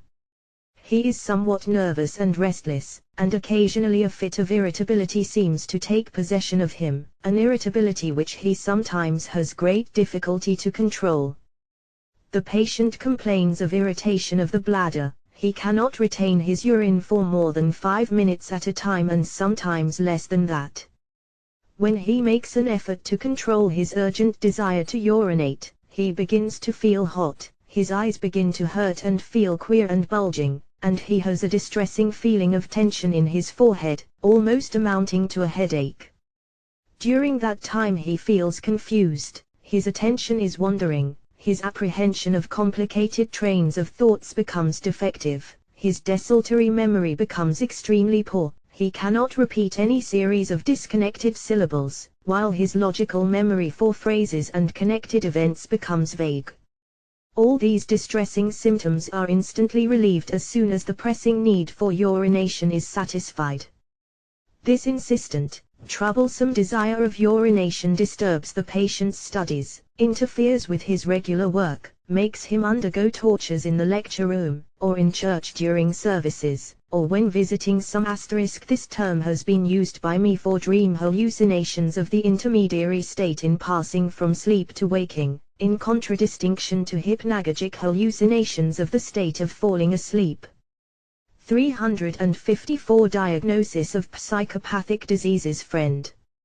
When, however, he gets interested and absorbed in his work, or in some conversation, the insistent, distressing desire disappears for hours together. As soon as the interest lapses, the desire reappears. In addition to this insistent desire, there is also present the insistent idea that along with the continuous outpour of the urine there is also an oozing out of his vitality. This fear of loss of vitality gives rise to an almost continuous examination of the urine to discover any abnormal changes. The color, the dribbling, the feel of the urine, all are noticed and watched with a feeling of anxiety. The patient is conscious of the absurdity of insistent idea, but he cannot help it. The idea gets the better of his reason. Occasionally, when he gets specially fatigued, an idea of which he feels extreme disgust enters his mind. When entering into close conversation with a male person, the idea of homosexual relations gets possession of his mind. He does not have the least desire, in fact, he feels disgust at the very thought of it. He cannot account to himself for the reason of it, whether or no it is the horror of the idea which suggests it by association of contrast. He cannot understand it. The idea to his extreme disgust flashes on his mind. There is absolutely no desire accompanied with it, but deep disgust. The idea comes suddenly and as suddenly disappears. When the idea is gone, he afterwards wonders how it could have possibly entered his mind at all. It appears to him so idiotically stupid. Why should such a disgusting, stupid thought come to one's mind? The patient is also troubled by a form of folie du doubt. He is not sure that the addresses on his letters are correctly written, and no matter how many times Psychognosis by hypnoidal states 355 he may read them over, he cannot feel assured that the addresses are correct. Someone else must read them and assure him that the addresses are right. In the absence of others, he has devised the plan of copying the address from the envelope. This is somewhat more satisfactory, but then sometimes he is seized with the idea that maybe the copying is wrong. Now and then he can help himself out by reading the address aloud. The reading aloud, the hearing of the words read, and the feeling of pronouncing the words, along with the movements of copying. All those sensory stimuli seem to help to intensify the sense of reality and increase the feeling of assurance in the real correctness of address. When he has to write many letters, sometimes a sudden fear gets possession of him that he had interchanged the letters and had put them into the wrong envelopes. He has then to tear open the envelopes and look the letters over and over again to assure himself that the letters have been put by him into the right envelopes. He becomes satisfied when assured by someone else. Before he drops the letters into the letterbox, he must repeatedly read over the addresses to be fully sure that he has the addresses all right. This condition is not a permanent one, as this whole trouble disappears for weeks, and reappears when he is greatly worried or fatigued. Similarly, in turning out the gas jet, he must needs try it over and over again, and is often forced to get up from bed to try again whether the gas is really shut off. He lights the gas, then puts it out, then tries to test the gas jet with a lighted match to see whether the gas leaks and is really completely shut off. 35.6 Diagnosis of psychopathic diseases. Similarly, in closing the door of his room, he must try the lock over and over again. He locks the door and then unlocks it again, then locks it once more. Still he is not sure. He then must shake it violently so as to get the full assurance that the door has been actually and really locked. One is almost tempted to generalize that the sense of reality is weakened in the patient. But is it not strange that this weakness of the sense of reality should only be in relation to particular ideas and acts, while it is in excellent condition as far as all other ideas and acts are concerned? It is not the sense of reality that is at fault, it is the special insistent idea. At one time he suffered from palpitation of the heart. He thought he had some heart trouble, for which he visited many physicians who kept on palpating, auscultating and percussing his heart, giving him all kinds of directions and precautions, putting him on a strict diet, regulating his exercises, prescribing bromides, digitalis and strychnine. But the more physicians regulated and prescribed, the more the refractory heart kept on thumping. Finally, losing patience, he gave up treatment and felt much better. Another trouble which has possession of him, though it is not insistent, is the fear of getting consumption, or of being infected. Sometimes the fear becomes quite troublesome, it becomes a regular misophobia, a delia-do-toucher. He may then keep on washing himself incessantly, rubbing his skin until it gets sore. Although the patient feels quite troubled, when the fear is on him, still it is not persistent, it seems to come in flashes, and he is quite free from it for long intervals of time. Still he has the feeling that the fear is there, and PSY diagnosis by hypnoidal states 357 it requires only special conditions to have it awakened. The mere sight of a supposed case of an infectious disease, or the contact with a tubercular patient, is sufficient to revive the state of misophobia. There are again times when he feels as if his will is paralyzed. This condition comes on him at great intervals, when he happens to be very tired, and he is in a state of abstraction and reverie. He feels as if he has no power of movement, he has hardly the strength to ask for a glass of water. When the water is brought to him he cannot reach out for it. He cannot account for this peculiar feeling that sweeps over him so suddenly. He knows well he is not paralyzed, and still he cannot move. It is an attack of abulia, it is his will that is paralyzed. After making one effort the spell is broken. Occasionally an insistent idea gets a hold of the patient, an idea which is distressing to him and which makes him miserable. He thinks of tearing out his eyes and put them under some weight and carry them crushed. If the patient sits in a chair, he thinks of putting the eyes under the chair and have them crushed. If he goes in a car, he thinks of having his eyes crushed under the wheels of the car.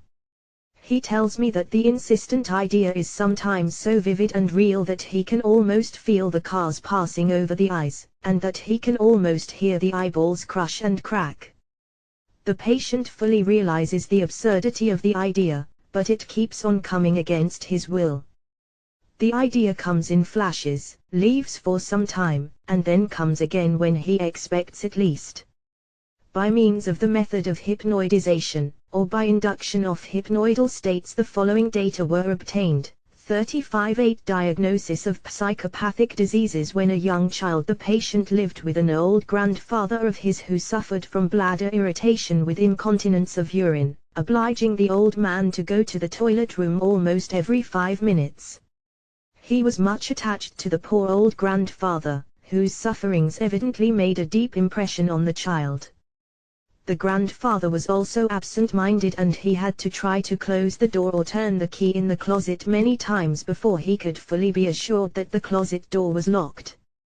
The grandfather had also difficulty and hesitancy to handle the various things given him.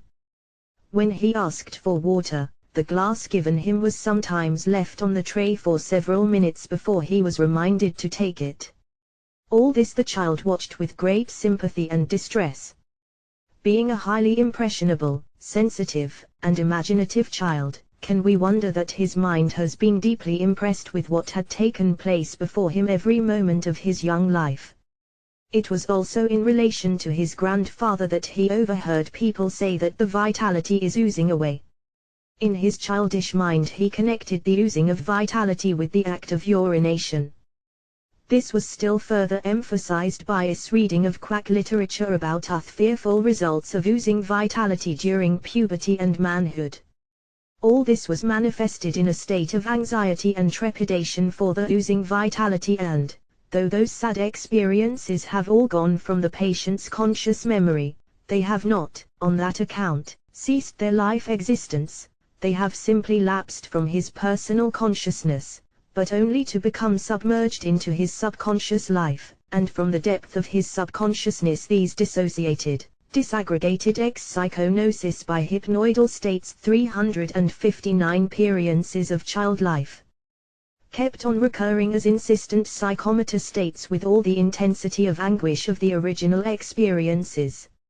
Instead, however, of the symptoms being associated with his grandfather, they have, by a very natural process of confluence and foreshortening, become grouped around the emotions which the patient has actually gone through at that time of his life, and have hence become associated with himself. The patient was living over again in his own subconscious life the life experiences of his deceased grandfather, experiencing all those various distressing symptoms for which the patient could consciously give no account. May we not in a certain sense say that the grandfather's sufferings have been transmitted to the grandson? May we not say, be it in a figurative sense, that the grandfather's life has become resurrected in the subconscious self of the grandson? The abulia manifested by the patient no doubt took its origin in what may be termed the subconscious grandfather cycle of experiences. Other experiences belonging to different cycles have also cooperated subconsciously and have helped to give rise to the state of will defect.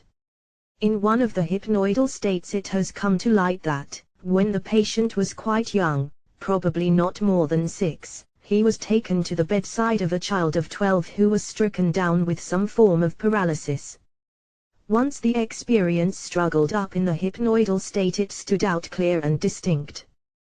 The patient could in his mind's eye see the courtyard, the house, the people and the paralytic child lying helpless in his little bed, a kind of a crib. Even now, when the subconscious experiences have become identified not as his 3-0 diagnosis of psychopathic diseases own, he still feels a sinking sensation in the pit of the stomach and feels the helplessness of the paralytic child. We can hardly realize what a deep and lasting impression such an experience may have on the tender mind of an extremely sensitive and highly imaginative child. The great sensitivity and impressionability of the child can be gathered from another fact that also became revealed in one of the hypnoidal states. At about the same age of 6 or 7, the period to which the cycles of dissociated experiences belong, and which have later on given rise to most of the distressing symptoms from which the patient has been suffering, when the child was in school, a man with a paralyzed right hand happened to come into the schoolroom. The child represented to himself vividly this same condition of paralysis in his own hand. He felt his hand and fingers growing powerless and his arm hanging limp by his side. Finally, the feeling of helplessness and mental anguish became so intense, the paralysis so real that, overcome by his emotion, he fainted away. He felt sick for a few days. There is little doubt that such experiences have largely contributed to the patient's abulic state in which his will to move his limbs and especially his hand is paralyzed. Now as to the homosexual ideas, what was the cause of ideas of sexual inversion, unaccompanied by any desire, foreign to the patient's nature and associated with a feeling of almost nauseating disgust? In one of the hypnoidal states, subconscious experiences emerged which, after a little tapping and close following of the course of the warped train of subconscious associations, finally assumed the shape of the following psychognosis by hypnoidal states 361. Connected account. When about the age of 8.5 he entered a private school in which there were also boys of the age of 16. Two of those boys gained his friendship and one day took him out for a walk into the woods. There they told him of a secret club they had formed and asked him to join it. The little boy was much pleased by an invitation to join a club of big boys. They then took him farther away into the woods into some lonely corner where they proceeded to enter into homosexual relations and urged him to imitate them, ending their urgings by forcible seizure. The little fellow got frightened and ran. The big boys gave chase, but they soon gave it up, as he hid himself in some thick bushes. He told his parents about it and was taken out of the school. This experience lapsed from his conscious memory, but remained firmly imprinted on his subconscious memory, giving rise to the apparently unaccountable homosexual ideas at which he felt so much disgust. The homosexual ideas were really foreign to his character and no wonder his whole nature felt revolting disgust toward them. There are other ideas, some of an insistent, some of a pleasing character, some of an apparently persisting aesthetic type, ideas and ideals, unaccountable on any other view, but on the theory of dissociated states and disaggregated subconsciousness. We cannot possibly describe here all of them, but we can bring a couple, typical of the rest. Why should the patient be pleased and even become sexually excited at the sight of a green petticoat? Why should the smell of heated iron, the sight and feel of starched clothes be so agreeable and even sexually exciting? Why should a prominent abdomen, large hips, long, pendulous breasts, a few small black 362 diagnosis of psychopathic diseases patches, interspersed with some little red pimples on the face have a sexual attraction and possess the significance of sexual stimulations?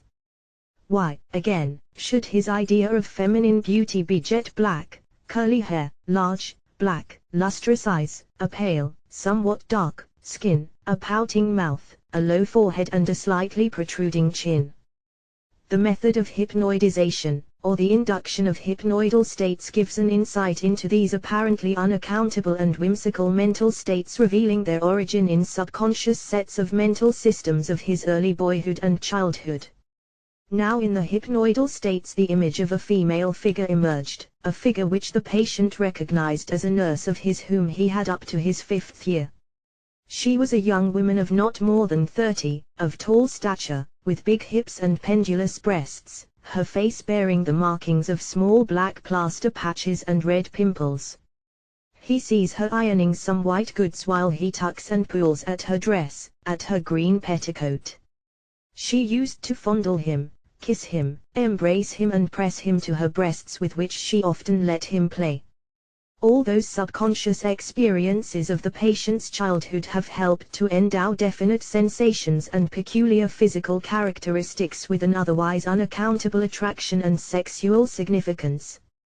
Likes and dislikes, if they belong to the fundamental instincts, can be traced, if one is sufficiently persistent with the hypnoidal state and the method of hypnoidization, to definite, dissociated, subconscious system, meaningless in the patient's present life adaptations. Similarly, in the case of the patient's peculiar ideal of feminine beauty, the hypnoidal states brought psychognosis by hypnoidal states 363 out the underlying subconscious systems. When the patient was of the age of 7, he lived in the same house with his maternal aunt, who had a little girl who was his companion in his plays and games, whom he worshipped and adored. It was that little cousin of his that possessed all those physical characteristics: black, curly hair, large, black, lustrous eyes, a low forehead, a pouting mouth, a pale, dark skin, a slightly protruding chin, characteristics which have formed the foundation of his psychopathic ideal of feminine beauty. These subconscious states gathered all the more latent force from the circumstance that the little girl fell a victim to an infectious disease, scarlet fever, and the little fellow stood at the deathbed of his little cousin. All those experiences may be regarded as belonging to the patient's sexual cycle of subconscious life activity. We may turn now to other subconscious systems which may be designated as the infectious cycle. What is the origin of the patient's misophobia? Why and whence his fear of death and palpitation of the heart? As a very young child and at a very tender age, he had a rather rich experience in witnessing death agonies. He was present at the deathbed of his great-grandmother just at the moment when she gave up the ghost in the arms of his grandfather. He also watched the death agonies of his aunt, who died of tuberculosis. When at the age of 7.5 an epidemic of scarlet fever broke out in the house, his sister, his younger brother and his cousin, fell victims to the contagious disease, and he was present at their deathbed. Viewing the hypnoidal states, an image of a figure 364 diagnosis of psychopathic diseases suddenly appeared before the patient's mind, held the hand over the heart, then fell, blood gushing from its mouth. The patient could not identify the figure, but he felt it was some real experience. It is quite probable that this related to some actual event of his early childhood. The fear of infection and of death, as well as the palpitation of the heart consequent on such fears, were, by means of the induced hypnoidal states, traced, as have been the rest of the recurrent psychomotor states, to dissociated subconscious experiences. But why those insistent ideas about the eyes? For some time this could not be answered. One time, however, the patient happened to go into a deep hypnoidal condition. He fell into one of those intermediary states closely bordering on hypnosis. In this intermediary, subconscious state, new episodes from the patient's child life emerged. We may characterize this cycle of subconscious experiences as the great-grandmother episode. An ancient great-grandmother of his lingered in the same house with the patient. While in his deep hypnoidal state, the patient could clearly see the tall figure of his great-grandmother. She was greatly emaciated, skin and bone, and he stood in awe of her. Now this great-grandmother of his suffered from inflammation of the eyes. In the hypnoidal state, the patient could recollect the many different liquids she used as washes for the eyes.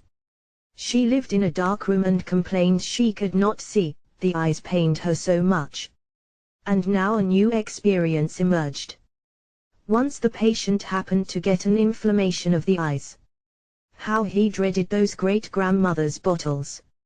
He had to undergo the ordeal of having his eyes bathed by his psychognosis by hypnoidal states 365 great-grandmother's various washes. He also remembers some horrible stories told of people who have pains in the eyes, how the eyes swell and bulge and then crack and burst. He also recollects stories of people with glassy eyes who can take the eyes out and have them crushed and cracked by passing objects. We can well imagine what a deep and lasting, though subconscious, influence such gruesome tales may exert on the sensitive mind of a highly imaginative child.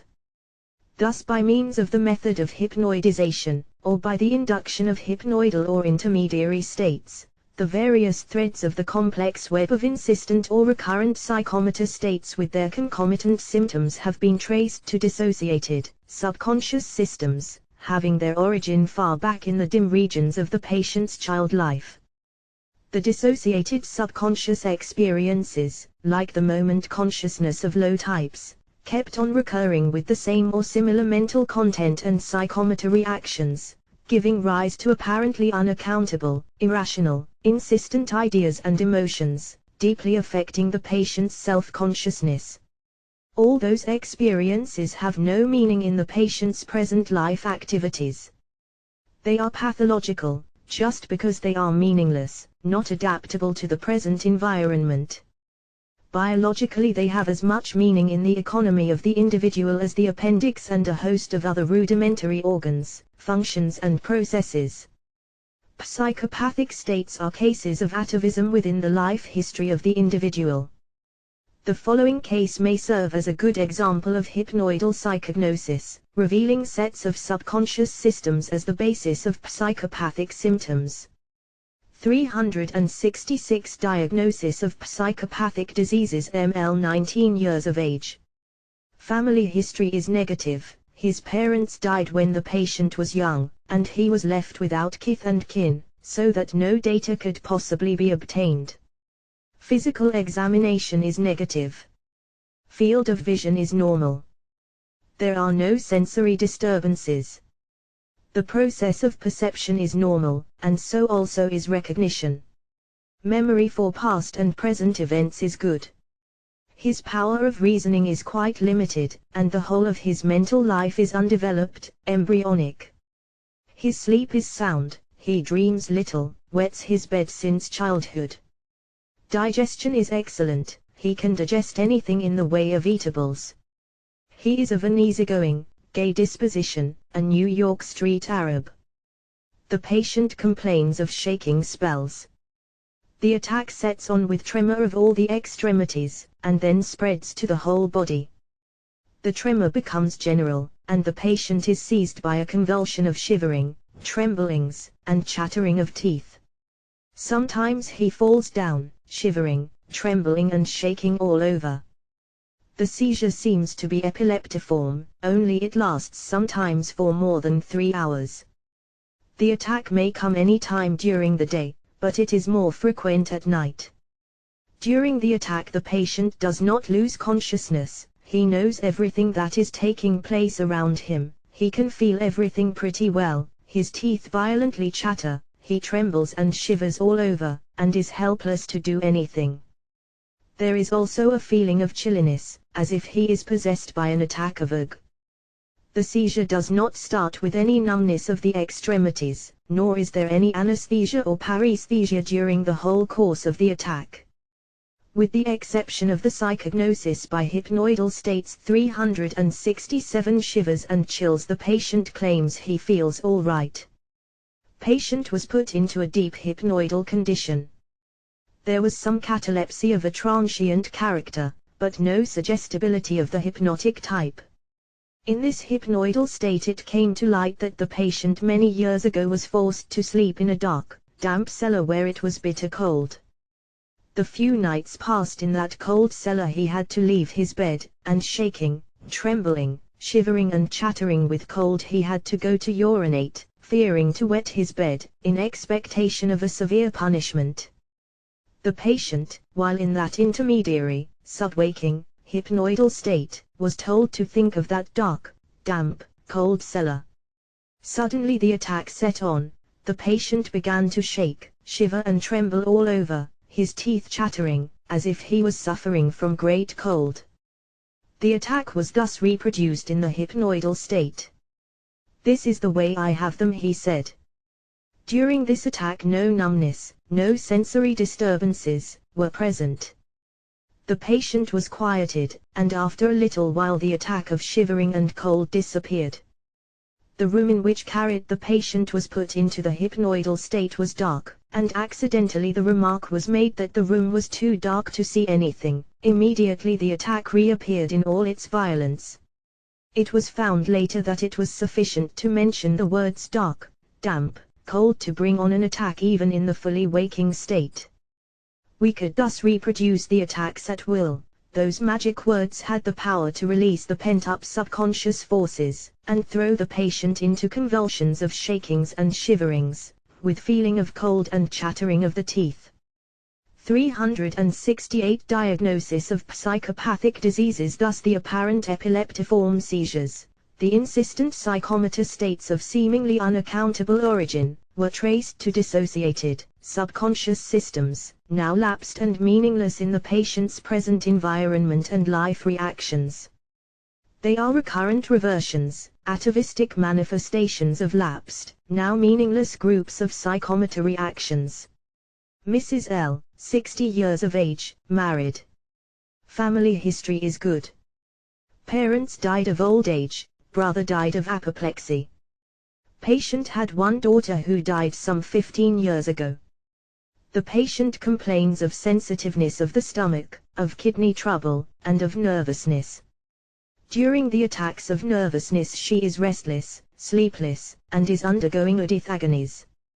The suffering is so intense that, in spite of her religious scruples, the thought of suicide forces itself on her mind. She has an insistent fear of getting insane. The fear is so intense that she paces the floor night after night, like an animal in a cage.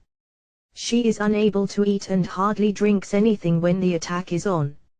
If she attempts to eat, she rejects it immediately.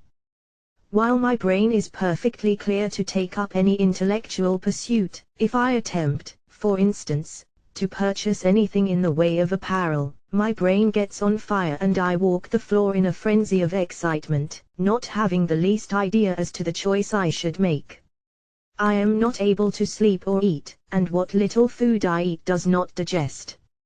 Although so disabled in judgment as to myself, my friends often come to me to aid them in their decisions in matters of apparel, because they value my judgment, which is perfectly cool, when I am deciding for them.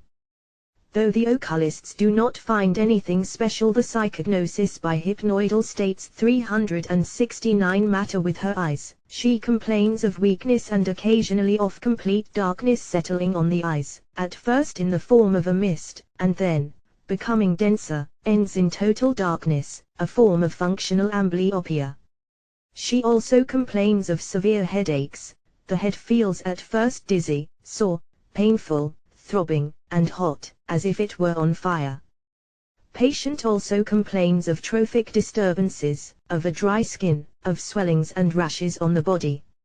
For years she has been suffering from those trophic disturbances which she terms erysipelas. When the attack sets on, the patient becomes greatly depressed, the hands and the feet are cold, the bowels are constipated, there is irritation of the bladder, tinnitus aurium is present. There is a feeling of pressure in the head with dreams of a distressing character, then the headache grows in severity and becomes throbbing.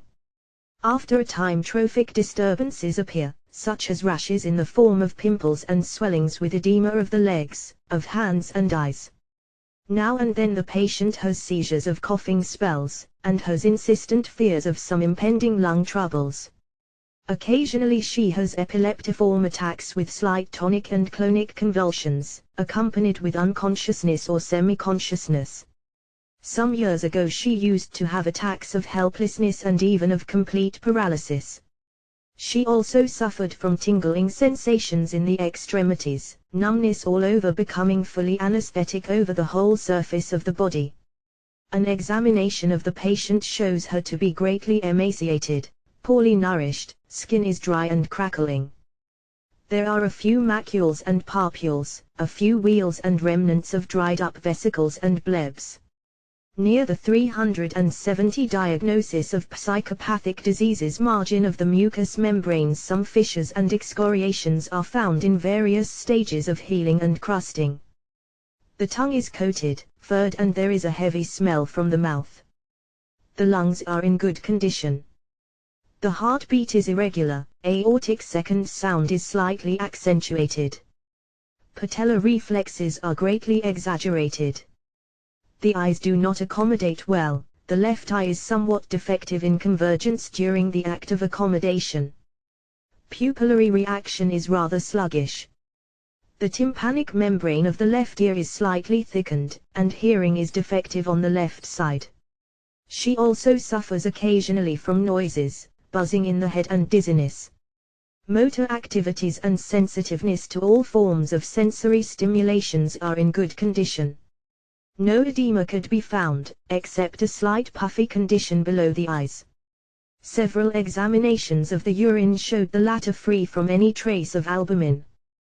Patient can see well, but she gets easily fatigued when reading or sewing. A darkness then comes over her, and everything seems to be enveloped in a mist which is getting heavier and thicker. Field of vision is normal. No reversion of the color field is present. Memory for present and past events is excellent. Attention is good, but she cannot keep her attention for any length of time. She then begins to complain of fatigue and sometimes gets an attack of severe headache. Intellectual powers are well preserved, and, in fact, are quite vigorous. Patient is well educated, writes well and has a deep interest in philosophical, especially in theological problems. Hypnagogic and hypnapagogic hallucinations are well developed. Field of vision on closure of the eyes. Psychognosis by hypnoidal states 37. Is very rich in colors. Sleep is greatly disturbed. She suffers from insomnia, and when she falls asleep she has quite elaborate dreams, often of a distressing character. Once she had a visual hallucination of her daughter, and another time she had the peculiar hallucination of reality of the presence of her daughter, who did not appear to the bodily senses but to the inner mental vision, a form of pseudo-hallucination. She has a yearning after something, she does not know what, and is in constant fear of losing her mind. The fear of insanity is occasionally so intense that she suffers agony. Her general mood or affective state is one of great depression and misery. A psychognostic examination by the hypnoidal states revealed the following data: when at the age of 5, the patient happened to see an insane woman in a maniacal condition. The image of that woman never left the patient's thought, conscious or subconscious, so deeply was her mind impressed with that event. She was greatly frightened and the thought kept recurring, "Do little girls get insane?" Since that time she became possessed by the fear of insanity. In her ardent imagination she actually felt that she was getting insane. When asked about her dreams, the patient was unable to tell anything, but in one of the deeper hypnoidal states she remembered that she used to dream about that insane woman standing near her bed, bending over her and even touching her. Many times she was in such agony of fear that she wanted to cry out, but was unable to do it. When she woke up, she cried in great terror. When the patient gave birth to her child, she was afraid the child would get insane. Many a time she 372 diagnosis of psychopathic diseases even had the feeling, as if the child was insane. Thus the fear of insanity is traced to an experience of early childhood, an experience which, having become subconscious, is manifesting itself persistently in the patient's consciousness. The patient's parents were very religious, and the child was brought up not only in the fear of God, but also in the fear of hell and the devil. Being sensitive and imaginative, the devils of the gospel were to her stern realities. She had a firm belief in diabolical possessions and unclean spirits. The legend of Jesus exorcising in the country of the Gadarens unclean spirits, whose name is Legion, was to her a tangible reality. She was brought up on brimstone and pitch, with everlasting fires of the bottomless pit for sinners and unbelievers. In the hypnoidal state she clearly remembered the preacher who used every Sunday to give her the horrors by his picturesque descriptions of the tortures of the bottomless pit. She was in anguish over the unsolved question, "Do little sinner girls go to hell?" This fear of hell made the little girl feel depressed and miserable, and had poisoned many a cheerful moment of her life. What a lasting effect and what a melancholy gloom this fear of ghosts and of unclean spirits of the bottomless pit produced on this young life may be judged from the following facts. When the patient was about 11 years old, a young girl, a friend of hers, having noticed the patient's fear of ghosts, played on her one of those silly, practical jokes, the effects of which on sensitive natures are often disastrous and lasting. The girl disguised herself as a ghost in a white sheet and appeared to the patient, who was just on the point of fall PSY diagnosis by hypnoidal states 373ing asleep. The child shrieked in terror and fainted. Since that time the patient suffered from nightmares and was mortally afraid to sleep alone. She passed many a night in a state of excitement, frenzied with fear of apparitions and ghosts. When about the age of 17, she apparently freed herself from the belief in ghosts and unclean powers, but the fear acquired in her childhood did not lapse. It persisted subconsciously and manifested itself in the form of uncontrollable fears. Unless specially treated, fears acquired in childhood last through life. She was afraid to remain alone in a room, especially in the evening. Thus, once when she had to go upstairs alone to pack her trunks, a gauzy garment called forth the experience of her ghost fright. She had the illusion of seeing a ghost and she fell fainting to the floor. When about the age of 18, she began to teach mathematics in a school and worked hard. Being ambitious to advance, she studied assiduously. After she was through with her school duties, she worked hard and worried much over her prospects of advancement. It was from that period that her headaches date, as well as her first attack of nervous prostration.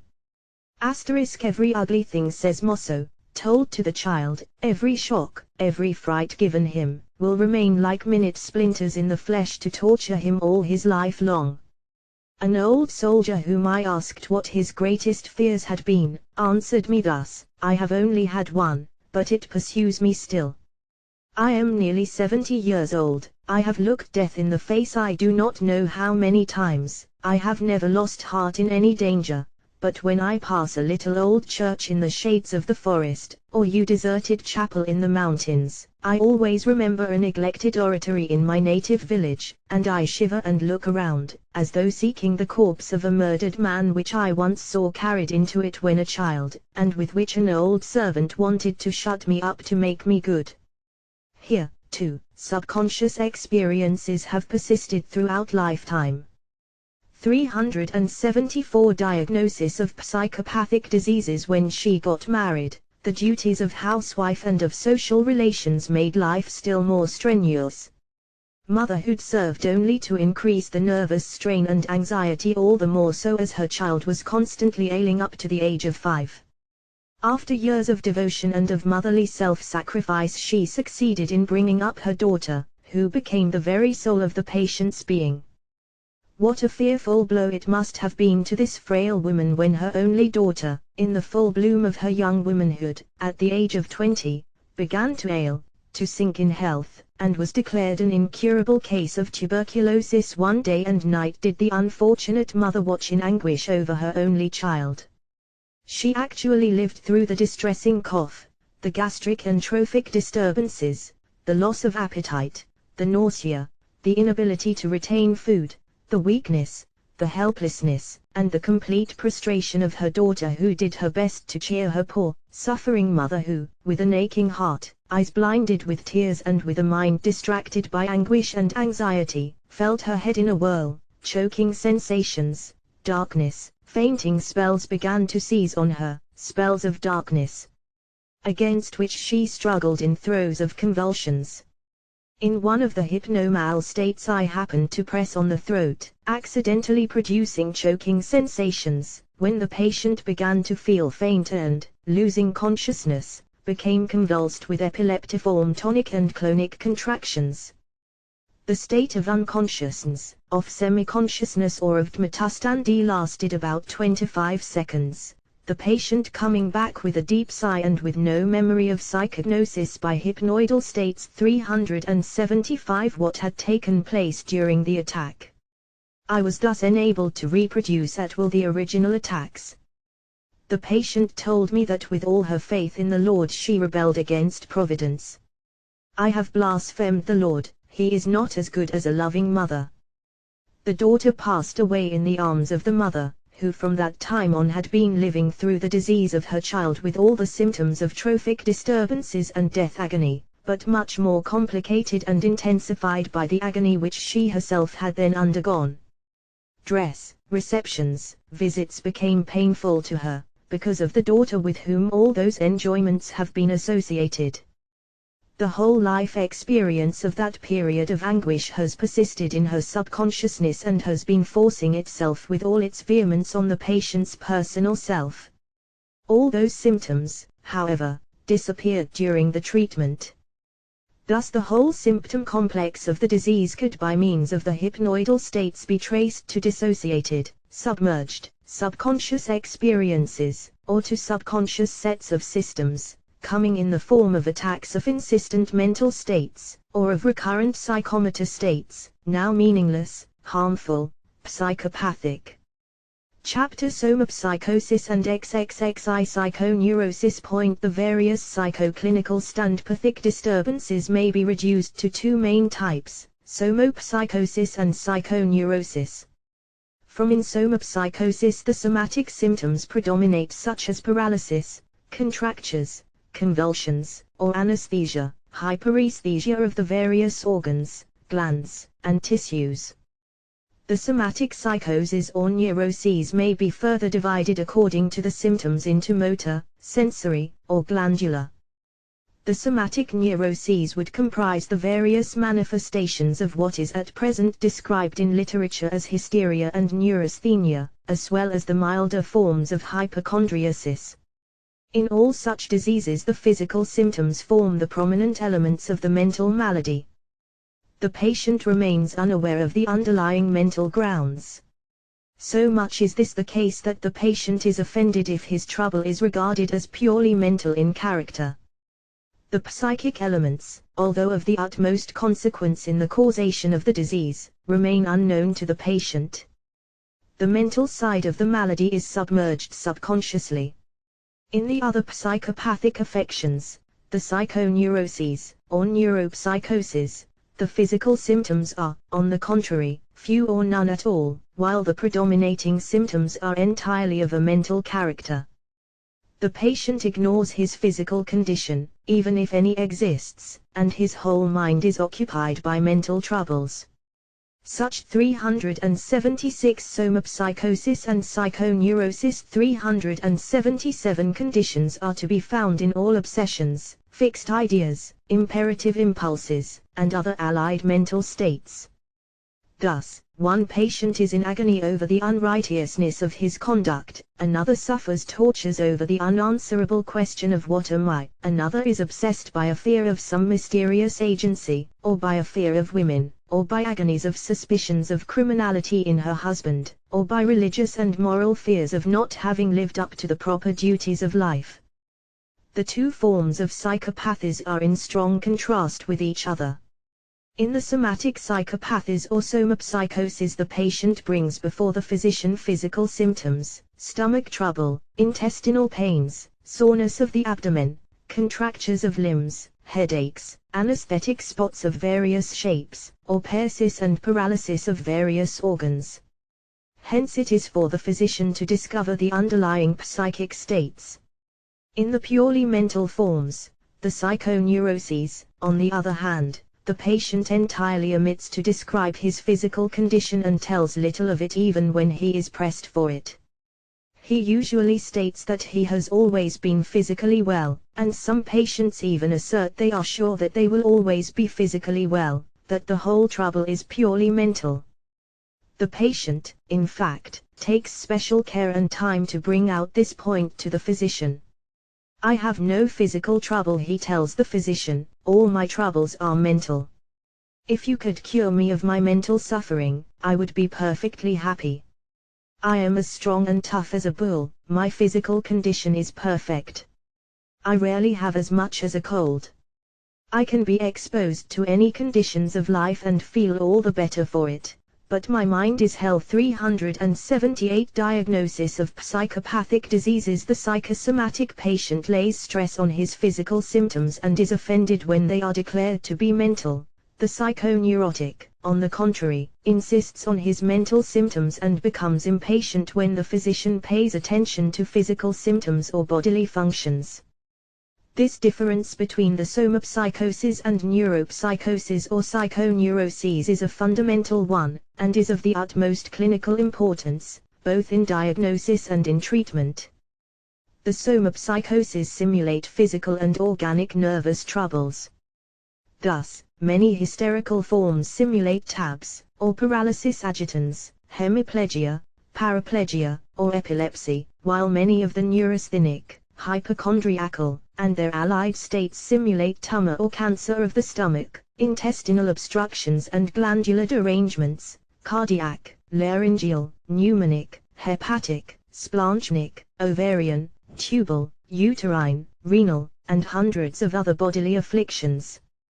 The neuropsychoses or psychoneuroses simulate all forms of mental disease, beginning with melancholia and mania, and ending with general paresis. The psychosomatic patient is in constant terror of being afflicted by some incurable physical disease, such as heart trouble, tuberculosis, kidney trouble, or of becoming a helpless invalid, or of suffering from an incurable, fatal, bodily malady.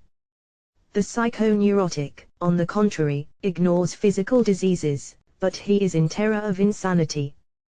Thus many of my psychosomatic patients are delighted, for a short period of course, when, after a physical examination, I tell them that they have no angina pectoris, or no valvular trouble, or after a urinary examination that there is no sugar in the urine and no diasomopsychosis and psychoneurosis 379 bets, or that there is no albumin in the urine and no Bright's disease, which was so much dreaded.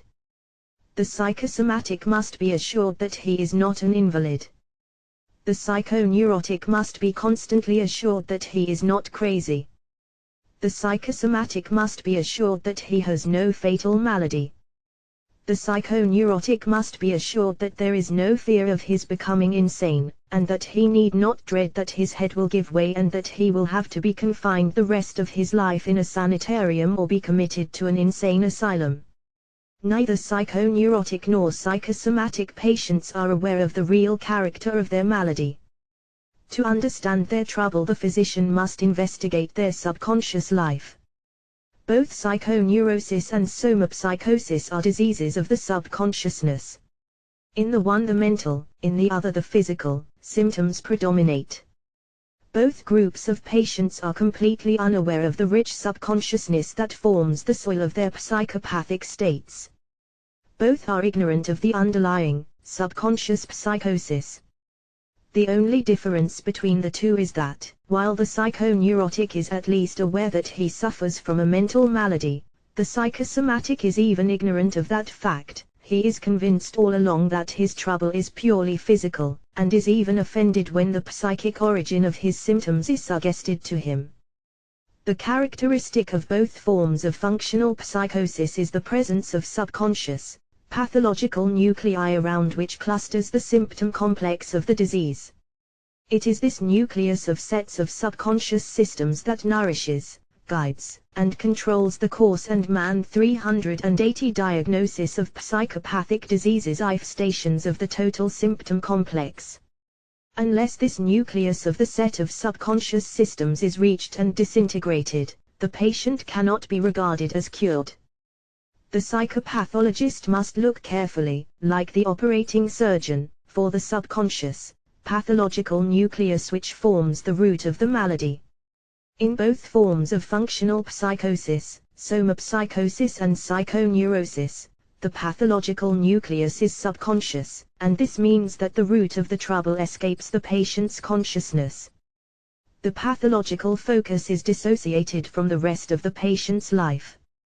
In somopsychosis, the dissociation is so complete that the patient is not only ignorant of the origin of the symptoms, but he is even unaware of the character of the trouble. He may think, for instance, that he suffers from cardiac trouble and go to heart specialists, when the real trouble is some subconscious emotion, referring to some former experience of the patient's life.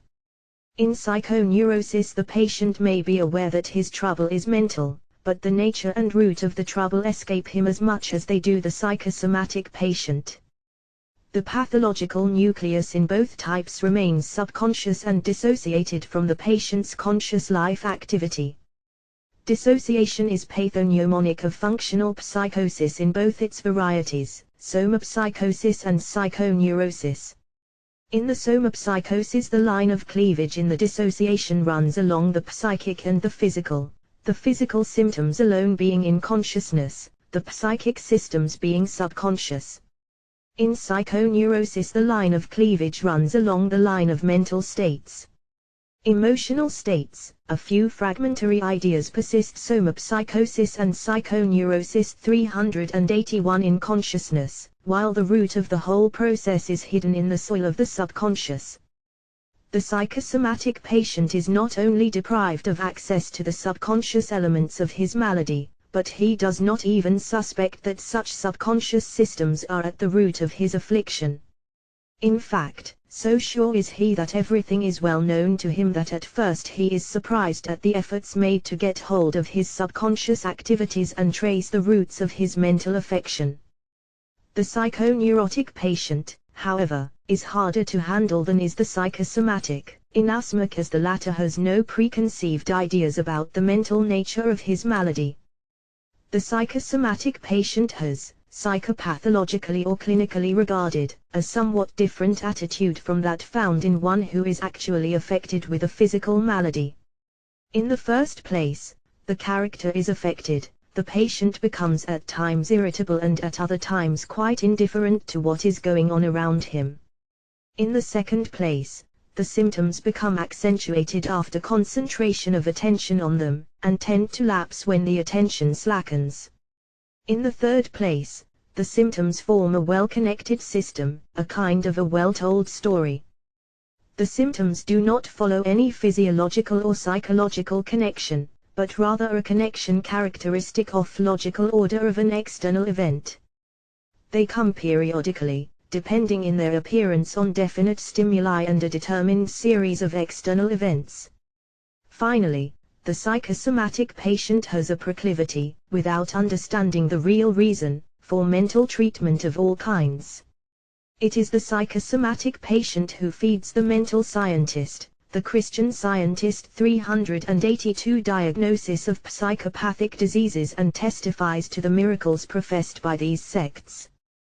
This hankering after mental treatment and faith cures should be taken to mean that, although the psychosomatic patient is unaware of the psychic origin of his disease, he, nevertheless, subconsciously recognizes the real source of his malady, testifying to it by his credulity in faith cure. It is from the ranks of the psychosomatics that recruits are drawn that fill the armies of the mental healers and faith curists and overflow the offices of the clerical doctors. The testimony of the psychosomatic patient is sincere, his symptoms are somatic, with a subconscious psychosis. The psychosis is the important factor. A patient is psychosomatic, not because he suffers from actual physical troubles, but because physical symptoms stand out mainly in his consciousness. The psychoneurotic person, in contradistinction to the psychosomatic, is not so apt to fall a prey to quacks. This is no doubt due to the fact that he himself is aware of the character of his malady, and the attending physician is not so apt to commit a blunder in his case, and has him referred in time to the neurologist, psychiatrist, and psychopathologist. The psychoneurotic is characterized by his introspection, both close analysis of mental states that rise on the fringe of his consciousness. He has in him the making of a good psychologist. His introspection is keen. In this respect his depression widely differs from the depression of the melancholic, whose mental life is laboring under strong inhibition. The mind of the psychoneurotic is in a state of conflict, he is constantly engaged in an inner, subjective battle royal with his tormenting obsessions. Somopsychosis and psychoneurosis 383. It is on this account that he is an excellent subject for psychological, introspective accounts. States of inner struggle are absent in the psychosomatic, whose attention is fixed on his somatic symptoms without the least comprehension of his psychopathic condition. The introspection of the psychosomatic is entirely occupied with physical symptoms. The introspection of psychoneurotic is mental, moral, or religious, and is full of mental distress. The psychosomatic cases should, therefore, be investigated through their subconscious life activities, while the psychoneurotics should be studied both through their upper and lower consciousness or subconsciousness.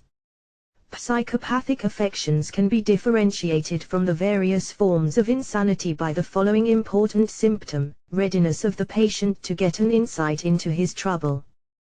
The psychosomatic and the psychoneurotic are characterized by the fact that they are anxious to learn the nature and causation of their trouble. They are eager to learn the psychognosis of their affection, and will do everything in their power to help the physician in his examination and study of their case. Even in the cases where the idea is fixed, the obsession intense, and the impulse uncontrollable, they are anxious to listen to views different from their own, and, in fact, are always on the lookout for some help to get rid of the insistent mental states. No matter how fixed the mental state may be, it will temporarily give way to suggestion and persuasion. No matter how deep and intense may be the emotional state of the psychoneurotic and psychosomatic, it can be distracted and dissipated by the personal touch of some firm 384 diagnosis of psychopathic diseases and trusted friend, or by the influence of the confidential physician who has an insight into the nature of the malady. Neither the emotions nor the ideas are immovably fixed, they are always ready to give way to other associations. Moreover, the psychoneurotic is always ready to receive such associations, and welcomes them with all his might and main. There is a great amount of optimism in the psychosomatic and psychoneurotic. This is clearly revealed in the various religious and mental cults which often delight the heart of the psychopathic patient. Throughout my experience and study of functional psychosis, both somopsychosis and psychoneurosis, I have noticed two important factors which help in bringing about the pathological mental condition, viz., emotional shocks and a predisposition to dissociative states. Insofar as the shocks are concerned, they must be of a character intimately related to the most important interests and emotions of the personality as a whole. The shock must affect the center, the nucleus of personality. Psychopathic states cannot be produced by shocks which do not affect this central nucleus of personal life.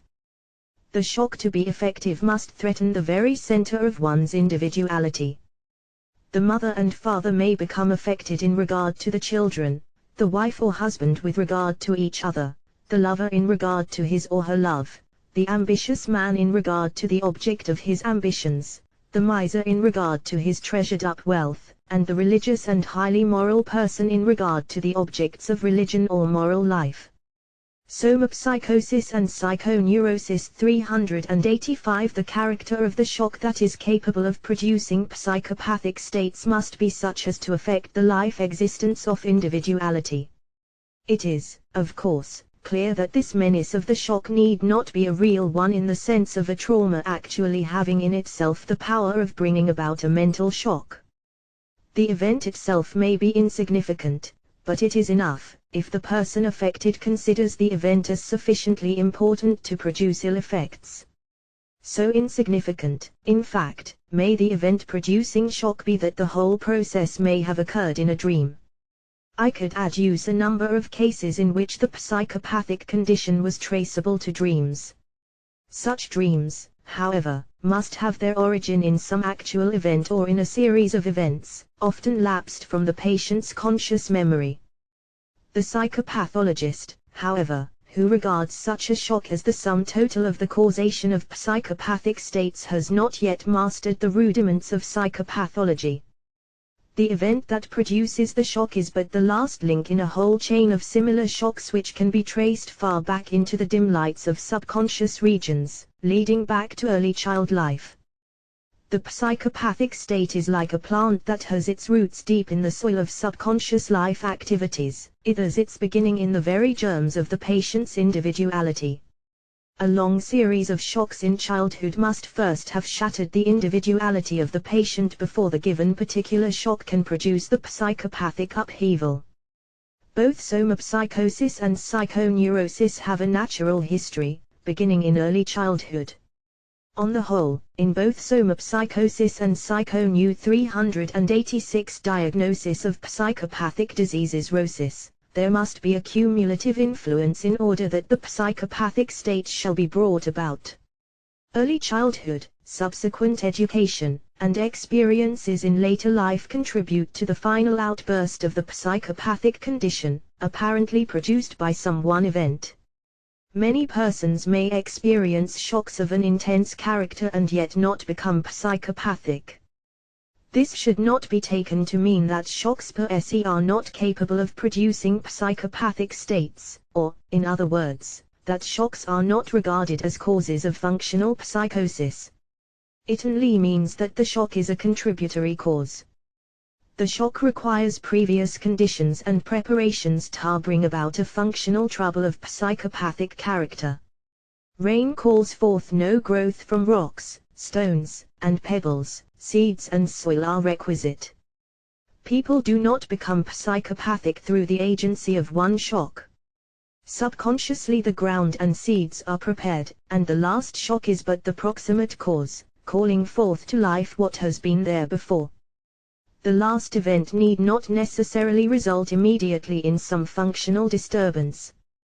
There may elapse some time, a period which may be one of brooding of a subconscious character.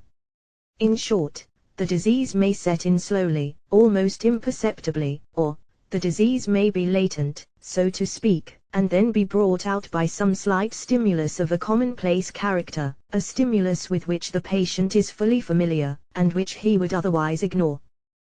Psychopathic states have a long history of development, reaching in the subconscious far back to early childhood. The other factor in somopsychosis and psychoneurosis is dissociation. The psychopathic individual has a predisposition to dissociative states. It is true that early somopsychosis and psychoneurosis 387 experiences and the training of early childhood enter largely into the formation of such a predisposition. Still there is no doubt that heredity has its share. A sensitive nervous system is required, a sensitive brain highly susceptible to special stimuli of the external environment. This, of course, does not mean that the brain must suffer from stigmata of degeneration. On the contrary, it is quite possible, and in many patients we actually find it to be so, that the psychopathic individual may even be of a superior organization. It is the sensitivity and the delicacy of nervous organization that make the system susceptible to injurious stimulations, to which a lower form of organization could be subjected with impunity. An ordinary clock can be handled roughly without disturbance of its internal workings, but the delicate and complicated mechanism of a chronometer requires careful handling and special, favorable conditions for its normal functioning. Unfavorable conditions are more apt to affect a highly complex mechanism than a roughly made instrument. It is quite probable that it is the superior minds and highly complex mental and nervous organizations that are subject to psychopathic states or to states of dissociation. Of course, unstable minds are also subject to dissociative states, but we must never forget the fact that highly organized brains, on account of their very complexity, are apt to become unstable under unfavorable conditions. A predisposition to dissociation may occur either in degenerative minds or in minds superior to the average. Functional psychosis requires a long history of dissociated, subconscious shocks, given to 388 diagnosis of psychopathic diseases, a highly or lowly organized nervous system, dating back to early childhood. As Mosso puts it, the vivid impression of a strong emotion may produce the same effects as a blow on the head or some physical shock. We may, however, say that no functional psychosis, whether somopsychosis or psychoneurosis, can ever be produced simply by physical shocks. / all functional psychoses there must be a mental background, and it is the mental background alone that produces the psychosis, and determines the character of the psychopathic state. Thus, one of my patients gives the following account: the nervous trouble, feeling of lassitude, fear of vague evil, fear of shadows fading into darkness, intense depression, loss of appetite and flesh, insomnia, headaches, and visceral disturbances, began in a rudimentary way about a year and a half ago, although I had already been nervous, and was gradually getting more so. At first it would be just what I call painful thought / that is, if I read something that was a story of misfortune or suffering of any kind, or heard of a real case of a similar nature, I could feel how the person must have suffered, felt it as if it were myself. What if that had been me? I shuddered and was afraid. I would go through the most painful of all the sorrowful things I had ever read or known of. It would seem that I was going through the whole experience myself, and then I would hear myself tell the story of suffering, and it was I who had suffered all these experiences. I would begin to believe the story. When the end would come, I would go off into a shivering horror that would end in a chill, which would sometimes last for 3 hours. When the horror would come on, I would go out and walk until somapsychosis and psychoneurosis 389. I was tired and come home and go to bed without any dinner and sleep the sleep of reaction and complete exhaustion. Slept I apparently a dreamless sleep, which sometimes lasted about 9 hours. Then I seemed to get better in the daytime, but would begin to dream the whole thing at night, and wake up in a blind, shivering terror.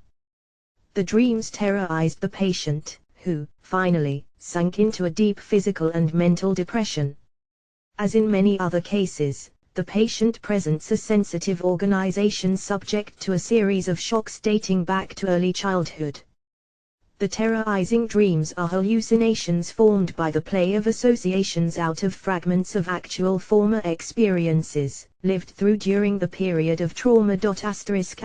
I shall revert to this subject in my forthcoming work, Causation and Treatment of Psychopathic Diseases. The chapter The Diagnosis of Psychopathic States in the investigation of psychopathic finds a strikingly character psychopathologistic pathological condition in each individual are not isolated, they the symptoms case are not the results merely of nervousness, as is usually and superficially explained both by the lie of a psycho the symptoms tie and the physician. Pathic case are intimately related and are in each case due to one underlying pathological state. The symptom complex is grouped round a pathological nucleus of sets of subconscious systems, controlling and guiding the morbid manifestations. Success in the treatment of a psychopathic case depends on the ability to get at that pathological nucleus of the subconscious systems and have it disintegrated. Unless this is done, the psychotherapeutic treatment is either ineffective or is but a temporary makeshift. It does not really cure, but only helps to cover temporarily a pathological focus. We must always attempt to get at the central, pathological, subconscious system out of which all the morbid manifestations arise. Thus in a well-developed psychopathic case, the dizziness, the faintness, the nausea, the indigestion, the hemicrania, anesthesia, and hyperesthesia, the fatigue, the abulia, insomnia, and general depression bear severally definite relations to some pathological focus, which the psychopathologist must find by a searching examination before an effective The diagnosis of psychopathic states 391 therapeutic treatment can be undertaken. This pathological focus underlying the total morbid symptom complex can be proven, by various methods, to be detached, or as it is termed, dissociated, from the patient's normal mental life. In the course of time, if it persists and keeps on growing and proliferating, it may become organized into a parasitic cancerous growth, sapping the vital energies of the normal personality. This parasitism is well brought out in the attitude of the patient, especially in psychoneurosis, towards those morbid manifestations. He regards the whole symptom complex as foreign to his personality. When the attack is on, one patient tells me, "I am conscious of everything, and still I have no control." "Something has happened," says another patient, "over which I have no control. What a fool I am to be troubled by such nonsense, but I cannot help it when it comes." Another important characteristic is the periodicity of remissions in the appearance of the morbid system. The attacks of functioning of the dissociated morbid system run in cycles. During the attack the mind works in a circle. This is an important pathognomonic symptom of psychopathic affected, cyclical and circular mental movements. The attack itself is usually sharp and brief in duration and is followed by a long period of depression and worry. It is like a controlling nucleus embedded in a mass of nourishing cytoplasm. Acute sensory attacks with long intervals of brooding are pathognomonic of psychopathic states. This brooding, of course, may be conscious or subconscious, but it is there, and it is of the utmost consequence for the psychopathologist to uncover it, if he wishes to diagnose the case 392 diagnosis of psychopathic diseases scientifically, and introduce a rational therapeutic treatment. In most, if not in all cases of psychopathic states, somapsychosis and neuropsychosis, the origin of the attack or of the obsession is unknown to the patient. The original pathological focus escapes the patient's knowledge just as it is often beyond the grasp of the practicing physician. There is a strong, active, pathological mental focus of subconscious systems in the patient's mind, a focus of which he is not directly conscious. In order to come to that pathological focus and clean it out, the patient's subconsciousness must be skillfully and thoroughly tapped. This subconscious aspect is one of the most important pathognomonic symptoms of psychopathic diseases. It is of great importance in differential diagnosis. If it can be shown that the lost function or affected organ is active subconsciously, then the affection is of a psychopathic character. A further diagnostic point is the overactivity of the stimulated subconscious function. Thus psychopathic anesthesia, amnesia, is also hyperesthesia and hypomnesia. In functional diseases all losses of functions are also subconscious gains. Another symptom well worth knowing in the diagnosis of psychopathic states is the sudden onset of the attack. The morbid mental state flashes on the patient's mind, keeps him in agony for a brief period, sometimes for but a few moments, like a petit mal of epilepsy, and then disappears to reappear on some other occasion. These occasions are not accidental, they have a definite causal relation to the attacks. Other states persist in consciousness for some time, but even in such cases periodicity of remissions is quite the diagnosis of psychopathic states 393 marked. This characteristic of periodicity of fully developed psychopathic states is so pronounced that some writers describe such cases by the term psycholepsy while others classify them under the misused term of psychic epilepsy. These states do not belong to the patient's normal associative life, but appear to the patient himself as opposed to his usual normal life activities. They are dissociated from the rest of his interests, from the rest of his associations and psychomotor adjustments. He does not understand these dissociated states for they have no meaning in his present life, they are outlived experiences and reactions, resurrected in the form of hypnoid and hypnoidic-like states. Under certain conditions he is not even aware of them, since they either appear subconsciously, or swamp his personality during the whole period of their activity. The states are essentially subconscious, dissociated states. They come in attacks, in seizures, and manifest themselves, like volcanic upheavals, with extraordinary violence and emotional disturbances. As pointed out in a former chapter, one general characteristic of these morbid psychomotor states is the fact of their recurrence with the same content of consciousness and with the same, almost invariable psychomotor reactions. The patient thinks, feels, wills and acts in the same way. Subconscious dissociated states belong to the type of recurrent moment consciousness, a type characteristic of the lower forms of animal life, a type that responds to the external environment with the same adjustments, with the same psychomotor reactions. From this standpoint we may regard the recurrent psychomotor states as a reversion to lower 394 diagnosis of psychopathic diseases forms of consciousness. the suddenness of the attack, the uniformity of the manifestations of the symptom complex, the uncontrollable, overpowering effect on the patient's personal consciousness are all due to the same underlying condition, the dissociation of the patient's subconsciousness.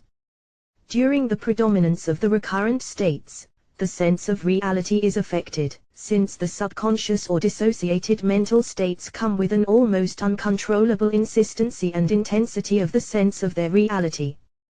This is especially true of the highly developed and fully systematized complex recurrent mental states. This affection of the sense of reality is still more enhanced by the suddenness and violence of the subconscious eruption. The attacks can be traced to mental trauma, emotional shocks, and especially to experiences of early childhood * to subconscious experiences now purposeless, meaningless, and harmful to the stability of the patient's personality, noxious to the equilibrium of his psychophysiological organization, and detrimental to the integrity of his psychobiological adaptive reactions. This last generalization, advanced in my various be further developed in a forthcoming work. Writings, will Appendix Schema of Examination Heredity, diseases with especial reference to specific and mental diseases in remote and near relatives, especially parents, brothers and sisters, habits of ancestors. Education. Personal history, condition of parents prior to birth, and of mother during gestation. Birth, labor, whether protracted or not, instrumental delivery or not, whether there were any injuries produced by delivery. Early psychomotor development of patient, when he began to walk, to talk at proper times, to show normal physical and mental development. Character and degree of patient's education.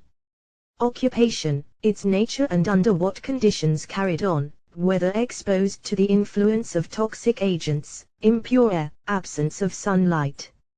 Overwork, physical or mental. Domestic conditions, food, sleep, light, air, cleanliness. Previous diseases, with especial reference to specific and nervous disorders. Supposed cause of present disease. Initial symptoms. Course of disease and treatment up to the present time. Status praesus, general bodily conditions. Physical anomaly and asymmetry. State of nutrition, color of skin and mucous membranes, amount of fat deposit and muscular development. Respiration, frequency, regularity, and character. Circulation, frequency and character of pulse and of heartbeat. 395-396 Appendix I Examination of the various viscera of the body, such as digestion, alimentation, etc., and analysis of the urine and, where deemed advisable, of the blood. Trophic condition, skin, dry or moist, pigmentation, atrophy, ulcerations, condition of hair, nails, teeth, bones and joints, surface temperature and vasomotor system, secretions, tears, saliva, condition and development of sexual organs and functions. Reflexes, footsole, patella, abdominal, biceps and triceps, periosteal, conjunctival, pupillary, forelight and convergence, pharyngeal. Sexual life, the history of its development. Kinesthetic sensations and ideas. Active and passive movements of the various groups of muscles. Movements of eyeballs in various directions. Movements of lids in opening and closing the eyes, wrinkling forehead, laughing, whistling, blowing and chewing movements, movements of tongue in various directions, swallowing movements, movements of vocal cords in speech, movements of head in various directions, movements of arms and shoulders, of hands and fingers in various directions. Active and passive movements of trunk, legs, feet and toes. Motor coordination, equilibrium with eyes opened and closed, walking, standing on one foot with eyes open and closed, power in sitting posture, to place heel of one foot upon toes of other. Ability to produce or reproduce given positions of various extremities with eyes open and closed, such as touching nose with tip of finger, or bringing fingertips together after holding hands apart. Power to appreciate small differences in weight in palm of hands, with the hand at rest and when aided by movement. Power to recognize and localize tactile impressions of various intensity on different parts of body and whether patient is in this respect normal, hyperesthetic, hypoesthetic, anesthetic or paresthetic. Recognition of heat and cold and application of diff appendix I 397 differences in temperature on various parts of the body. Appreciation of painful stimuli, normal, hyperalgesic, hypalgesic, analgesic, or paralgesic. Examination of special senses, taste on either side of tongue, to different stimuli, such as sweet, bitter, sour, and salt. Hearing, whether normal, hyperacusis, hypoacusis, acusis, or paracusis. Sight, in each eye, normal or defective. Field of vision, appreciation of colors. Olfactory sense, normal or defective. Subjective sensations, of heat and cold, of pain, of taste, of smell, etc., whether general or local, during rest and during exertion. Examination of higher mental functions. Imagination, visual, motile, audile, etc. Recognition of concrete objects and of pictures. Intellectual operations not habitual to the patient. Power of conceiving abstract ideas. Logical acuteness, A, for points and distinctions, B, for comprehension of train of reasoning, C, for disputation by logical processes. Voluntary and involuntary attention, strong or weak. Memory of present and past events. Comprehension of speech, imitation of speech, spontaneous speech, appreciation of music or melodies, A, early heard, B, of such already known to patient, power of patient to imitate or reproduce them, spontaneous singing or playing. Recognition of objects, of letters, of written or printed words and phrases, imitation of them and their reproduction. Naming at sight common objects, numerals, letters, or words. Reading aloud, writing from dictation, numerals, letters, words, phrases. Naming objects through direct perception, hearing, sight, touch, or smell, through all of them or through one sense. In case of aphasia, patient may be unable to recognize an object by sight, an apple, for instance, but might be able to identify it by smell or taste, or the contrary. 398 Appendix I may be true. Ability of patient to make himself understood by gestures and to interpret the gestures of others. Ability of patient to make articulate sounds, or to make inarticulate, the rational sounds. Power of patient to make appropriate use of objects. Ability to walk, to interrelate movements, to correlate different space volumes. Ability of patient to dress, to recognize various articles of dress and their use, to handle common utensils, such as spoons, forks, proper use of food.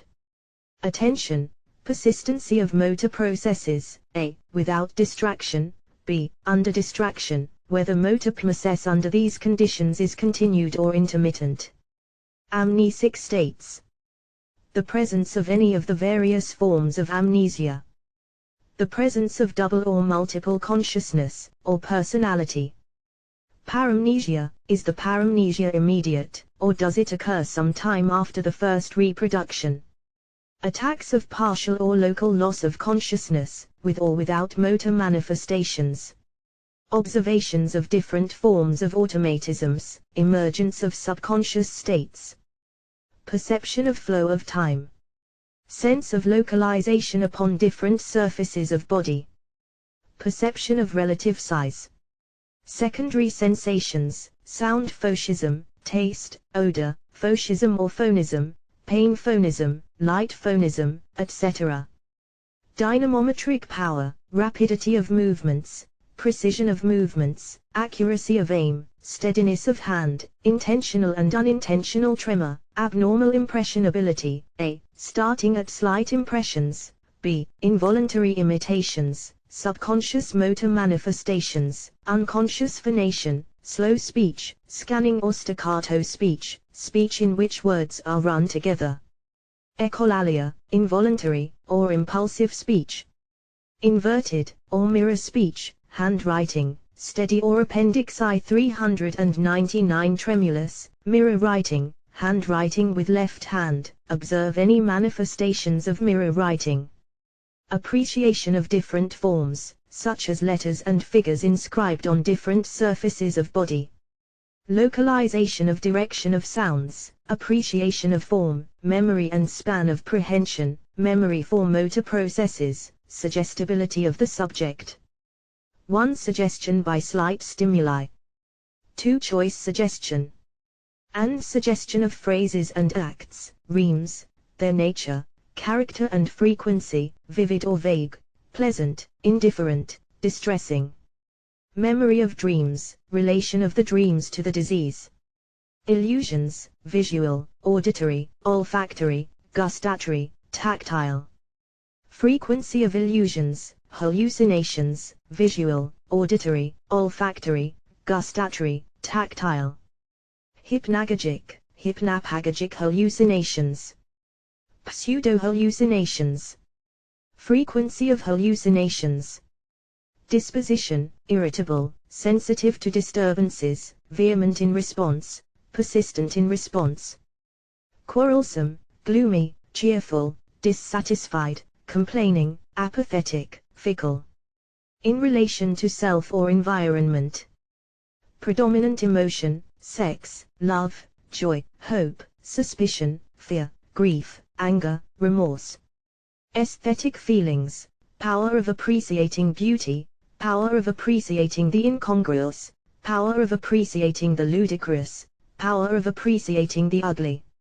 Moral feelings, duties, to others, to God, to state, to society, to family, to self. Homicidal tendencies, suicidal tendencies. Self-indulgence, sex, drink. Political views, religious views. Fixed ideas. Insistent emotions. Uncontrollable motor impulses, movements, acts, speech, automatic, reflex. 4. Appendix I. Sense of mysteriousness, anticipation of thoughts, mysterious agencies. Symbolization. Formation of new symbolic words and signs. Character of delusion. Persistency of delusion. Change of self, total, partial. Habitual expressions, attitude, movements, speech, conscious, unconscious, automatic, imperative, with motivation. Simple reaction time. Cognition time. Discrimination time. Choice time. Association time. Reaction time is the time which elapses from the moment a certain signal is given to the moment the subject reacts with some movement. A signal, auditory, visual or other, is given to the subject who is supposed to react with some muscular movement as soon as he perceives the signal. The moment the signal is given, it is registered automatically on a time registering apparatus. The subject's reaction is also registered on the same apparatus automatically. The timeline between the 2 points is the simple reaction time. In simple reaction time, only one signal is given and only one particular movement is made as a reaction to the given signal known before. Of course, simple reaction time is really physiologically complex, inasmuch as it requires at least 6 stages. 1. The stimulation of the peripheral sense organ. 2. Centripetal conduction in the sensory nerve. 3. Centripetal conduction in the sensory centers. 4. Centrifugal conduction in the motor centers. 5. Centrifugal conduction in the spinal cord and motor nerve.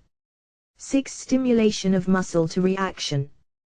Clinical, simple reaction time, given in hundredths of a second, varies from about 0.12 seconds to 0.35, 0.68 seconds. Appendix I. 401. Reaction time varies with the individual, with age, with state of fatigue, with concentration of attention, with practice and with the intensity and quality of signal. Sound gives a shorter reaction time than sight or touch, while taste and smell give the longest reaction time. The following may be used as a rough clinical method. OD. Have the patient knock with a pencil at a moving sheet of paper as fast as possible for 5 seconds. Divide the 5 seconds by the number of points made by the patient on the paper. The result is simple reaction time. Thus, if the patient makes 30 points, then the reaction time will be 5 divided by 30, or about 0.16 seconds. The experimenter should also find out whether the subject's attention was given to the signal or to the reaction. In the first case, when the attention is given to the sense stimulus, and hence termed sensorial reaction, the reaction time is much longer than when the attention is directed to the movement made, which is termed muscular reaction. Thus Lang, who first discriminated between the two types of reaction, finds that in his case the sensorial time averaged 0.23 seconds while the muscular 0.12 seconds. All the values of clinical reaction time are given in hundredths of a second. Cognition time is determined by having the subject react as soon as a visual stimulus, such as color, or auditory, such as sound or a word, is identified, or any other sensory stimulus is cognized. The time when the stimulus is given and the time when the reaction comes are chronographically registered. From this should be subtracted the subject's simple reaction time, which should be determined separately. The cognition time varies from about 0.03 sec to 0.05 sec. Discrimination time is the time of reaction which takes the subject to identify one of two or many stimuli. Two or more stimuli are given and the subject is to react when he identifies a definite stimulus. The stimuli and the reaction made by the subject are registered 402 appendix I automatically, and the interval between the two is found out. From this time should be subtracted the simple reaction time and the cognition time. Discrimination time varies from about 0.15 seconds to 0.0 sec. Choice time is the time it takes the subject to react with a definite movement, such as with the right or left hand to a definite stimulus. From this must be subtracted the simple reaction time and cognition or a perception time. The choice time varies from 0.06 seconds to 0.4 seconds according to the complexity of the movements. Association time is the time it takes for the formation of an association. The subject is given a word and he is supposed to reply with another word as soon as possible. The time of the word given and the time of the answer are registered automatically. The interval is the time requested, from which however should be subtracted the simple reaction and the perception or cognition time. The result is the association time. The association time varies from 0.59 seconds to 0.34 seconds. For clinical purposes, a stopwatch will do. The moment a word is given to the patient, the watch is set going and is stopped as soon as the patient replies with some word. In fact, an ordinary watch will do as well. Of course, this method of taking association time is not accurate, but we must remember that all we need is the clinical relative estimate of the patient's condition. As Wundt insists, the value of these figures is not their absolute magnitude, but their utility as checks for introspection suggestibility in waking state. Hypnoidal state. Hypnoid state. Hypnoidic state. Hypnolepsy. Hypnotization. State of hypnosis, sensory suggestions, motor suggestions, post-hypnotic suggestions, amnesia, personality metamorphosis, hallucinations. Appendix I examination 403 for aphasia I presence of orientation, space, time. 2. What is patient's power of producing articulate sounds? Of comprehending spoken words? Of imitation or reproduction of speech? Of spontaneous speech? Of utterance of sounds, words, and of their combination into phrases and sentences? Of analysis of spoken words into sounds and their reverse process of synthesis? Test with more familiar and less familiar or even unfamiliar words. 3. What is the patient's power of visual recognition of objects and making proper use of them? Of pictures. Of written and printed words. Of letters. If he cannot name them, make signs such as pressing the hand a number of times. Test with more familiar and less familiar or even strange objects, foreign words. 4. What is patient's power of picturing or representing images, when eyes closed? V. What is patient's power of naming objects, A. when looking at them, B. when eyes closed? 6. What is patient's ability of naming letters? Of reading words? If he cannot name spontaneously, voluntarily, can he understand when it is done for him? Can he repeat the name soon after? How long can he remember, when recognizing name of object, letter, word on being told? Test with the more familiar and then with the less familiar. 7. What is patient's power of writing? 404. Appendix I. Of copying. Of writing from dictation. 8. What is patient's power of recognizing and naming objects through direct perception of the different senses, such as hearing, touch, smell, etc.? If patient cannot speak nor write. 9. What is patient's power of making himself understood by gestures, and of interpreting gestures of others? X. What is patient's power of counting? Of working the elementary operations? Of solving arithmetical problems? XL. What is patient's power of memorizing, with a given time and with different intervals? 12. What is patient's power of giving a connected account of his history? Appendix The Hypnoidal Two-State of Sidis by T. W. Mitchell, M.D. Presidential Address to the Psychomedical Society, London, the 26th of January, 1911. With Dr. T. W. Mitchell's kind permission, I take the pleasure of reprinting from the English Transactions of Psychomedical Society his valuable presidential address on the hypnoidal state. Our knowledge of the efficacy of suggestion in the treatment of morbid conditions is apt to bias our judgment in regard to the value of other psychotherapeutic measures and in regard to the interpretation of the results obtained by the employment of such measures. We know how powerful and how far-reaching is its action, we know how subtle and indirect may be its use, we know so well the difficulty of eliminating its possible influence in every form of treatment whatsoever, that we may be inclined to ascribe to its virtues results that are in part at least dependent upon other factors. And although it is probable that the importance of suggestion in the domain of psychotherapy can never be gainsaid, and that the increased suggestibility brought about by the induction of hypnosis cannot be denied, yet we are bound to examine any mode of psychic treatment that is put forward by responsible men, and to appraise without prejudice the theoretical considerations advanced by them in explanation of their results. We know the efficacy of suggestion, and we know it is a good rule of method not unnecessarily to multiply our causes, but we also know that no scientific dictum has been more productive of advance in knowledge than that which tells us to examine our residues. The history of science affords 405 thus many instances in which 406 Appendix to the neglect of residual phenomena in experimental research has led to the overlooking of important facts, and prevented investigators from making discoveries which, had they paid due attention to their residues, they could hardly have missed. The great chemist Cavendish probably missed the discovery of argon because in his estimate of the nitrogen of the air he neglected a residue which his experiments showed him could not be more than I2th part of the whole. More than 100 years afterwards this residue was accounted for by the discovery of argon.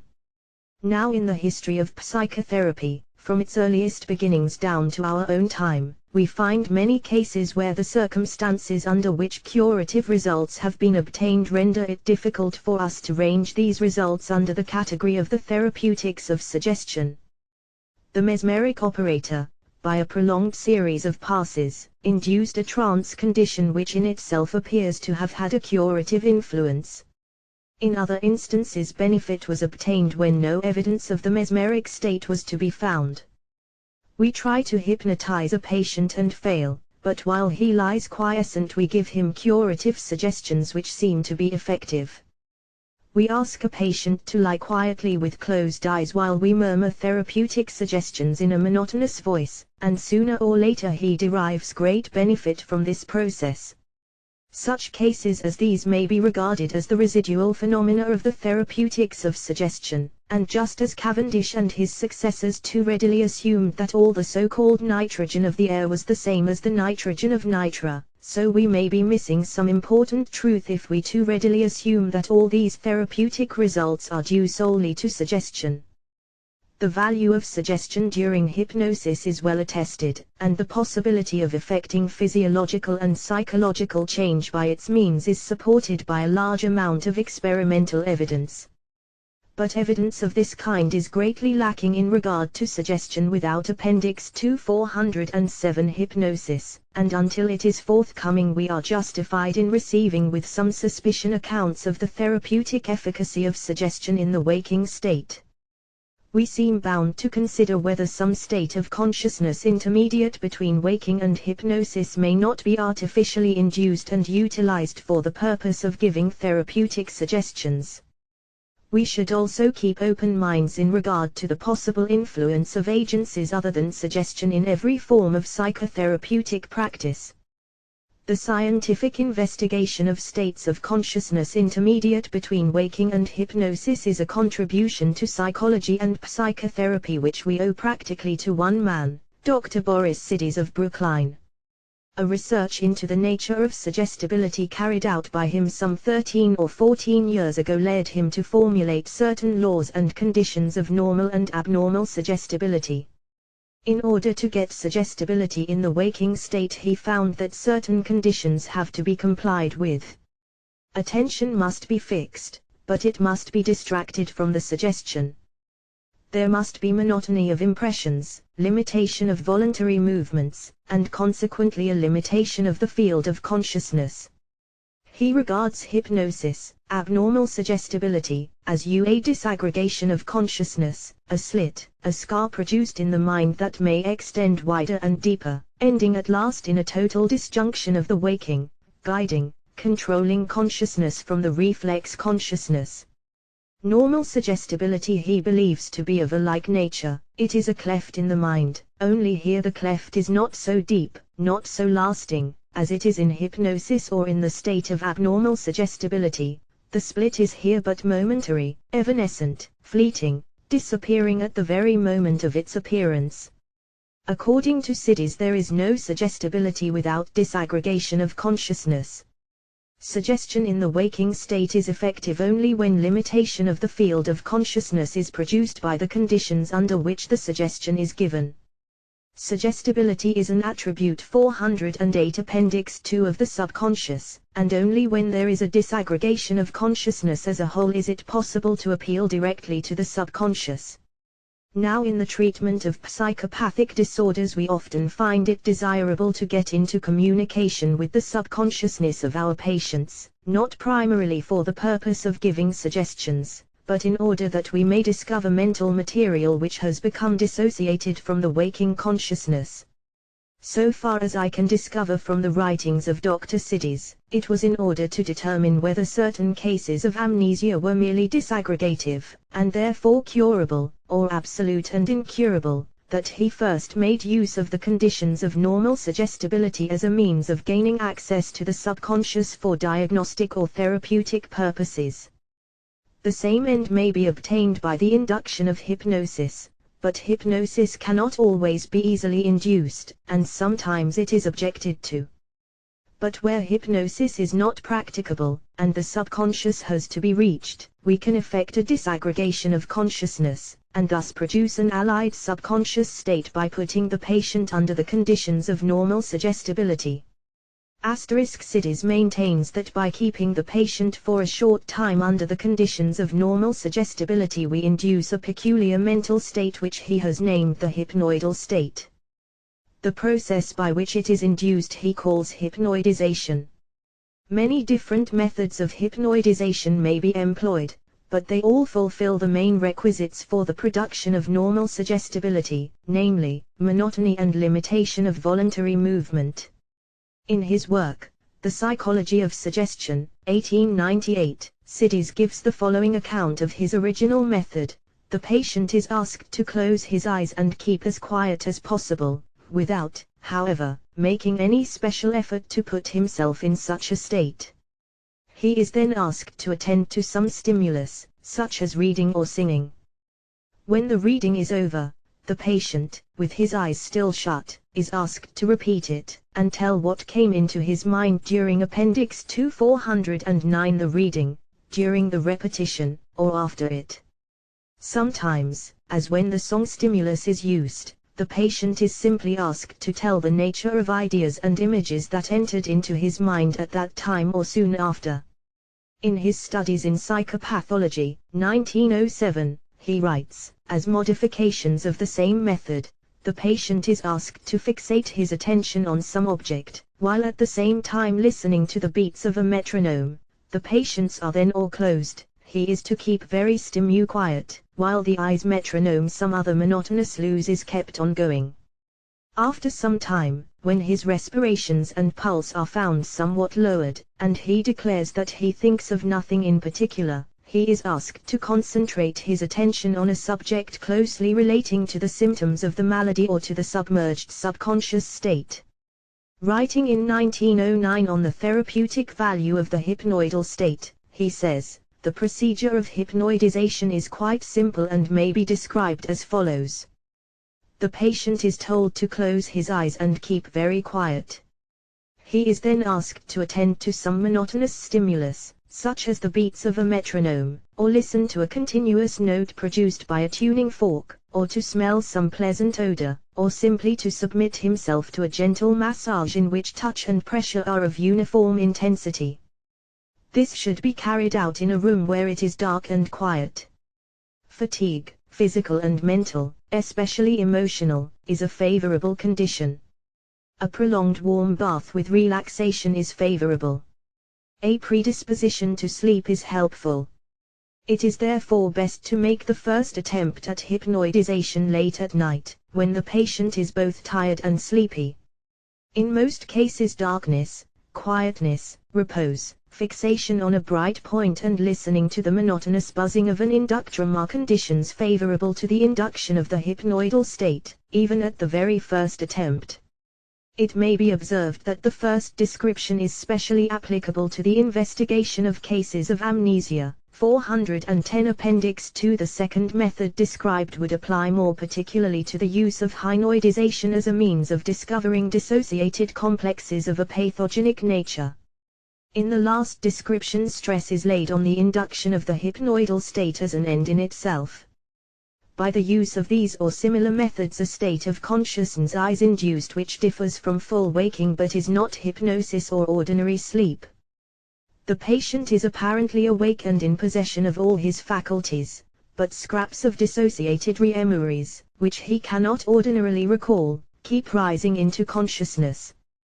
The whole feeling tone becomes one of acquiescence and indifference. Pulse and respiration become diminished, but are liable to occasional disturbances. Fluctuations of sensory acuteness, sudden apparently unaccountable starts, and a slight tendency to resist any change of posture of limbs or body, without actual catalepsy, may be observed. But the condition is essentially an unstable one and constantly varies in depth. At one moment the patient may be practically in the ordinary waking state, at another he may be on the very brink of hypnosis or of sleep. Yet on the whole it is a state of rest and calm. Mental and physical activity are relaxed, emotional excitement becomes stilled, and suggestions meet with little resistance. The hypnoidal state is an intermediate territory, on the borderland of waking, sleep, and hypnosis. In the course of a valuable experimental study of sleep in man and the lower animals, Sidis discovered that the hypnoidal state is a phase of consciousness which is passed through in every transition from one of these states to another. In passing from the waking state to ordinary sleep or hypnosis, there is always a longer or shorter hypnoidal stage. In the practice of hypnoidization the patient sometimes drops into hypnosis, or he may fall asleep without touching on hypnosis. And so also, in awakening from sleep or from hypnosis, the hypnoidal state has to be passed through. Sidis found that the farther we descend in the scale of animal life, the more Appendix 2 important does the hypnoidal state become in relation to bodily rest and recuperation, and he concludes that it is the primitive rest state out of which both sleep and 411 hypnosis have been evolved. The relation to each other of waking, sleep, hypnosis, and the hypnoidal state may be represented in a diagram in which the primitive hypnoidal state is regarded as a nucleus from which the segments of the larger circle, waking, sleep, hypnosis, have arisen. The transition from one of these segments to another can take place through the central territory with which they each have relations. The spontaneous occurrence of the hypnoidal state in man is as a rule merely a transitory stage in the alternation of waking and sleep. From the point of view of evolution, it is a vestige derived from a long race of ancestors, a rudimentary function which has been superseded by the more highly specialized rest state, sleep. But it can be artificially induced and maintained by the methods which have been described, and it can be UT 412 Appendix 2 list with effect in the treatment of psychopathic disorders. The therapeutic use of the hypnoidal state is a somewhat complex subject, for hypnoidization may be employed merely as an adjunct to other methods or as a curative measure in itself. To understand the claims which Sidis puts forward for it at the present time, we cannot do better than to examine the types of cases in which it has been used by Sidis himself at various stages in the development of his practice of it. The full record of his use of hypnoidization is in the account of the well-known Hannah case, given in Multiple Personality by Sidis and Goodert. See Sidis, Psychology of Suggestion, Chapter XXII, 23. This was a case of total amnesia, following a severe injury. The patient, a cultured clergyman, was reduced to the mental condition of a newborn child. All his former acquisitions and memories seemed to have entirely disappeared, and he had to start learning everything again from the beginning. When he was put into the hypnoidal state, various fragmentary experiences of his past life emerged into consciousness, demonstrating to his observers that his lost memories were merely dissociated and not destroyed. The same method was made use of in other cases of amnesia, and it was found to be of great assistance in effecting the resurrection of dissociated mental material and its reintegration in consciousness. With the progress of his studies in psychopathology, the reintegration of consciousness became, for Sidis, the aim of all therapeutic endeavor in connection with maladies that are associated with, or produced by, mental dissociation. The recurrent psychomotor states of functional psychosis, insistent ideas, imperative concepts, persistent or periodically appearing emotional states, so-called psychic epilepsy and other states of dissociation, all lent themselves to treatment by hypnoidization. By its means the dissociated complexes could be recovered, the psychognosis of the malady could be Appendix 2 413 traced, a synthesis of consciousness effected, and the patient thereby cured. As his confidence in his method increased, Sidis gradually extended its employment, until at the present time he seems to use it in every kind of disorder in which psychotherapy is indicated. Writing in 1909, he says, all cases of a psychopathic character admit of treatment by hypnoidization. This, however, is too broad a statement, as the hypnotic state is far more powerful and attains its end in a shorter time than the hypnoidal state. In those cases therefore where hypnosis can be used, it should by all means be employed. There is, however, a far larger number of cases where hypnosis is not quite easy to induce, either on account of the patient himself or on account of unfavorable external circumstances. In such cases, and they form the vast majority of psychopathic cases, the hypnoidal state is of the utmost importance from a diagnostic, psychopathological and therapeutic standpoint.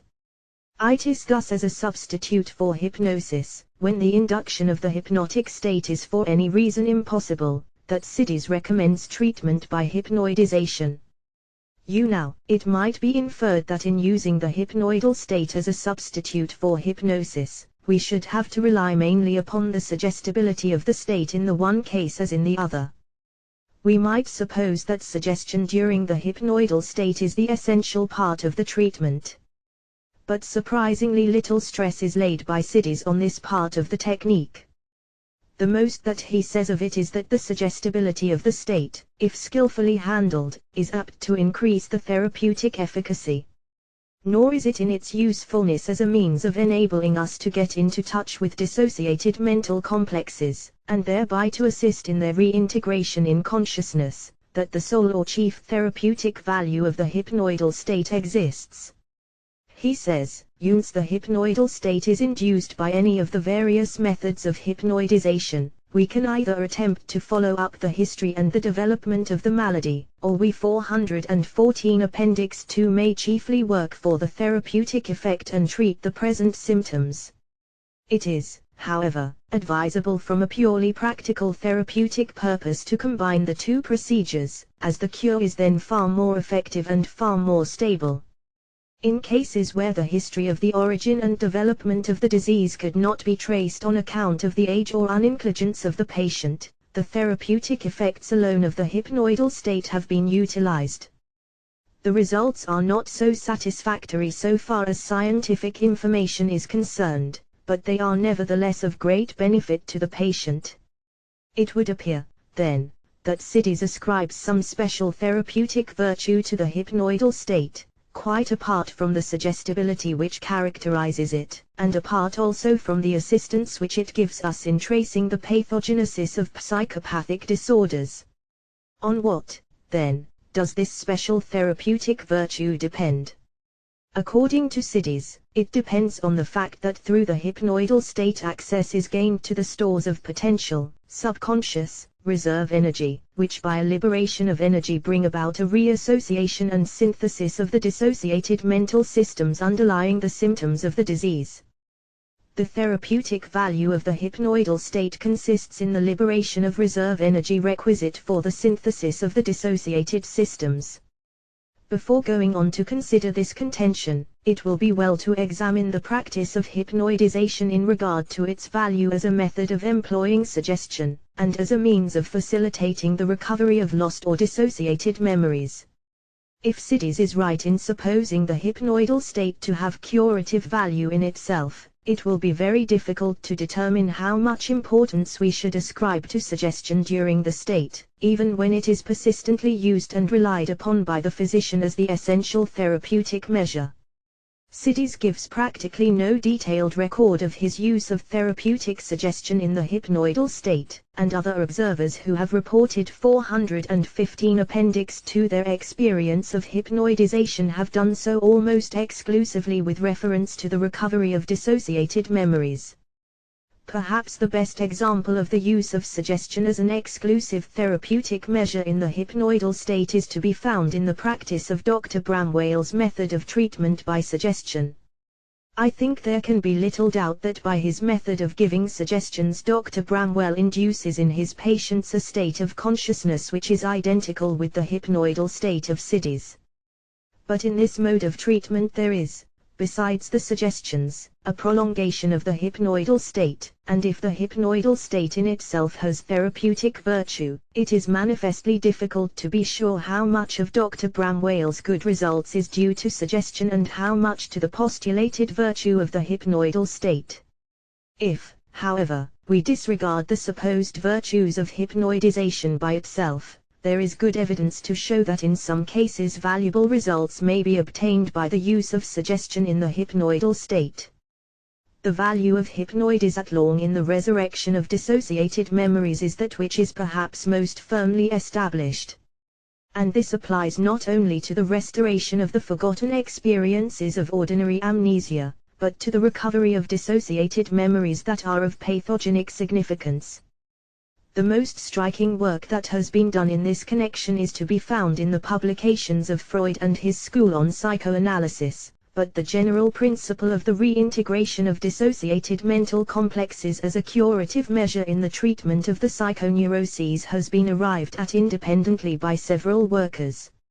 Sidis himself has insistently taught that reassociation of dissociated complexes affects a cure of psychopathic disease.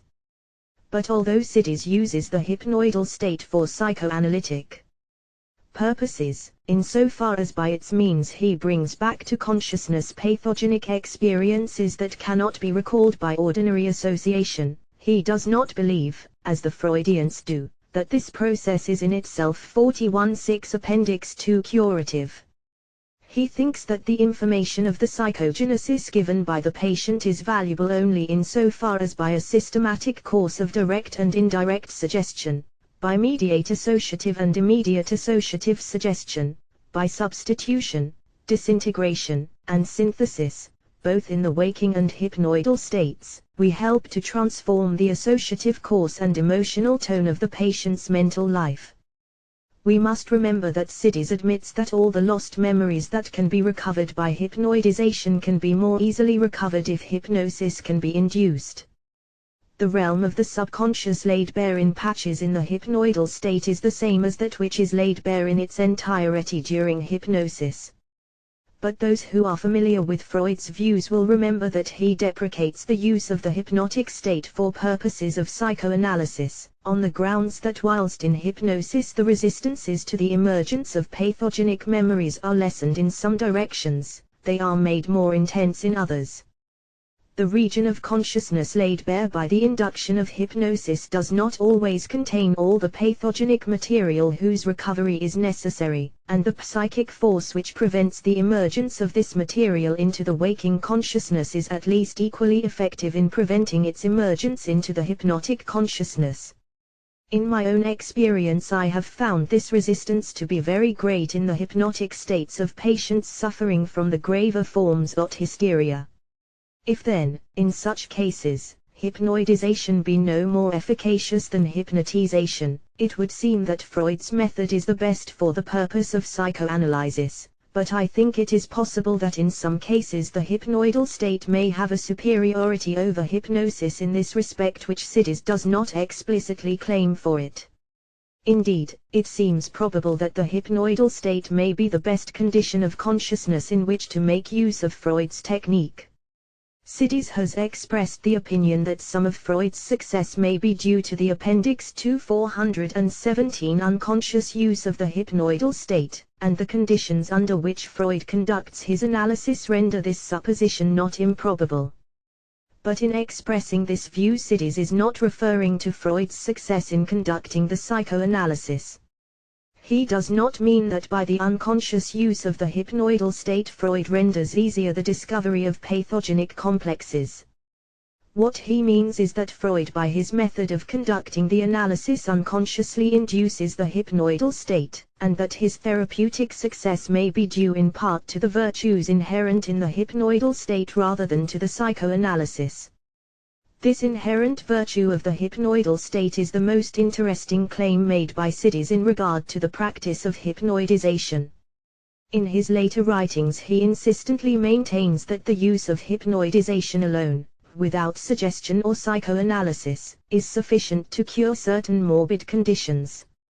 He bases this claim on the fact that he has found the hypnoidal state effective towards this end, and he interprets his results as being due to a release of reserve energy which has been locked up in the inhibited and dissociated systems or complexes. The principle of reserve energy is based upon a wide generalization of facts, namely, that far less energy is utilized by the individual than is actually at his disposal. In the struggle for existence, those forms of life which have accumulated a store of reserve energy that can be drawn upon in emergencies, have the best chance of survival. The more complex an organism becomes, the greater is its need to avoid reaction to every passing stimulus. Such unrestrained reactions must be inhibited or there will be a wasteful expenditure of energy, which will leave the organism unprepared for occasions of stress in its struggle for life. The inhibitions increase with the growth in complexity of the nervous system, and they are brought about by the multiplicity of associations that are formed in the course of phylogenetic and ontogenetic evolution. Nothing so clearly marks 41.8 Appendix 2 of the higher from the lower races of mankind as the amount of inhibition they show in regard to instinctive or immediate response to external stimuli. The inhibitions exercised by civilized man are a consequence of the multiplicity of associations which all his mental complexes have acquired, and it is the increase of inhibitions that has led to that accumulation of reserve energy, ever ready to be called upon in emergencies, which has made him master of the world. When we weigh the considerations for and against a certain line of conduct, the delay in our response to the stimulus is due to the inhibitions exercised by the manifold of associated complexes that have been aroused to function. These complexes exercise an inhibitory influence on the complex which has been stimulated. We are familiar in experimental psychology with the notion of a stimulus threshold, and the effect of an increase of associations is to raise the stimulus threshold of a complex. A complex that has many associations will not be so readily aroused to function as one that has few. Now if a complex from any cause becomes dissociated, it drops out of the personal life and cannot be set in action through its ordinary sensory or associative channels. It will then appear as if its stimulus threshold were very high. But in fact, if we can by any means tap the dissociated complex, its threshold will be found to be very low. And this is what we should expect. Cut off from association with other complexes which were wont to exercise upon it an inhibitory influence, it now reacts to minimal stimuli and manifests itself with great intensity. Freed from the restraining influence of its normal associations, its locked-up energy is expended in wasteful and inappropriate activity. This is well illustrated in attacks of so-called psychic epilepsy and in the psychomotor reactions of other dissociated states. In a dissociated complex, energy is held in reserve which cannot be drawn upon for the requirements of Appendix 2 419 the individual, and if by any means this energy comes to be released, it is expended in ways that are worse than useless as regards the adjustment of the organism to its environment. And even when no dissociation has occurred, the inhibitions exercised by associated complexes may, under certain circumstances, be so great that a complex may be practically cut off from the functional life of the individual, and its reserve energy rendered unavailable.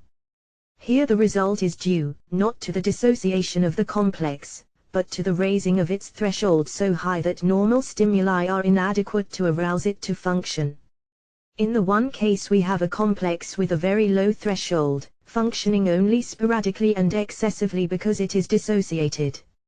In the other we have a complex, still functionally related to its associated complexes, but with a stimulus threshold so high that it cannot be overstepped by the ordinary stimuli of life. In one case energy is stored and then wastefully expended, in the other case energy is stored, but it is unavailable. In both cases, so long as the dissociation or inhibitions continue, nervous energy is lost to the individual and his mental and physical life is impoverished. Now these are the conditions met with in functional psychosis and in the psychoneuroses, and if we can restore the dissociated functions, or break down the inhibitions, we shall liberate the reserve energy of the dissociated and inhibited complexes, re-establish normal associations, and restore the patient to health. Sidis maintains that this end can frequently be obtained by means of the hypnoidal state. In this state there is a lowering and redistribution of thresholds. Access is gained to the reserve energy of dissociated complexes, and the energy so available assists in repairing the breaches of associative continuity. The high thresholds of inhibited complexes are lowered and reserve energy is liberated. The overacting dissociated systems with their automatic reflex reactions may form associations with other systems and thus become inhibited, as well as 420 Appendix 2 controlled in their function by the voluntary activity of personal consciousness, while the inhibited systems with their raised thresholds and accumulated reserve energy are set to function. The reintegration of the dissociated and inhibited complexes is accompanied by a new feeling tone, a fresh emotional energy, which sometimes amounts to a complete transformation of personality. These are the principal points which seem to claim attention in regard to the hypnoidal state. It is maintained by Sidis that a definite state of consciousness, different from waking, sleep, and hypnosis, is brought about by subjecting the patient to the conditions of normal suggestibility, namely, monotony and limitation of voluntary movement. It is a state in which there is a variable and fluctuating disaggregation of consciousness, whereby a partial and intermittent access to the subconscious may be obtained. The intercourse with the subconscious so established may be utilized for the purpose of giving therapeutic suggestions, or for the recovery of the submerged memories of simple amnesia and for the discovery of dissociated complexes of pathogenic significance. Finally, the hypnoidal state may be employed as a therapeutic agency in itself, by virtue of its power of lowering and redistributing the thresholds of inhibiting and inhibited complexes, and so releasing reserve energy which assists in the restoration of normal associations. This, according to Sidis, is its chief therapeutic value, and it is a claim which, if substantiated by the experience of other observers, will entitle the method of hypnoidization to be considered a discovery of the first rank, and a most noteworthy contribution to psychotherapeutics. I do not desire on this occasion to enter into any critical examination of the views put forward by Sidis in explanation of his therapeutic results. For practical physicians, the most important matter at the present time is the fact that such results have been obtained by the use of the methods which Sidis has described in his Appendix 11 421 writings on the hypnoidal state. The whole subject is relatively new, and I do not think we have had sufficient experience of the method to be justified in having very decided views one way or another in regard to its usefulness. My own experience, so far as it goes, tends to corroborate in every respect the claims put forward by Sidis. I have observed the good effects of the hypnoidal state apart from any other measure, and whether or not his doctrine of the lowering and redistribution of thresholds and the release of reserve energy affords an adequate explanation, I have little doubt that continued treatment by hypnoidization is sometimes of marked benefit in psychopathic disorders. Appendix: The hypothesis of 3 physiological traces and hypnosis in Folia Neurobiologica, Band 7, 1913. T. Brailsford Robertson advances an interesting physiological theory as an explanation for the concomitant physiological manifestations of consciousness in general and of hypnosis in particular. I quote Robertson at some length so that the reader should have a clear idea of the hypothesis. Of course, the hypothesis is only provisional and helps the reader to the conception of a possibility of picturing to oneself the physiological and chemical processes concomitant with the phenomena of consciousness, normal and abnormal. Our data of the physiological processes concomitant with mental activities are so scanty and vague that the best that can be done is to stick to facts and describe mental phenomena in terms of consciousness. The chief value of the experimental evidence which has so far been presented lies in the fact that in every detail it goes to support and confirm the theoretical reasoning which, apart from this evidence, has led us to infer that the processes which underlie and determine the activities of the central nervous system, and therefore the physical correlates of mental phenomena, are autocatalyzed chemical reactions. We may, however, approach the question experimentally from an entirely different point of view and in this way acquire evidence of a much more general character. As we shall see, the evidence thus acquired emphatically supports the conclusions already arrived at or indicated in the diverse ways enumerated above. The time relations which are displayed by autocatalyzed chemical reactions are in the highest degree characteristic and have been very extensively studied. 422 Appendix 3 423 All ordinary reactions at constant temperature, whether catalyzed or uncatalyzed, continuously and regularly fall off in velocity from the moment at which they begin. Autocatalyzed reactions, on the contrary, start relatively slowly, but, as the initial stages of the reaction liberate more and more of the catalyzer, they proceed more and more rapidly until a point is reached at which the decrease in the active mass of the reacting substance balances the increase in the active mass of the catalyzer, and the velocity of the reaction progressively decreases. The only other reactions, so far as our knowledge extends at present, which display positive acceleration, that is, which increase in velocity as they proceed, are certain catenary reactions, that is, reactions which proceed in 2 or more stages. Autocatalyzed reactions may, however, be distinguished from catenary reactions by their symmetry. In the majority of autocatalyzed reactions, the first half of the reaction, during which the velocity is increasing, occupies the same period of time as the second half, during which the velocity is decreasing. Catenary reactions, on the contrary, are not symmetrical. The period of time occupied by the first half of the reaction bears no simple relation to the period of time occupied by the second half of the reaction.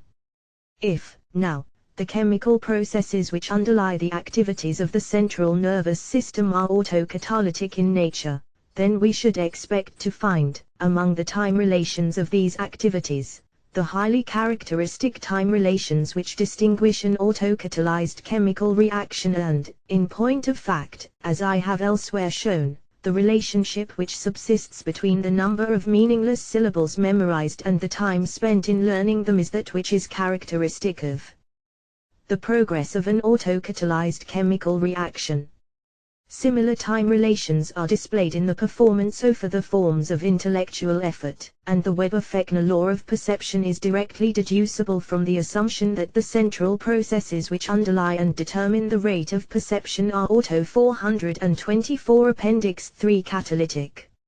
It is in the performance of the neuromuscular response to a simple volition, however, such as that involved in drawing a straight line, that these time relations are exhibited in their simplest form. By means of a device originally employed by Loeb and von Koreny, I have measured the relationship between the time, estimated from the inception of movement, and the distance moved over by the hand in drawing a straight line at a fair rate of speed.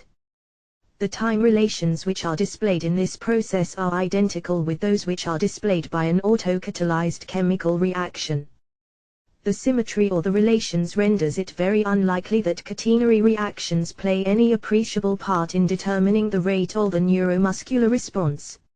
Upon the threefold basis which we have thus briefly reviewed of deduction and of direct and indirect experimental evidence, we may venture, I think, with a fair measure of confidence, to erect the working hypothesis that the processes which underlie and condition the various activities of the central nervous system are, primarily, autocatalyzed chemical reactions.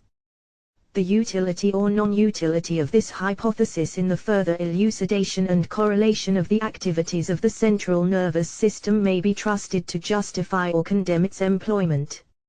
I am about to show that this hypothesis enables us to correlate in a satisfactory manner the various phenomena encountered in hypnosis and in allied conditions, both with one another and with the more familiar phenomena of perception, memory, etc. Adopting the working hypothesis outlined above, we perceive that the canalization hypothesis of Exner can now be expressed in a much more definite and concrete form.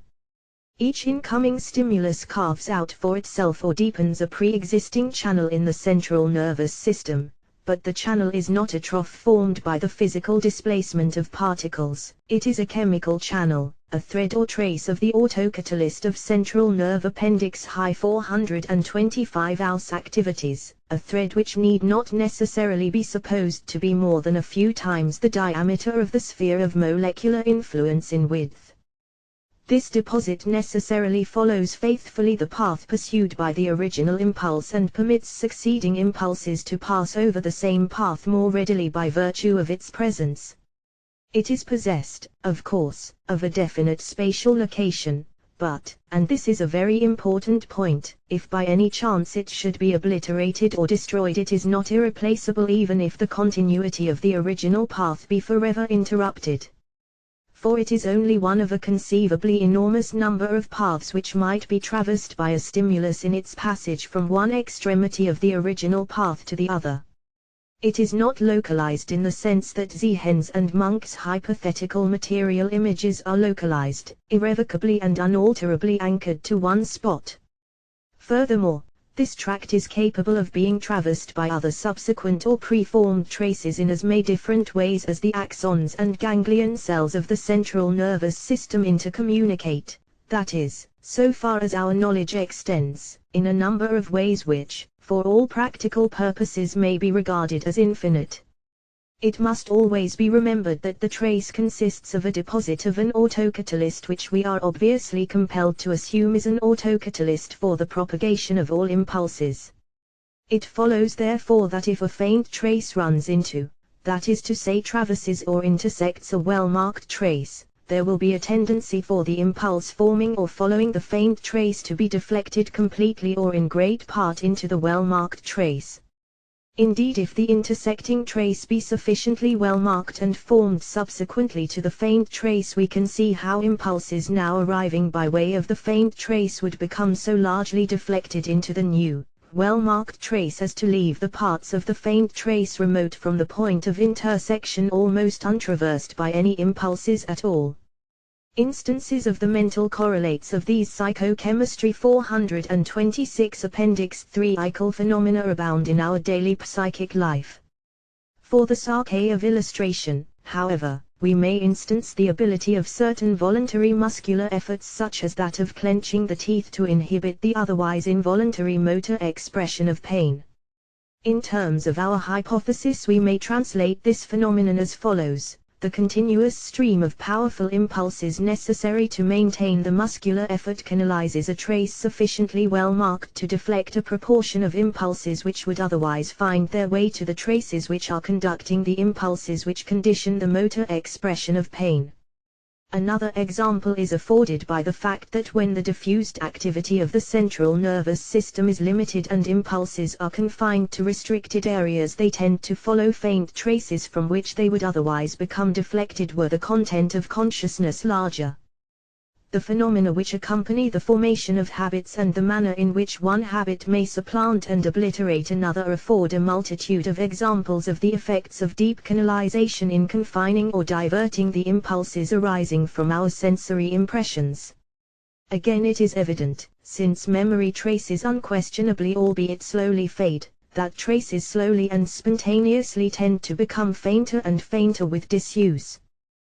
The autocatalyst evidently tends to disappear, diffuse, from the region in which it has been deposited. From what has been said above, it appears, therefore, that two regions of the central nervous system might become almost entirely isolated, blocked off from one another, owing to the sheer depth of certain channels in each region deflecting all impulses into well-worn pathways that would otherwise strike across the intervening faintly channeled region and establish a communication between the two regions, contents of consciousness. We are here forcibly reminded of the now well-known phenomena of double and multiple personality, and we are led to attribute the physical correlates of these phenomena to simultaneous excessive Appendix 3 427 canalization in one or more regions of the central nervous system. Sidis, The Psychology of Suggestion, New York 1911 pp. 160. It lays in instances of dual personality considerable stress upon the fact that one of the personalities usually embraces a wider content of consciousness than the other, the primary personality, inasmuch as the secondary personality usually contains recollections belonging to the primary personality, while the primary personality does not contain recollections belonging to the secondary personality. In such a case, the primary personality evidently represents the result of confinement of the area of cerebral activity to certain deeply canalized regions, which are usually those which are customarily active in the normal psychic life of the individual in question. The secondary personality would represent the result of an overflow of impulses into regions not normally traversed.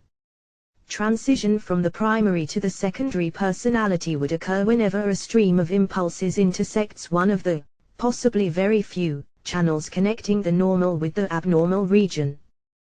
The stream of impulses would then divide itself, until diverted into some exceptionally deep channel in the primary region, into two parts, both of which would be represented in the psychic life. On the other hand, if the secondary area becomes deeply channeled, it may draw off the stream of impulses completely from the primary, and the condition of primary and secondary consciousness may alternate without either personality containing recollections belonging to the other. An instance of this type of dual personality is afforded by the Hannah case.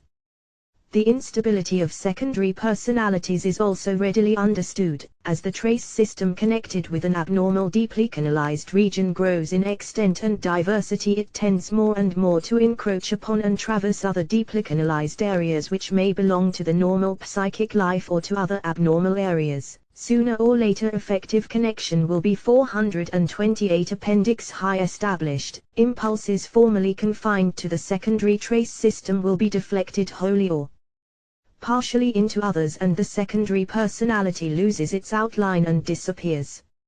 Again, supposing that the stimuli which impinge upon the central nervous system through the agency of the senses, or, indeed, through the spontaneous diffused activity of the central nervous system itself, be by some means so limited and suppressed that for all practical purposes all impulses arriving through the senses are for some time discharged along one pathway only, there will obviously be a tendency for that pathway to become deeply canalized, while at the same time other pathways leading from the sense organs will be becoming progressively fainter and fainter.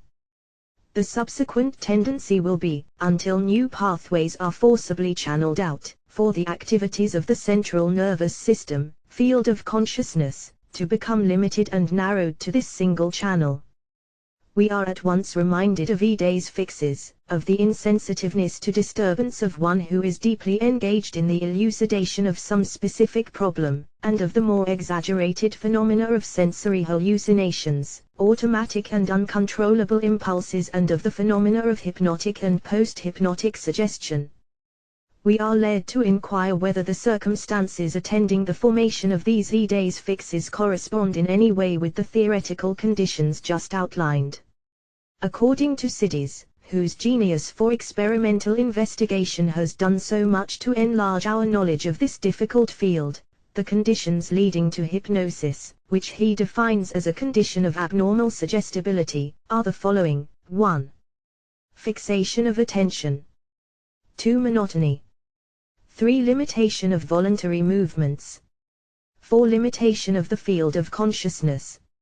5. Inhibition of the diffused activity of the central nervous system.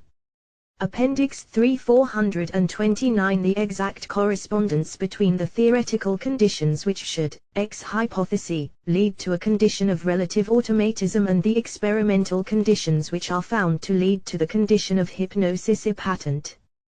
The testimony of other observers all points in the same direction, namely, that limitation of the field of consciousness, confinement of impulses to as few and as limited channels as possible, is the prime condition fostering the onset of hypnosis and the conversion of the otherwise unpredictably and multifariously active central nervous system into the mediator of more or less automatic responses to stimuli.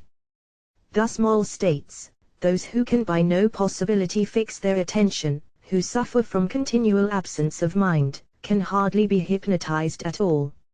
If he sufficiently concentrates his attention, if he gazes at some object with the necessary attention, then hypnosis may be produced at the first attempt, even against the wish of the persons experimented upon.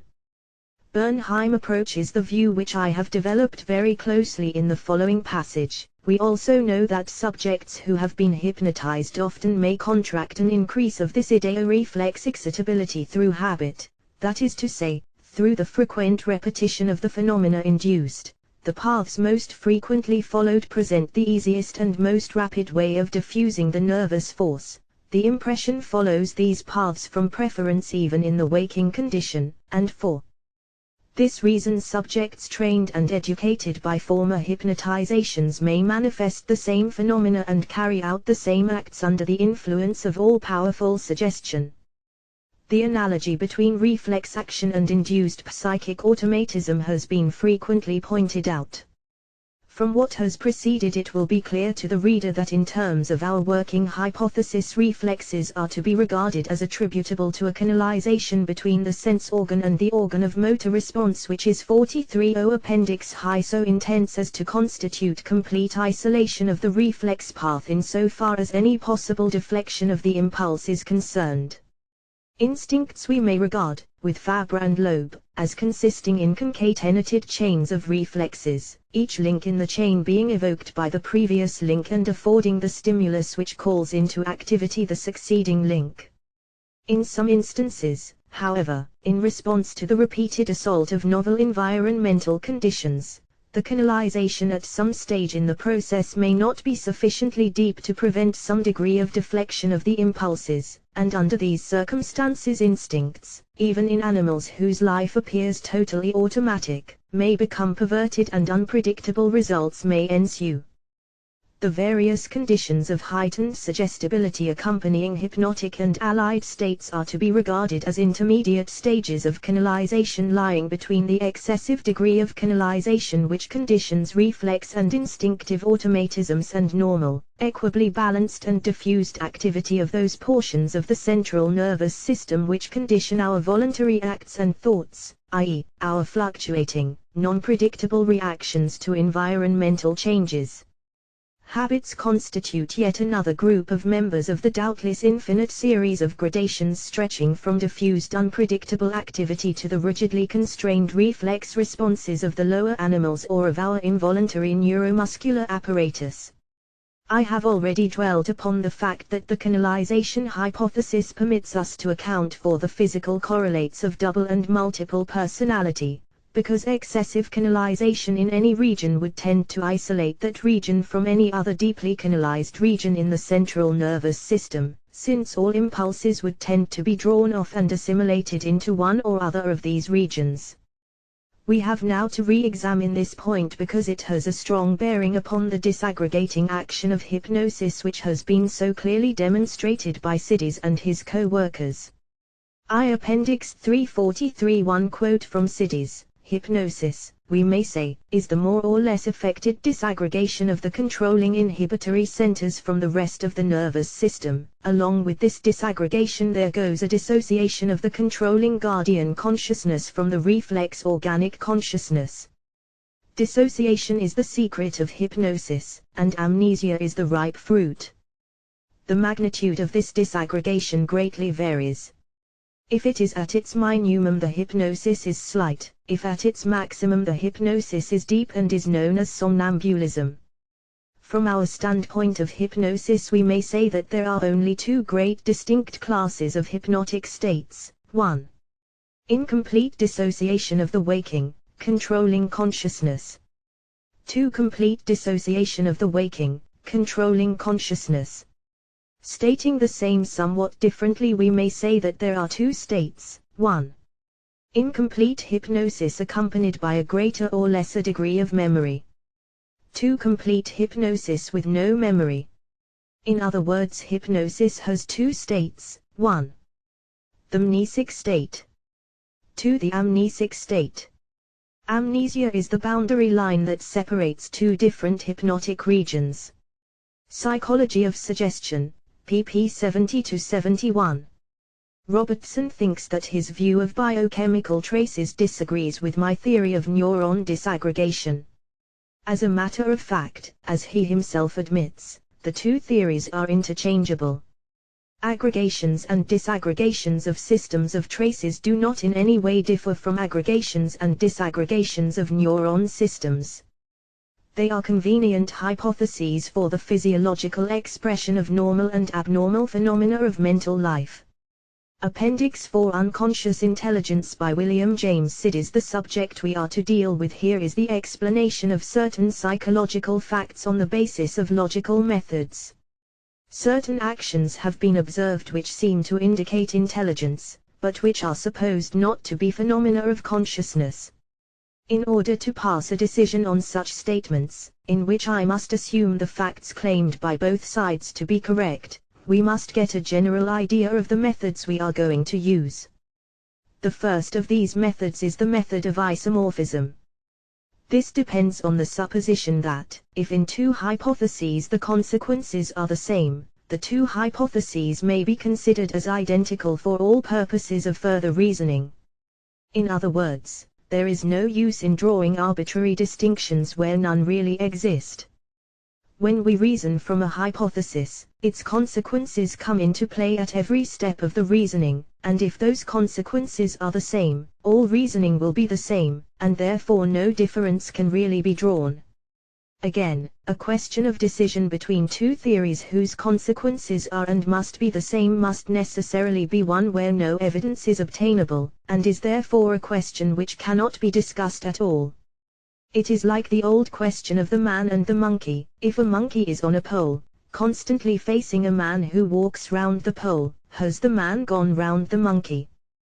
We may now proceed to apply this method of isomorphism. There are two theories to explain certain psychological phenomena called the phenomena of the 432 Appendix 4 433 subconscious. One of these is that there is a consciousness performing all the acts of intelligence which are called subconscious. The other theory states that these acts are the results of an unconscious intelligence, which consists of purely physiological processes. It appears from the latter of the two above-mentioned theories that there is no essential difference between the properties of the unconscious intelligence and those of consciousness.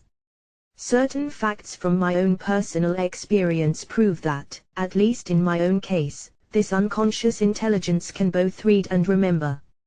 In March 1911, while walking along a street, I suddenly began thinking about Virgil's Aeneid, and my attention became fixed on the expression Eulma Venus that I then remembered having read in that poem.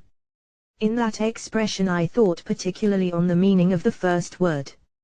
After a few minutes, while I was still on the same block, I began wondering why I thought about that expression so suddenly. Looking around, I discovered that, among the things in the field of vision that I had not noticed was an apartment house called the Alma. I certainly had no knowledge of the process which I know must have occurred, namely, the reading of the word, the memory that it was Latin, and the memory of the particular expression in which it occurred. Since, therefore, this process had occurred, and it was not within my consciousness, it was evidently a subconscious process. Accordingly, the unconscious intelligence within my brain can read and remember, and furthermore, it can remember for half a year, since it had been that time since I had seen that passage from Virgil. Again, in August 1913, I was walking through a square in which there was a bookstore.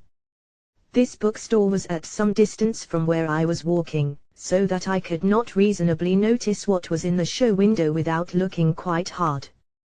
That night I dreamed of seeing a book with indistinct lettering on the cover. In the morning, passing the bookstore at 434 Appendix 4 closer range, I found in the show window a book with exactly the same sort of cover as the dream book. This shows that I must have seen that book the preceding afternoon, but I certainly did not notice it. I must have seen it subconsciously, and my unconscious intelligence remembered it at least till 2 o'clock in the morning, when the dream occurred. The appearance of the book in the dream shows moreover that the memory was not only of the fact of having seen the book, but that it was also of the way the book looked. Even the indistinct lettering in the dream was probably due to the fact that I had passed the store from a distance.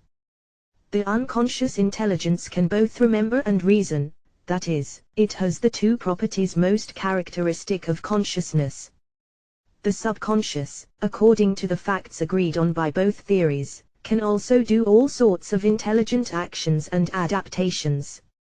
Thus, only recently, I kept repeating two stanzas of verse that could not have been composed by anything but my subconscious.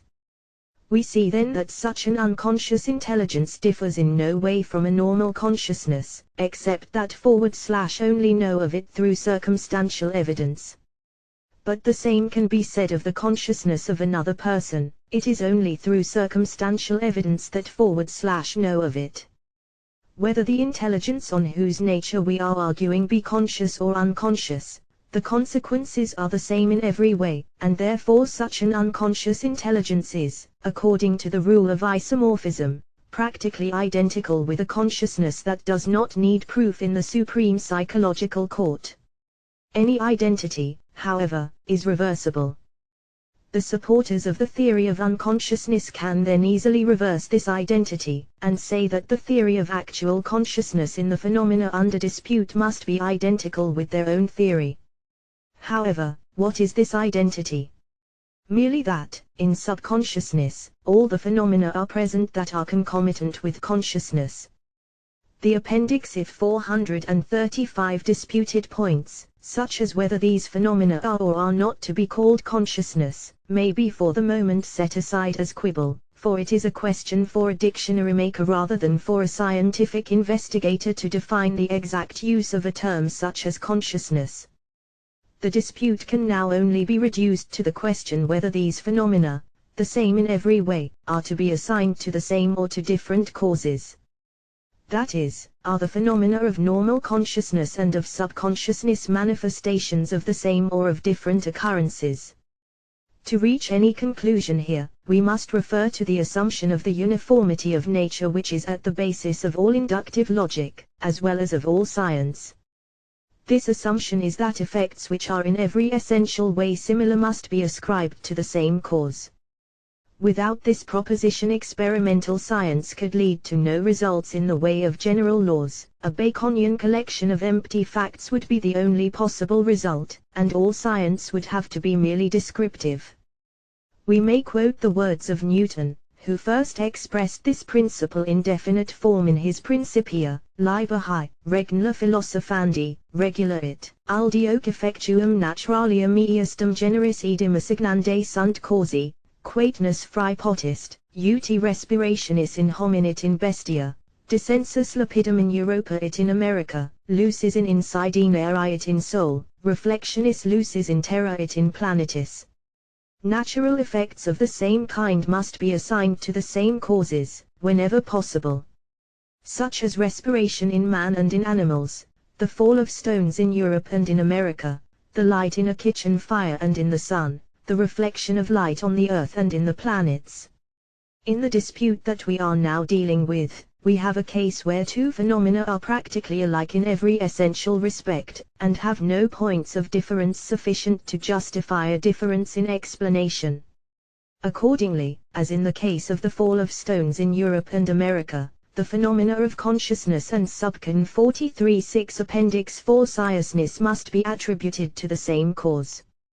Since it appears from what is said by the advocates of the unconscious cerebration theory that one of these phenomena is due to consciousness, and the other to an unconscious intelligence, it follows from the principle enunciated by Newton that their unconscious intelligence must be conscious.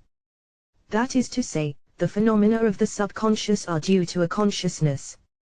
We may take up the Cartesian hypothesis of physiological processes as an explanation of subconsciousness.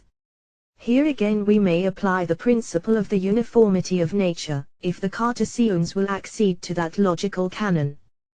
The phenomena of consciousness being identical with those of subconsciousness, we must explain all mental phenomena whatever by these same processes, for the Cartesians tell us that such an explanation is possible. Therefore whoever explains the phenomena of subconsciousness by means of physiological processes must give a mechanistic explanation of all mental phenomena.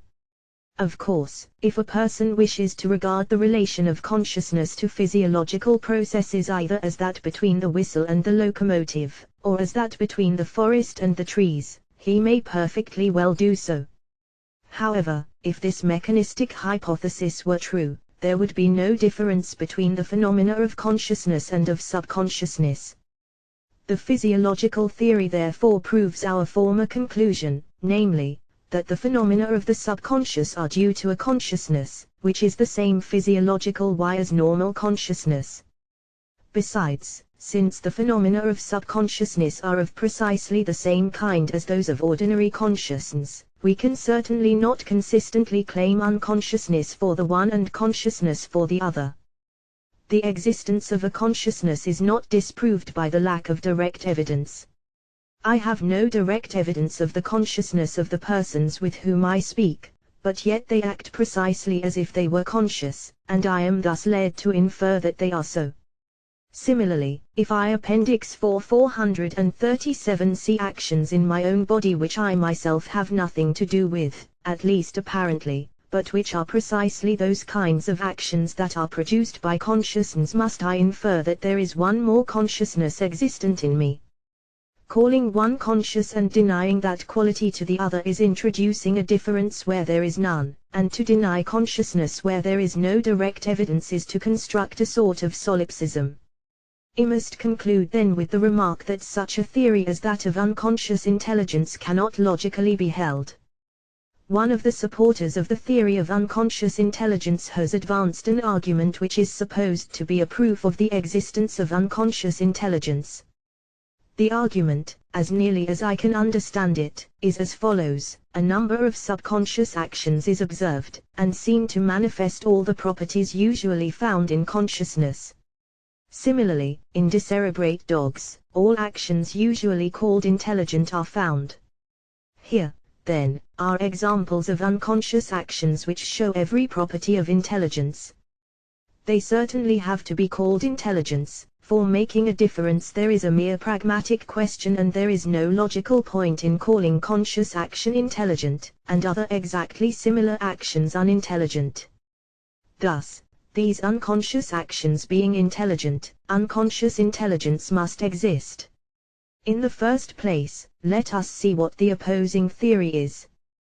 The subconscious has been explained in two ways. According to one of these, the phenomena of the subconscious are manifestations of a consciousness, possessing all the attributes of intelligence and other adaptations that any consciousness possesses, while according to the other theory there is behind these phenomena an unconscious intelligence which has all the properties of intelligence, but which somehow or other is not conscious. With these two opposing theories in view, we may proceed to examine the argument. The two theories 43.8 Appendix 4 agree in stating that the phenomena of the subconscious are intelligent and have all the attributes which are usually ascribed to intelligence. The theories disagree as to whether or not the processes which produce the phenomena are conscious.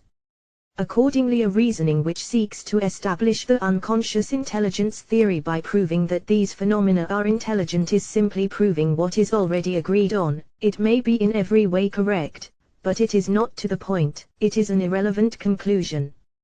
Furthermore, the reasoning says, we have proved that the phenomena under observation, which are unconscious, are intelligent, therefore unconscious processes may be intelligent. Expressed as a syllogism, this would read, all processes in these experiments are intelligent, all processes in these experiments are unconscious, therefore some unconscious processes are intelligent. This may seem perfectly logical reasoning, and so indeed it would be if the premises were both acceptable. But let us examine the second premise. Stating that all the processes which come under observation in the experiments mentioned are unconscious is assuming precisely the point in question, so that we are merely proving what we have assumed. As far as the particular opinion of conscious action in such cases is concerned, the argument advanced contains not only an irrelevant conclusion, but a circular proof as well. The argument is guilty at least of this double fallacy. Furthermore, the argument, if carried out to its logical conclusion, would disprove its own result, and we may take this argument as an excellent disproof of the theory that it was intended to prove. Our advocate of unconscious intelligence has stated that conscious processes are in no way different from subconscious processes or from actions of decerebrate dogs. Therefore, he concludes, it is a mere pragmatic question whether or not we should call one of these classes of actions intelligent and the other unintelligent, since there is no real difference between the two kinds of actions. Sub-Appendix 4 439 statute all through the argument the term conscious for the term intelligent. It is, then, a mere pragmatic question whether or not we are to call one of these classes conscious and the other unconscious, since there is no real difference between the two kinds of actions. If the argument about intelligence is valid, the argument about consciousness must also hold. Accordingly, pushing this argument to its logical conclusion, we deduce that not only the class of actions called subconscious, but also the actions of decerebrate dogs, are conscious actions. We cannot say that either the subconscious processes or decerebrate dogs are unconscious, according to the logical outcome of the argument advanced by the supporter of unconscious intelligence. On the contrary, we must deduce that there is a consciousness causing all subconscious actions, and that the consciousness of dogs does not depend on the presence of the cortex. The first of these conclusions from the argument we have taken up is the only one that is important for our purposes. Subconscious processes are conscious,